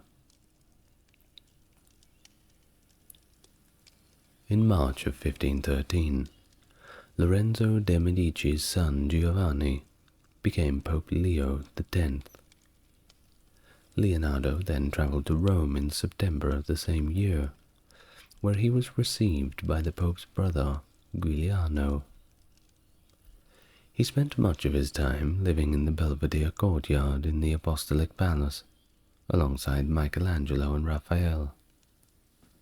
Leonardo received a monthly allowance from the Pope, and was engaged in various projects, including decorating a lizard with quicksilver-coated scales, and working on plans for draining the Pontine marshes. He also dissected cadavers and took notes for his anatomical studies. In the October of 1515, some 2 years later, King Francis I of France recaptured Milan, and Leonardo was present at the meeting between Francis I and Leo X in December of that year. In 1516, Leonardo entered Francis's service and was given the use of the manor house Clos-Luc near the king's residence at the royal Château d'Amboise. He drew plans for a castle town at Ramorantin and created a mechanical lion for a pageant attended by the king. During this period, Leonardo was accompanied by his friend and apprentice, Francesco Melzi, and received a pension. At some point, Melzi had drawn a portrait of Leonardo, and there are other sketches and records from this time, including accounts of Leonardo being paralyzed in his right hand. Not good for an artist. Well, despite the health issues, he continued to work until he became bedridden for several months. And then Leonardo da Vinci passed away at Clos-Luce on May 2nd, 1519, at the age of 67 and possibly due to a stroke. His close friend, King Francis I, was with him in his final moments, and according to Vasari, Leonardo expressed remorse for not fully dedicating himself to his art. He received the last rites and confession before passing away. Legend has it that King Francis himself cradled Leonardo's head as he breathed his last breath, and his funeral procession included 60 beggars carrying tapers, as per his will. He left his belongings to his principal heir and executor, Francesco Melzi, including his paintings, tools, library, and some personal effects. Melzi's companions, Salai and Baptista de Villanis, also received their shares of Leonardo's estate. His remains were interred at the Collegiate Church of Saint Florentine at the Château d'Amboise.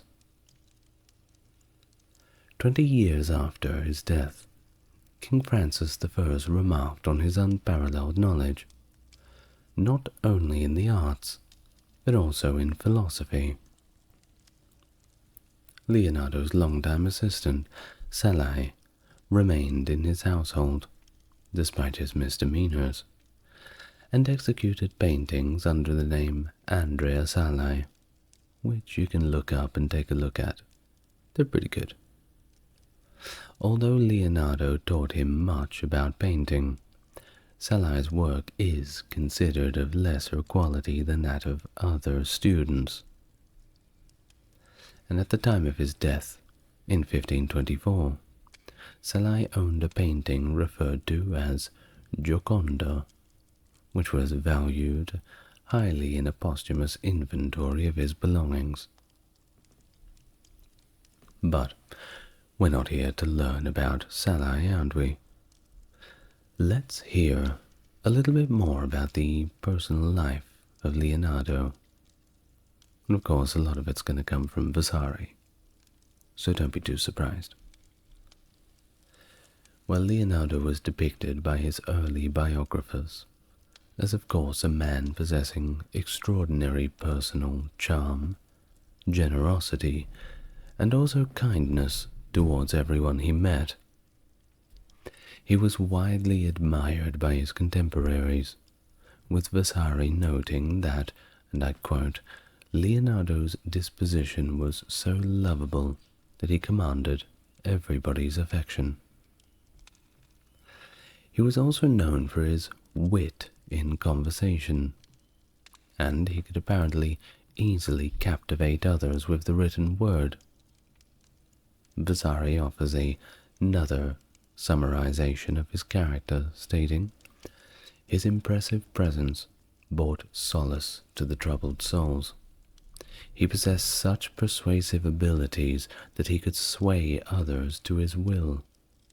He was exceedingly generous, ensuring that all his friends, regardless of their wealth, were well taken care of.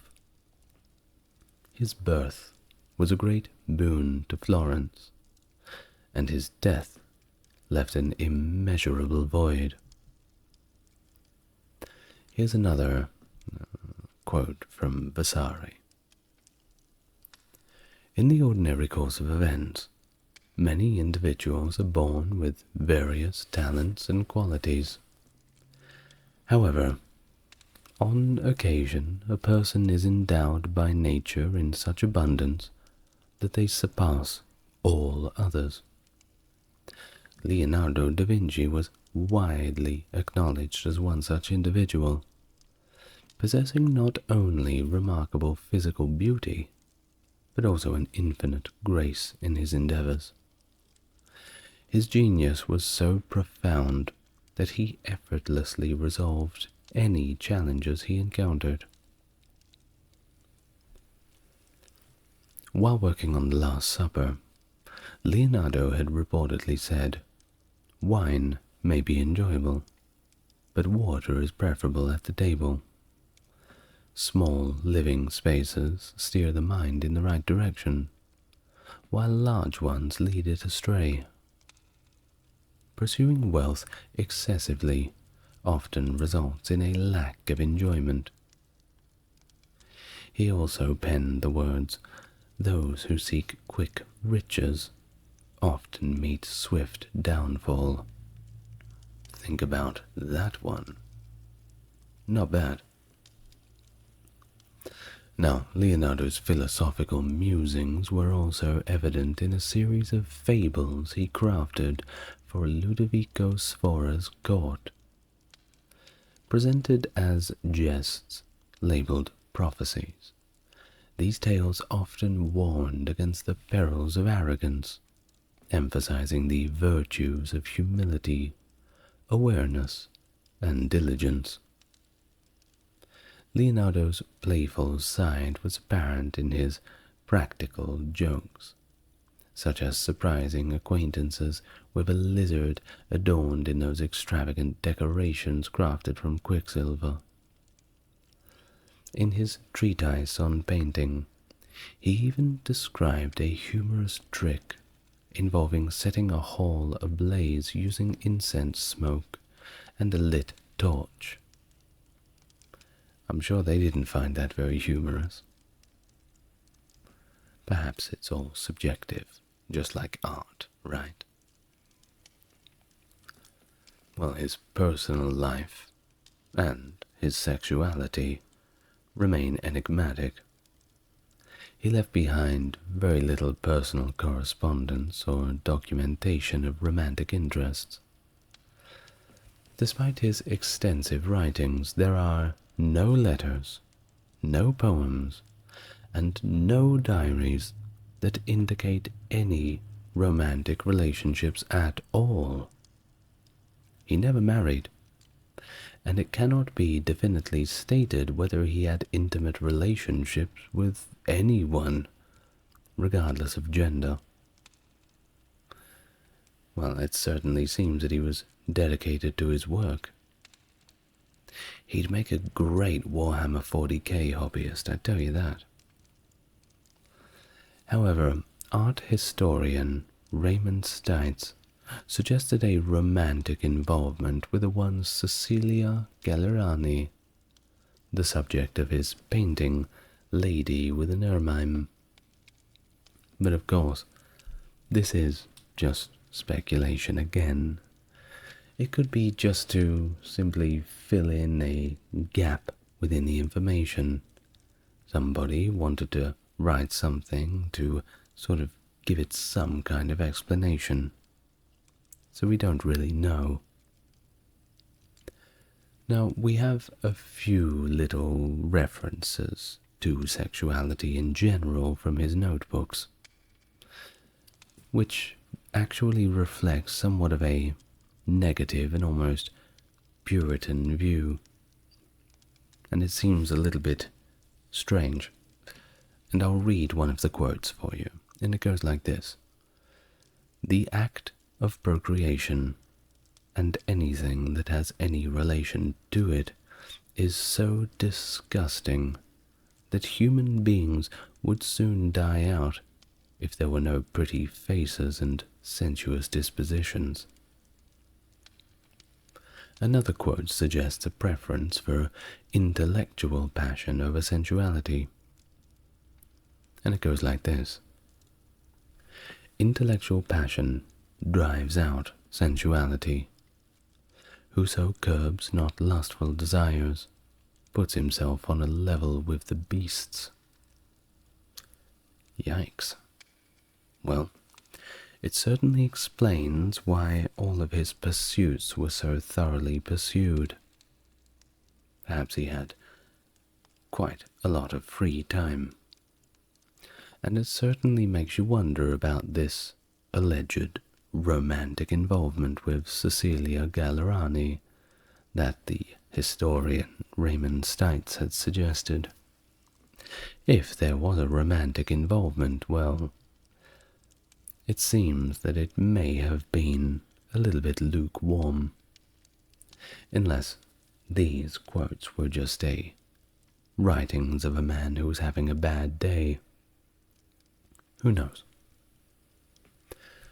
Now, the only historical record concerning Leonardo's sexual life is actually an accusation of sodomy that was made against him in 1476, when he was nearly 24 years old and still an apprentice in Verrocchio's workshop. The accusation, however, is dismissed due to insufficient evidence, which I don't know how you would find sufficient evidence of it, but it still remains a topic of speculation among scholars. Now, throughout history, the interpretations of his sexuality have varied. Some biographers suggest that he was actually homosexual, while others believe that he was simply celibate for much of his life. Elizabeth Abbott posited that the sodomy case could have traumatized him into celibacy. Perhaps so, maybe there's something to that.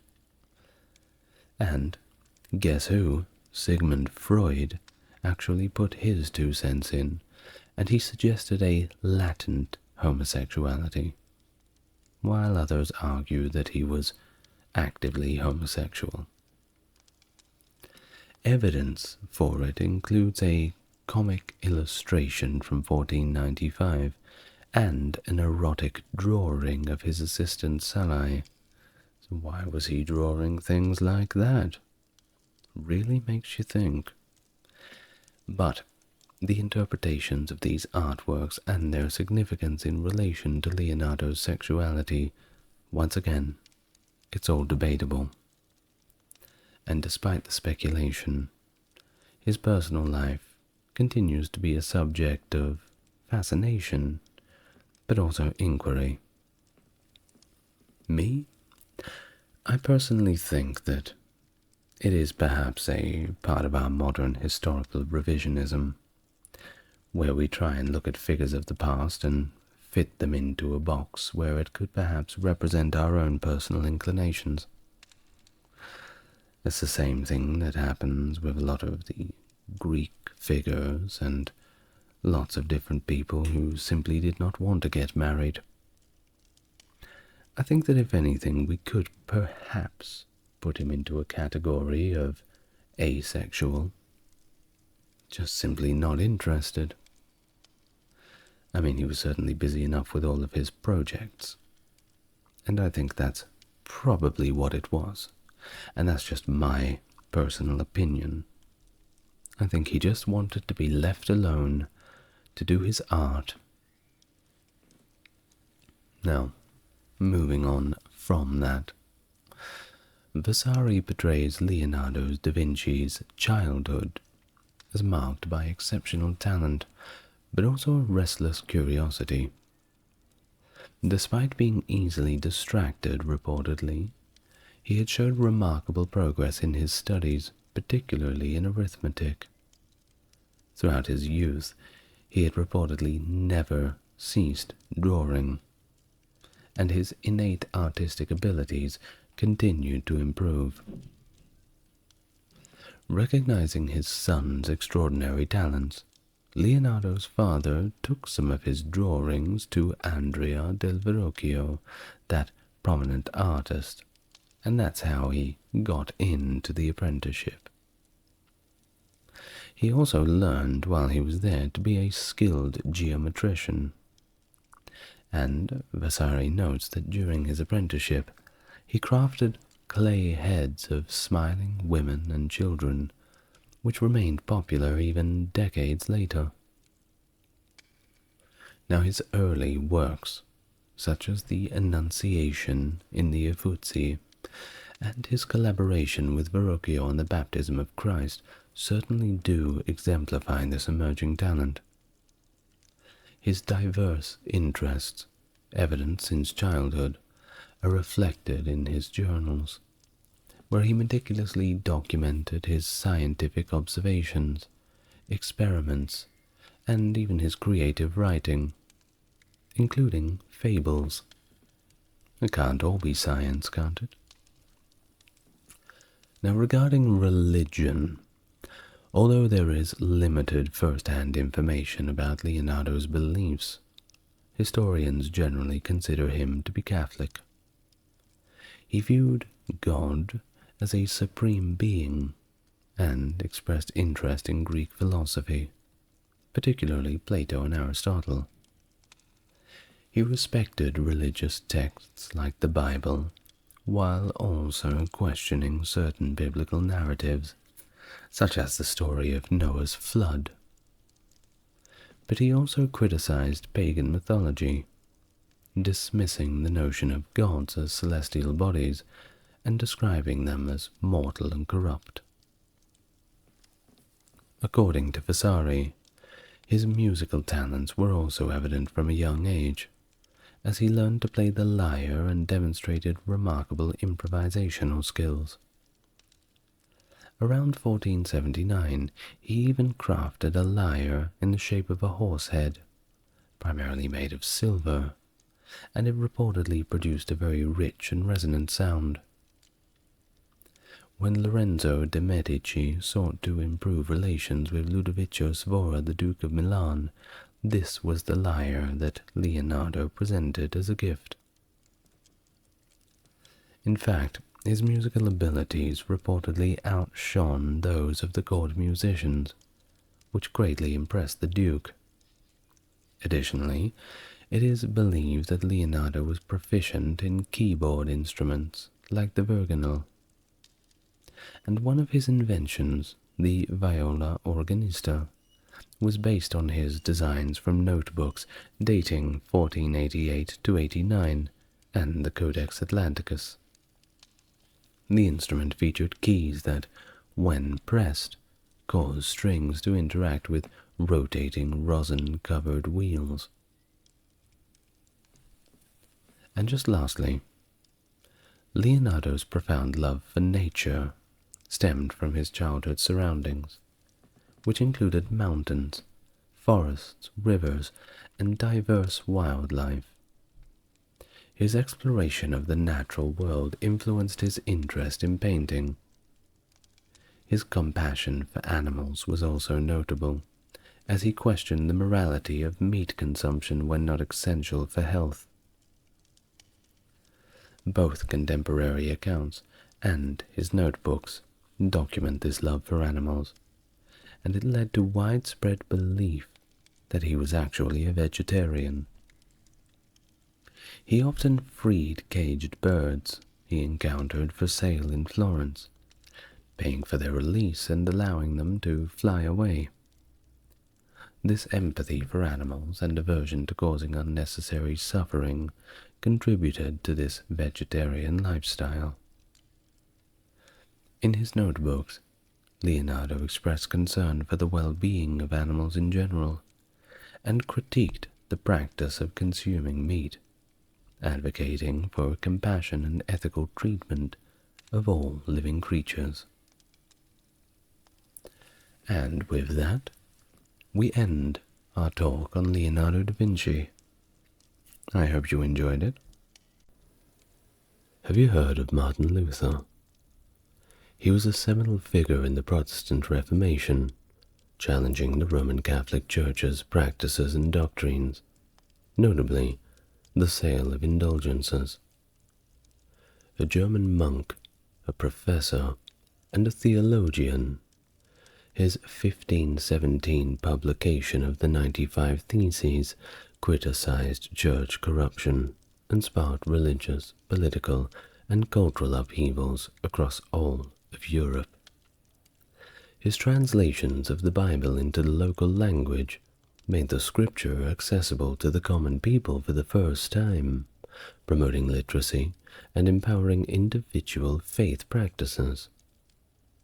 His teachings emphasize salvation by faith alone, the authority of Scripture, and the priesthood of all believers, laying foundational principles for the Protestant Reformation and Protestantism in general, dramatically altering the course of Western Christianity.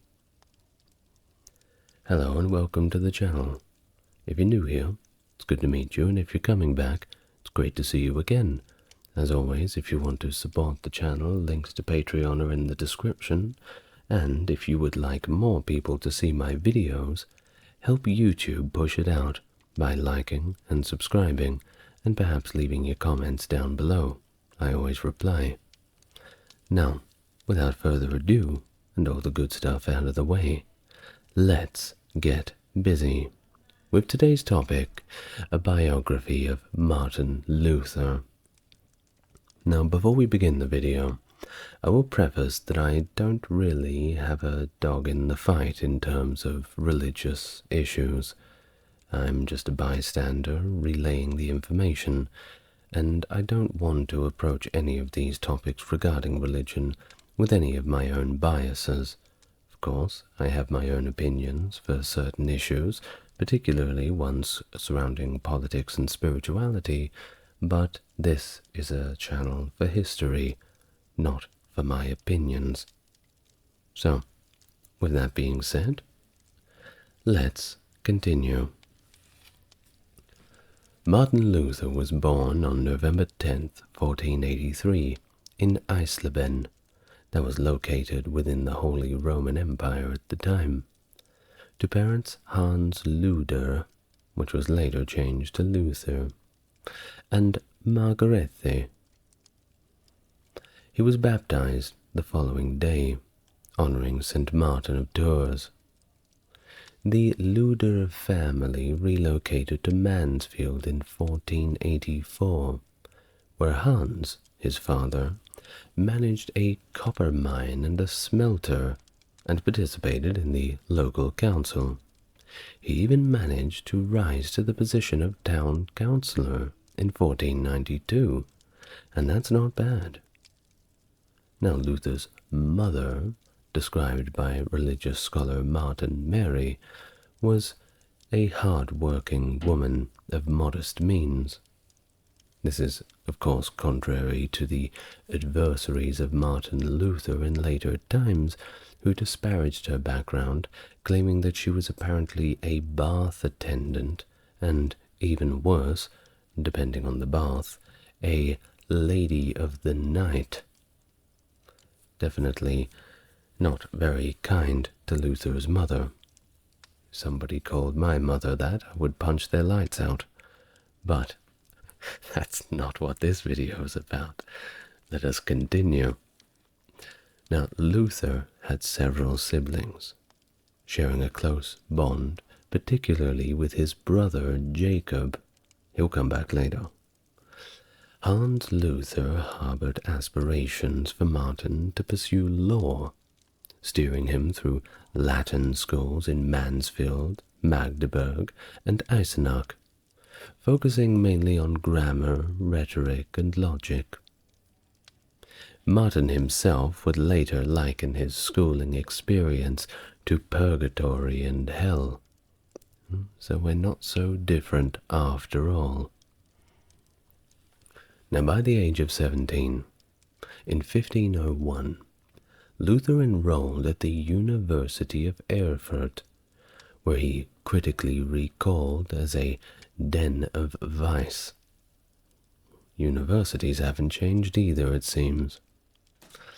His curriculum was, of course, rigorous, filled with rote learning and spiritual exercises, culminating in a master's degree in 1505. Initially following his father's wishes to study law, Luther quickly found himself bored to tears and disillusioned with the profession, and was drawn to theology and philosophy, showing keen interest in figures like Aristotle, William of Ockham, and Gabriel Biel. He was notably influenced by tutors such as Bartholomew Arnoldi von Usingen and Jodocus Trutvetter, who instilled in him a deep skepticism towards established authorities and an emphasis on personal experience for truth-seeking. Luther's political pursuits left him somewhat unfulfilled, and he craved this deeper, more meaningful connection with God, beyond what the pure reason and logic could offer.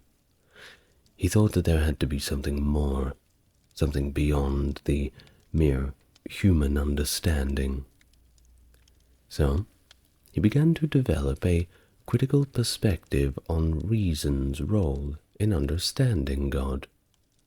contrasting it with the certainty found in divine revelation and scripture. This led to a pivotal moment on the 2nd of July 1505, when during a rather horrible thunderstorm, a lightning bolt strike led Luther to vow to become a monk if spared from the storm, a vow that he viewed as unbreakable. Well, of course, spoiler alert, he survived the storm, so you can guess what his next career move was going to be. He entered St. Augustine's monastery in Erfurt on the 17th of July 1505. A decision, of course, put his father in quite a mood, and it marked the beginning of Luther's theological journey. Of course, his father did not know that his son was bound for such glory, but who can really predict these things? Well, Luther was having a great time in his new role. He immersed himself fully in the Augustinian way of life, engaging in rigorous fasting, extended prayer sessions, pilgrimages, and regular confession. He later reflected on this time as a period of profound spiritual crisis, feeling alienated from Christ, who he perceived not as his Savior, but as a punitive figure overseeing his torment. Recognizing Luther's spiritual turmoil, Johann von Staupitz, his mentor, believed that engaging Luther in more active pursuits might alleviate his introspective tendencies.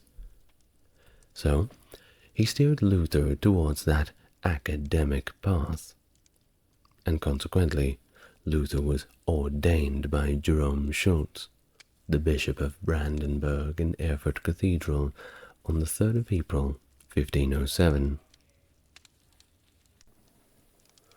In the next year, 1508, Luther's academic journey led him to teach, specifically theology, of course, at the University of Wittenberg. He achieved academic milestones rapidly, earning 2 bachelor's degrees, one in biblical studies in 1508 and another focusing on Peter Lombard's sentences in 1509. Luther's scholarly efforts culminated on October 19, 1512, when he attained his doctorate in theology. On the 21st of October 1512, Luther joined the Theological Faculty's Senate at the University of Wittenberg and took over from von Staupitz as the chair of theology, a role he retained for the duration of his career. By 1515, Luther's responsibilities expanded as he was appointed the provincial vicar of Saxony and Thuringia, overseeing a total of 11 monasteries. And let me just remind you, this is all happening within the space of a few years, very early in his career, so it's extremely impressive. Well, between the years of 1510 and 1520, Luther's teachings began to take shape as he lectured on the Psalms and the books of the Hebrews, Romans, and Galatians. His study led him to question the Catholic Church's use of terms like penance and righteousness, ultimately viewing the Church of having strayed from the key Christian tenets. Central to Luther's doctrine was the concept of justification by faith alone, a transformative idea that salvation is simply a gift from God's grace, and it's accessible solely through faith in Jesus Christ. So, there's no barrier to entry. It's not like saying, well, you are a Christian, you believe in Jesus, but you don't show up to church, so you're not getting into heaven. Well, Luther was breaking from this idea. I like it, to be honest. It's a good idea. Well, Luther articulated that justification was purely God's work, a stance elaborated in his 1525 response to Desiderius Erasmus on the bondage of the will. Further reading if you're interested. He underscored that righteousness was simply the gift from Christ, imputed to all believers through their faith, countering the prevailing belief that righteous acts involved cooperation with God. Well, for Luther, faith was not just pivotal, but a divine gift that led to a rebirth and entrance into paradise, an epiphany he described as discovering the righteousness of God itself. He detailed his views on the justification in the Smalcald articles, emphasizing that faith in Christ's sacrifice is the sole path to justification, a fundamental truth unyielding to any human work, merit, or law. Yeah, the third one, that's where it becomes a problem for those in power, excuse me. Now, this foundational principle, according to Luther, was non-negotiable, even if it meant the collapse of the world as known. In 1516, the Roman Catholic Church tasked the Dominican friar Johann Tetzel with selling indulgences in Germany to fund the reconstruction of St. Peter's Basilica in Rome. Tetzel, known for his indulgence preaching, was appointed by Albrecht von Brandenburg, Archbishop of Mainz, who needed to repay debts and contribute a substantial amount towards the basilica's rebuild. Albrecht had secured approval from Pope Leo X for a special indulgence sale, with proceeds to be split between Albrecht's debts and the basilica. Now, just quickly, I may not have a complete understanding of what indulgences are, but from what I understand, they're effectively little trinkets you can buy for good boy points with the church, and of course, that makes God happy. It's kind of like making a donation to the church, but you get something in return, besides the exciting lectures. Well, this was a big deal to Martin Luther. He thought it was complete nonsense. In fact, it annoyed him so much that he put his life on the line for it. On October 31st, 1517, Martin Luther voiced his objection to this practice in a letter to the bishop Albrecht von Brandenburg, including his disputation on the power and efficacy of indulgences, which was later known as the 95 Theses. It was basically a big list of his grievances, which we'll get to in a minute. Now, Luther's challenge, though academic, questioned the Church's practices. Notably, it criticized the Pope's reliance on the poor for funding the basilica. Luther refuted Tetzel's claim that indulgences could ensure salvation. That was the main part of the theses, and he had a whole bunch of reasons on this that were based in theology that he had studied, and they were all pretty good. It emphasized forgiveness was solely God's domain. Well, of course, I know that there is the notion that Luther had nailed them to the front of the door in Wittenberg Church. And yes, this could have happened, but it has been somewhat debated. A lot of modern scholars, and indeed a few contemporary ones, question that authenticity. despite its prominence in Luther's legacy. Now, there's no real way for me to disprove that he did it, but there's also no real way to prove that he did.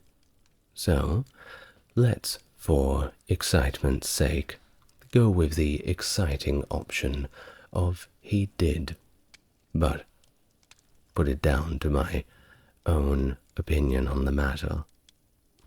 Anyway, the 95 Theses were translated into German quickly, and they rapidly spread all the way across Germany. And then when they reached other countries, they were translated into the local language of that country, and so on, and so on. This marked the beginning of Luther's most influential period. Now, Archbishop Ulbricht, upon receiving Luther's 95 Theses, did not directly address them, but he did check them for heresy, which was very important, before forwarding them to Rome in December 1517. Of course, he was financially invested in the indulgence sale, needing funds to pay for a papal dispensation due to holding multiple bishoprics. Pope Leo X, accustomed to dealing with reformers, as there was quite a few of them, initially responded to Luther's challenge with caution. But over the next 3 years he deployed theologians and envoys against Luther, which only solidified Luther's stance against papal authority. He was digging the boots in at this point, and he was not going anywhere. The conflict escalated when Dominican theologian Sylvester Mazzolini prepared a heresy case against Luther, whom Leo X then summoned to Rome. Now, this is a big deal if you know anything about Christian history in the medieval times, even if it's only an abridged version of it. Well, you know what a heresy trial can end up for the person on the pointy end of it. The Elector Frederick intervened, however, convincing the Pope to allow Luther to be examined for heresy in Augsburg during the imperial diet. The confrontation between Luther and Cardinal Cajetan, the papal legate, in the October of 1518 turned into not a calm theological debate, but rather a heated dispute with plenty of raised voices, particularly over the issue of indulgences, where many fingers were pointed at those making all the money for it.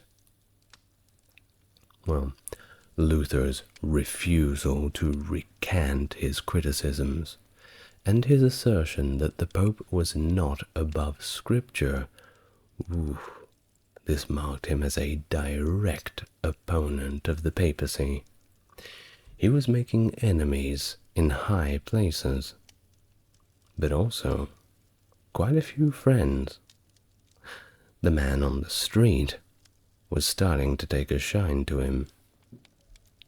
Well, despite Cardinal Cajetan's initial orders to arrest Luther if he did not recant, Luther managed to leave Augsburg secretly, with assistance from Christoph Langenmantel, a Carmelite friar.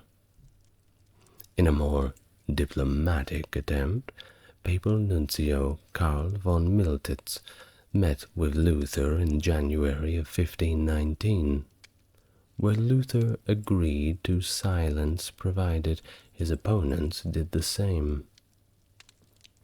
However, theologian Johann Eck sought to challenge Luther in the public, leading to a disputation with Luther's colleague Andreas Karlstadt, and then with Luther himself in Leipzig in June and July of 1519. In this debate, Luther argued against the Pope's sole authority to interpret Scripture, and against the infallibility of popes and church councils, earning him the label of a new Jan Hus from Eck. From then on, Eck dedicated himself to opposing Luther, further entrenching the divide between Luther and the Catholic Church. Well, in June of 1520, Pope Leo X issued an official warning to Luther with the papal bull called Exsurge Domine, threatening his complete excommunication unless he recanted not all of the 95 theses, but 41 specific statements from his writings. Well, that fall, Eck publicized the bull in several towns. Efforts by von Miltitz to mediate were unsuccessful, and Luther, having already sent the Pope on his work, sent the Pope his work on the freedom of a Christian, publicly burned the papal bull and all related decrees in Wittenberg on the 10th of December 1520, defending this action in subsequent writings. So you can see how, even with the whole church against him, the Pope threatening excommunication and a heresy charge over his head, he responds to this by burning the papal bull in front of everybody in the middle of town. Well, that is some courage, for sure. Well, of course, this got him excommunicated on the 3rd of January 1521. Now, despite later agreements between Lutherans, Methodists, and the Catholic Church on the doctrine of justification by faith, Luther's excommunication from 1521 still remains in effect to this very day. He's still excommunicated. I mean, the Catholic Church would sooner forgive Judas Iscariot than they would Martin Luther.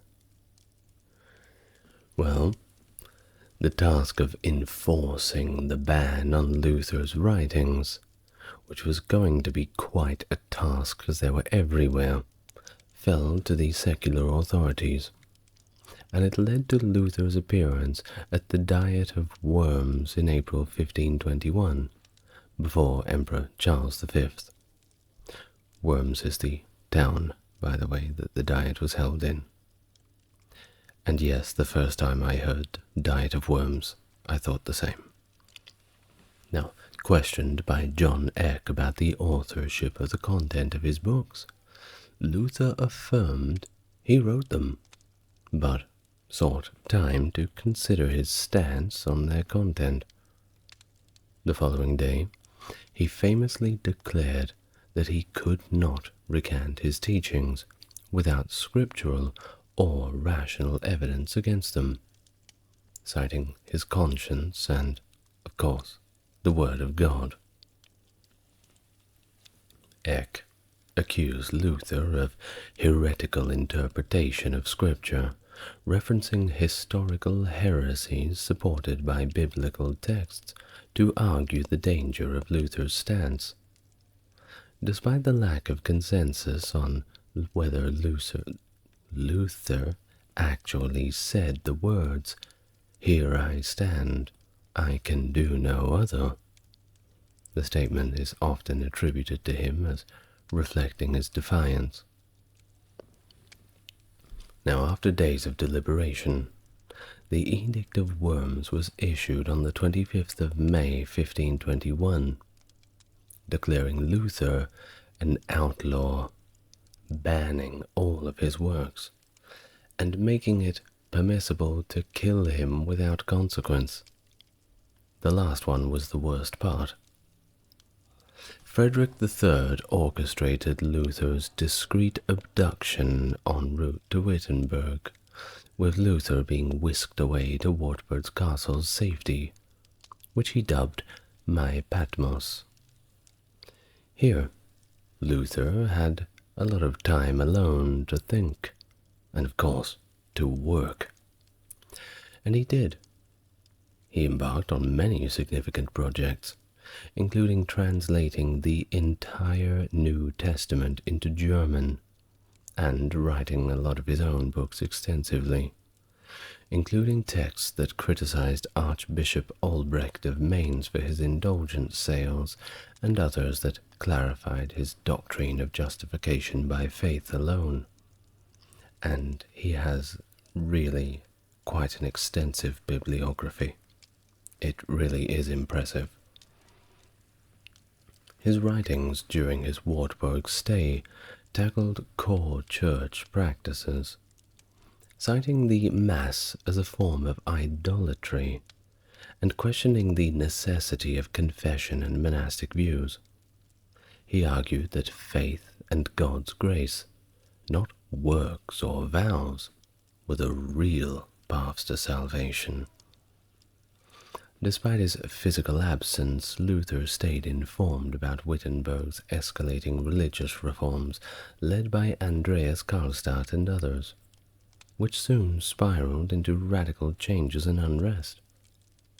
Disturbed by the reports of the revolutionary zeal and disorder, Luther felt compelled to return to Wittenberg, despite the risks, to address the theological and social upheavals.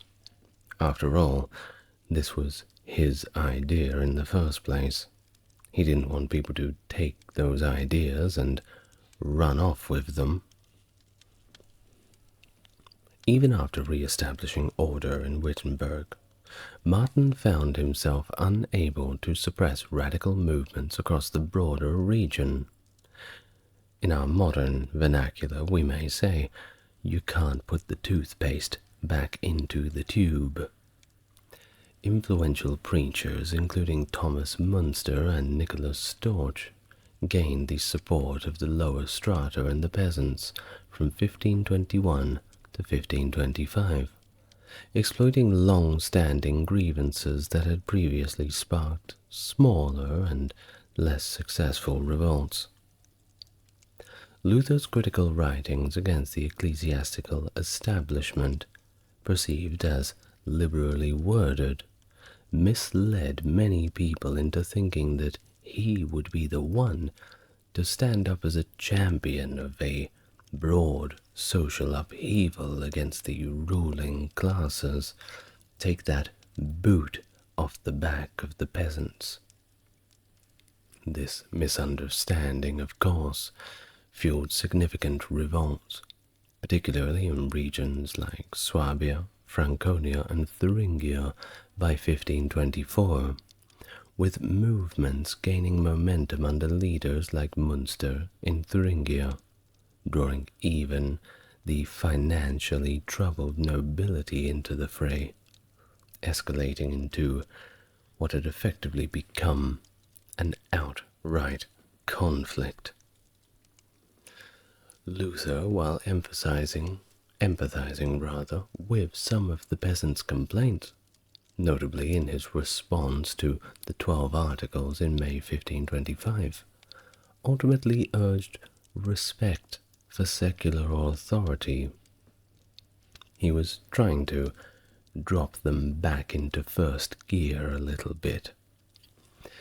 In fact, his complete horror at the rebels' destructions of religious and cultural sites during a tour of Thuringia, prompted his even more vehement denouncement in his work against the murderous, thieving hordes of peasants. So you can tell what kind of flavor that work was going to have.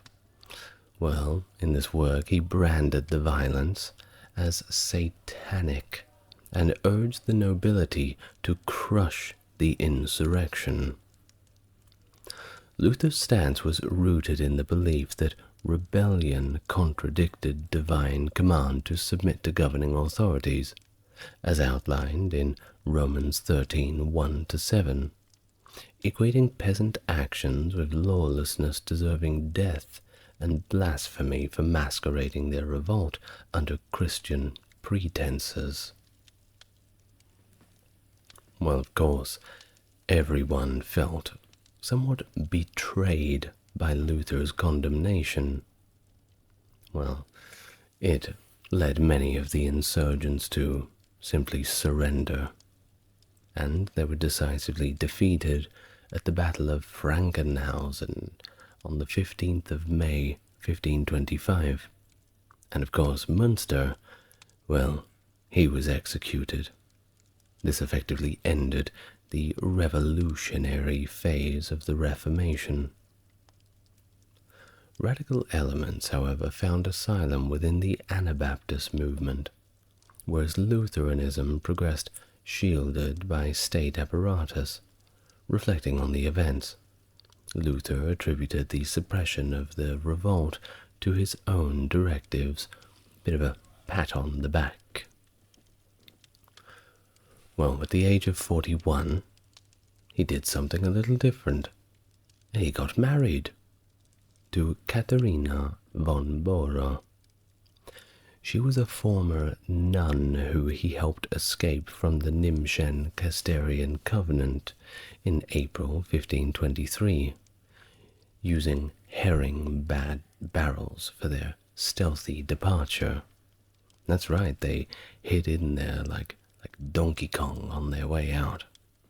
That's a romantic story, isn't it? Well, Luther, who had been deeply engrossed in his work and far from contemplating marriage, described this unexpected turn in his life as an act of God that suddenly committed him to matrimony. The engagement was formalized on the 13th of June 1525, witnessed by noble figures such as Johannes Bugenhagen and Philip Melanchthon, with the marriage being officiated by Bugenhagen on the same day. The traditional celebratory customs were initially omitted, but they did them 2 weeks later. Luther's marriage marked a significant endorsement of clerical marriage, challenging the traditional vow of celibacy that was always imposed on the clergy. This decision actually surprised many of his contemporaries, including Melanchthon, who deemed it a little bit hasty, especially considering Luther's previous declarations of intent to remain single due to his perilous state as a heretic expecting martyrdom. Of course, what's the point in getting married if you're about to be murdered? Prudent decision. Luther himself had admitted to experiencing the natural desires of the flesh, yet he had been living austerely, neglecting even basic self-care. Now moving into the Black Cloister, a gift from Elector John the Steadfast, Luther and Katharina built a life together, despite frequent financial difficulties.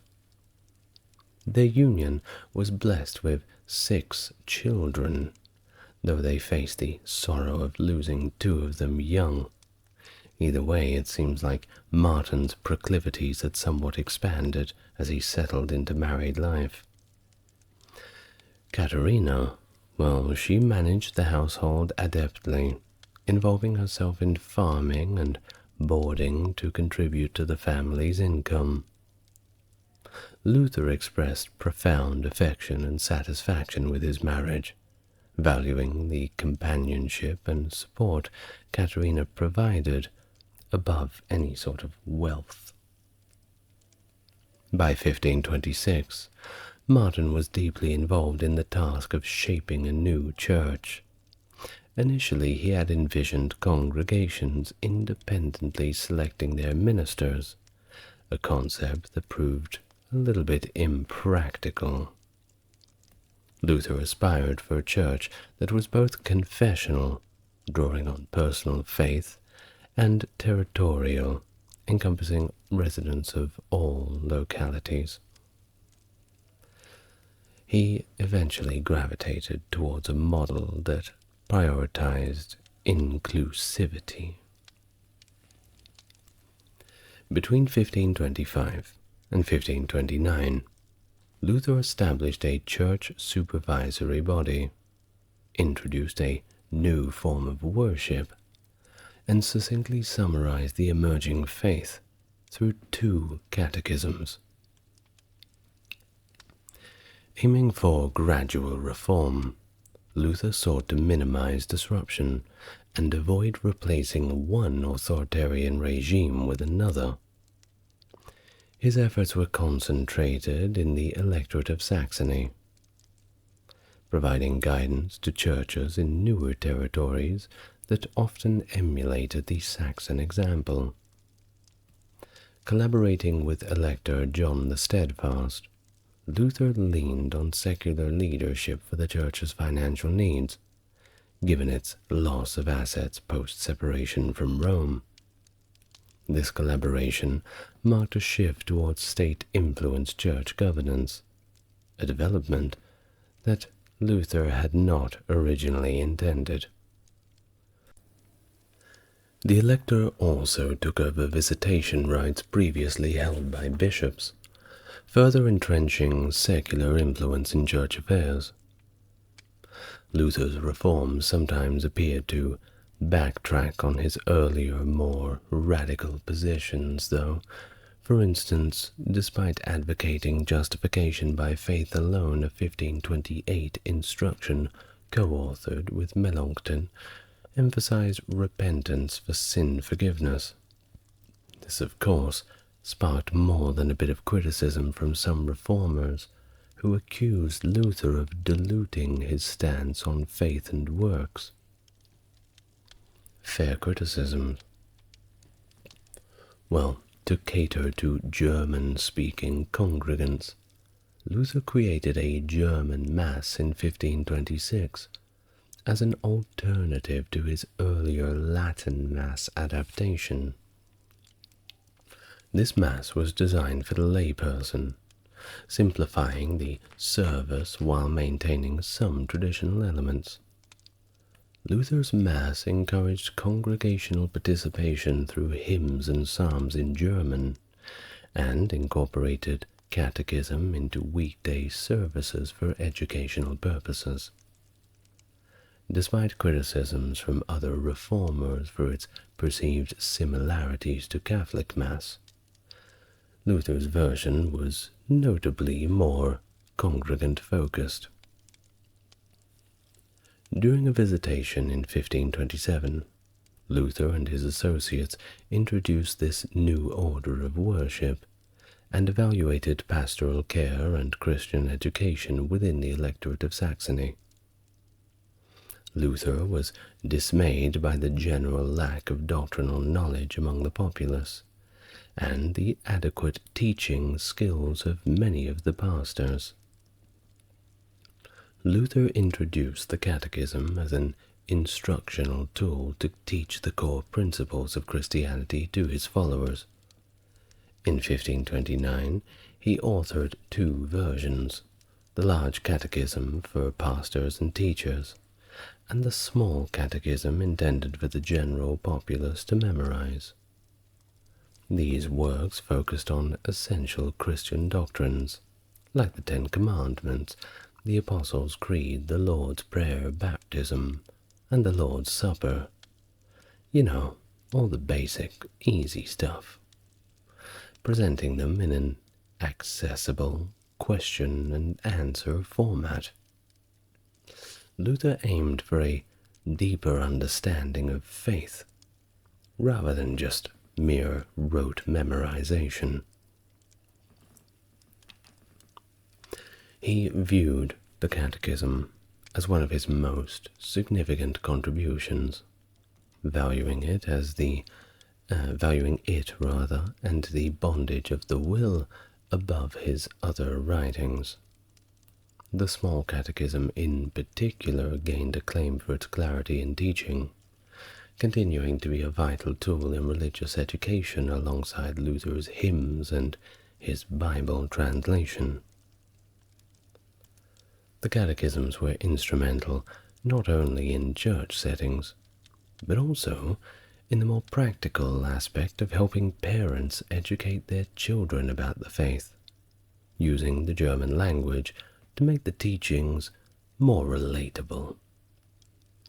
Luther personalized the Apostles' Creed in the catechisms, portraying the Trinity not just as a concept, but as three distinct persons actively involved in the believers' lives: the Father who creates, the Son who redeems, and the Spirit who sanctifies. This approach aimed to make the doctrine of the Trinity a more intimate and relatable aspect of faith for the learner, emphasizing a personal relationship with each divine person. Luther's catechetical method sought to connect the foundational Christian teachings of the Decalogue and the Lord's Prayer with the experiential reality of the Trinity's work in the lives of believers. Luther released his German translation of the New Testament in 1522, followed up by the Old Testament translation in 1534, which culminated in the complete Luther Bible. He continually refined the translation details all the way up to his death. And while there were previous German translations, such as the Mentalin and Coburger Bibles, Luther's version was unique for being closely aligned with his own doctrinal beliefs. Using the German vernacular of the Saxon Chancellery, he made the Bible accessible to both northern and southern Germans. He aimed for a translation that was both vigorous and direct, to ensure it was readable by the common people, coinciding with a rising demand for German language texts. His Bible, annotated with his notes and featuring woodcuts by Lucas Cranach with anti-papal themes, played a pivotal role in disseminating his teachings all the way across Germany. The translation also influenced other vernacular traditions, like the Tyndale Bible, which is the precursor to the King James Bible. Luther famously added the word alone after faith in Romans 3:28 to emphasize that faith without work justifies us, a point which he believed was clear from the text of the essence of Christian doctrine.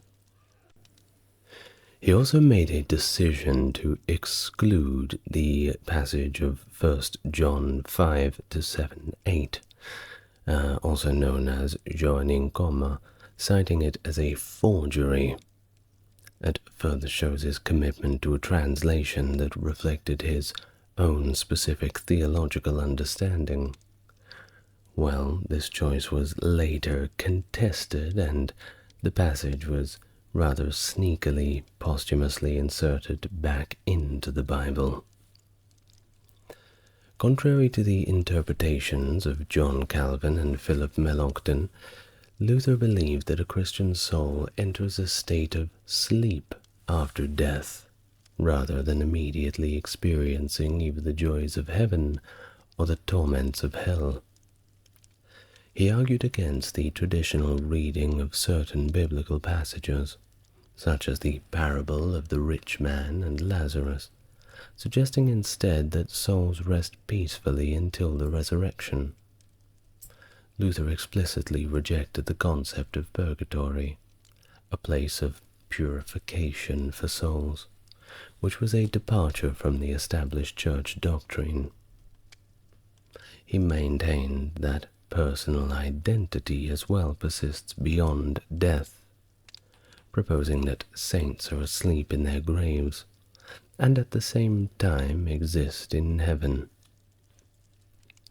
This view diverged not only from his contemporaries, but also from latter Lutheran theologians, like John Gerhard, who did not share Luther's conception of soul sleep. Historical analysis, including those by Lessing and Franz Pieper, have highlighted this doctrinal difference within Lutheran orthodoxy. Well, if you want to know, why don't you go and ask the local Lutheran church? I'm sure you can find one. They're always happy to answer questions about theology. Now, Luther's commentary on Genesis includes a discussion on the state of the soul, suggesting that it remains awake and experiences visions, contrasting with the notion of soul sleep. However, this has been a point of contention amongst scholars. Some argue that there have been a misinterpretation of Luther's words, with further clarification provided by Gottfried Fritzl. Fritzl explains that Luther was actually referring to the restful sleep of a laborer in his life, disrupted by dreams, rather than commenting on the state of the soul after death. Okay then. In October 1529, the Marlburg Colloquy was convened by Philip I, Landgrave of Hesse, gathering theologians from German and Swiss backgrounds to discourage and forge a unified doctrine for the Protestant movement. Among these present were significant figures such as Zwingli, Melanchthon, Martin Bucer, and Johannes Oecolampadius. Oecolampadius. Well, the assembly found common ground on pretty much all topics, except for their understanding of the Eucharist, particularly the nature of Christ's presence within the sacrament. Luther staunchly defended the real presence, the belief that Christ's actual body and blood was present in the bread and the wine, a view that he articulated through the concept of sacramental union. This stood in contrast to the spiritual or symbolic presence that was advocated by others, notably Zwingli. Now, as for the discussions, which were at time heated, showed their profound differences. Zwingli's citation of John 6:63 as evidence against Luther's stance prompted a rather robust response from Luther, emphasizing his unwavering position by inscribing "This is my body" on his table, doing the old Terminator 2 scratching in with the knife sort of thing. Well, despite these intense debates, the colloquy did contribute indirectly to future Protestant unity through the Augsburg Confession, and also the foundation of the Schmalkaldic League, though Swiss cities did abstain from these agreements. Now onto a few of Luther's other views. His views on the relationship between faith and reason sparked considerable academic debate on their own. He is often quoted as suggesting a stark opposition between faith and reason, with faith occupying a realm that was beyond the reach of reason. Yet Luther also indicated that enlightened reason could support and advance faith, challenging interpretations of him as a fideist. During the Marburg Colloquy in 1529, a significant external threat loomed over Europe. Suleiman the Magnificent's Ottoman forces were besieging Vienna, presenting a critical moment that intersected with the religious discussions of the time.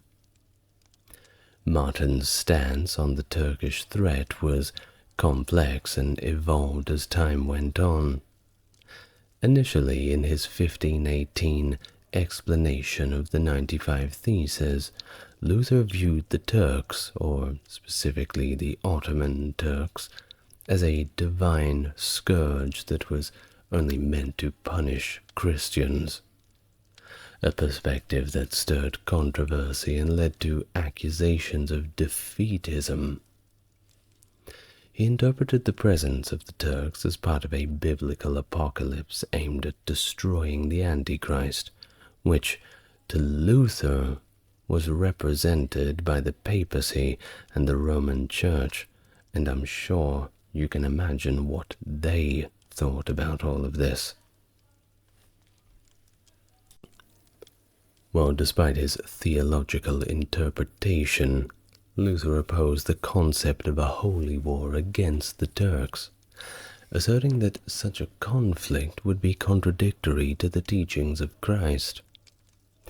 However, his position nuanced over time, especially in light of ongoing Ottoman advances in Europe.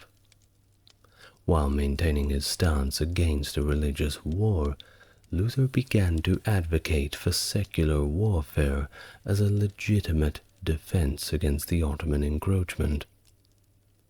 By 1526, he recognized the legitimacy of just wars for national defense in his work Whether Soldiers Can Be in a State of Grace, and by 1529 in On War Against the Turk. He actively called for Emperor Charles V and the German populace to engage in secular combat against the Ottoman threat. Luther distinguished this call to arms from a spiritual battle, which he believed should be fought through prayer and repentance only. In addition to his writings on warfare, Luther's engagement with the Islamic faith and practice is also noteworthy. After reading a Latin translation of the Quran in 1542, Luther authored several critical pamphlets on Islam, referring to it as Muhammadanism or the Turk. Although he viewed Islam as a deception of the devil, Luther advocated for religious tolerance, arguing against the prohibition of the Quran's publication. I'm as surprised as you are. He believed in exposing the Islamic texts to scrutiny rather than simply suppressing them, stating, and I quote, "Let the Turk believe and live as he will, just as one lets the papacy and other false Christians live." In early 1537, Johannes Agricola, a pastor in Martin Luther's hometown of Eisleben, delivered a controversial sermon suggesting that the Gospel, and not the Ten Commandments, reveals God's wrath to Christians. Agricola's ideas, reflected in anonymous antinomian thesis circulating in Wittenberg, proposed that Christians need not be taught the law, as it pertains solely to civic matters, not spiritual life. Luther, suspecting Agricola's involvements in these theses, responded vigorously through 6 sets of counter-theses with counter-arguments, and several writings between 1538 and 1540, aiming to clarify and defend the role of God's law in Christian life. Luther argued against the antinomian stance by emphasizing the second use of the law, where the law serves as a tool for the Holy Spirit to induce sorrow over sin, preparing the heart for gospel. He maintained that ignoring the 10 Commandments among Christians doesn't erase the inherent accusatory nature of the law. To preach otherwise would imply that Christians are sinless, ignoring the ongoing presence of sin and the necessity for continual repentance. Moreover, Luther highlighted the third use of the law, viewing the Ten Commandments as a positive guide for Christian living and reflecting God's eternal will along with the natural law. He taught that the life of Christ exemplifies the Ten Commandments, providing a model for Christians to emulate in their daily lives and vocations. Luther saw the commandments as a foreshadowing of the believer's future perfection in heaven, urging Christians to serve their neighbors in this world with an eschatological hope. The controversy over Philip I, Landgrave of Hesse's bigamy in 1539–40, further complicated Luther's legacy. Philip sought Luther's approval to take a second wife, citing the polygamy of biblical patriarchs. Luther, alongside theologians like Melanchthon and Bucer, reluctantly suggested that if Philip proceeded, he should do so secretly to avoid scandal, viewing divorce as a greater evil than bigamy. The marriage was conducted in secret, but when it became public, and it always does, Luther advised Philip to simply deny it, a stance that backfired and damaged Luther's reputation. It reminds me of that song, Shaggy, It Wasn't Me. Sorry to go off topic for there. Well, critics argue that Luther's major error was underestimating the political and social ramifications of his pastoral advice. And this whole episode was a very controversial and frankly embarrassing episode of his career. I mean, it is terrible advice what he gave to Philip. Just do it in secret and hope that nobody finds out. Well, speaking of controversies, you knew I was going to get to it eventually, didn't you? It has taken 1 hour, but we are here. What did Martin think about the Jews? Well,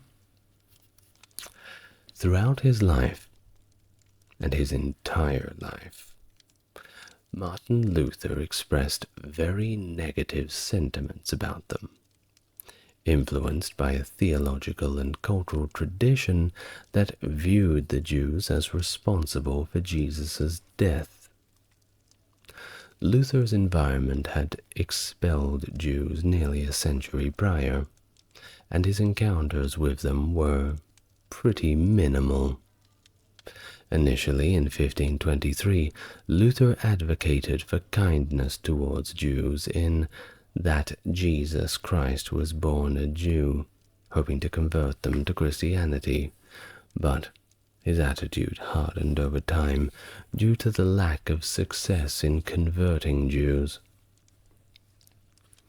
Now, in 1543, Luther wrote 2 significant anti-Jewish works, the most famous one being On the Jews and Their Lies, which is, you can pretty much find it if you look pretty hard, and another one On the Holy Name and the Lineage of Christ, advocating extreme measures against Jews, labeling them as the devil's people, and using all sorts of other violent language.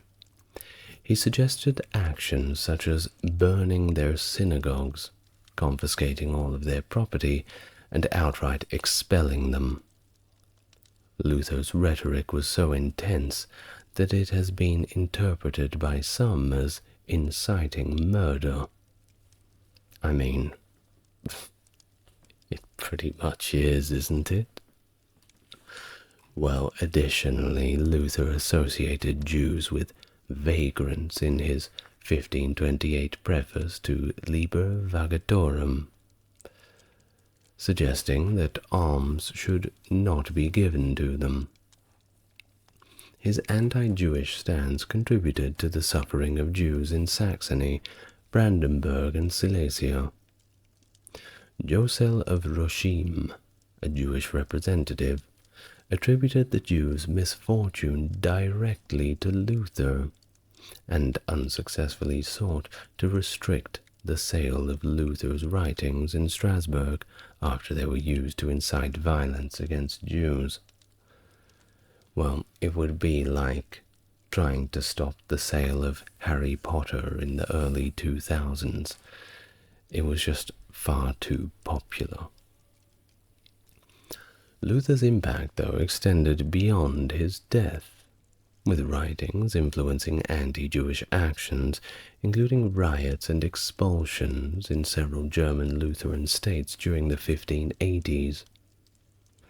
His vehemently anti-Jewish stance has led some, like the Orthodox Jewish Rabbi Tovia Singer, to describe Luther as the most vitriolic of the Church Fathers and Reformers in his attacks on the Jews. Well, he couldn't stay alive and persecute the Jews forever, couldn't he?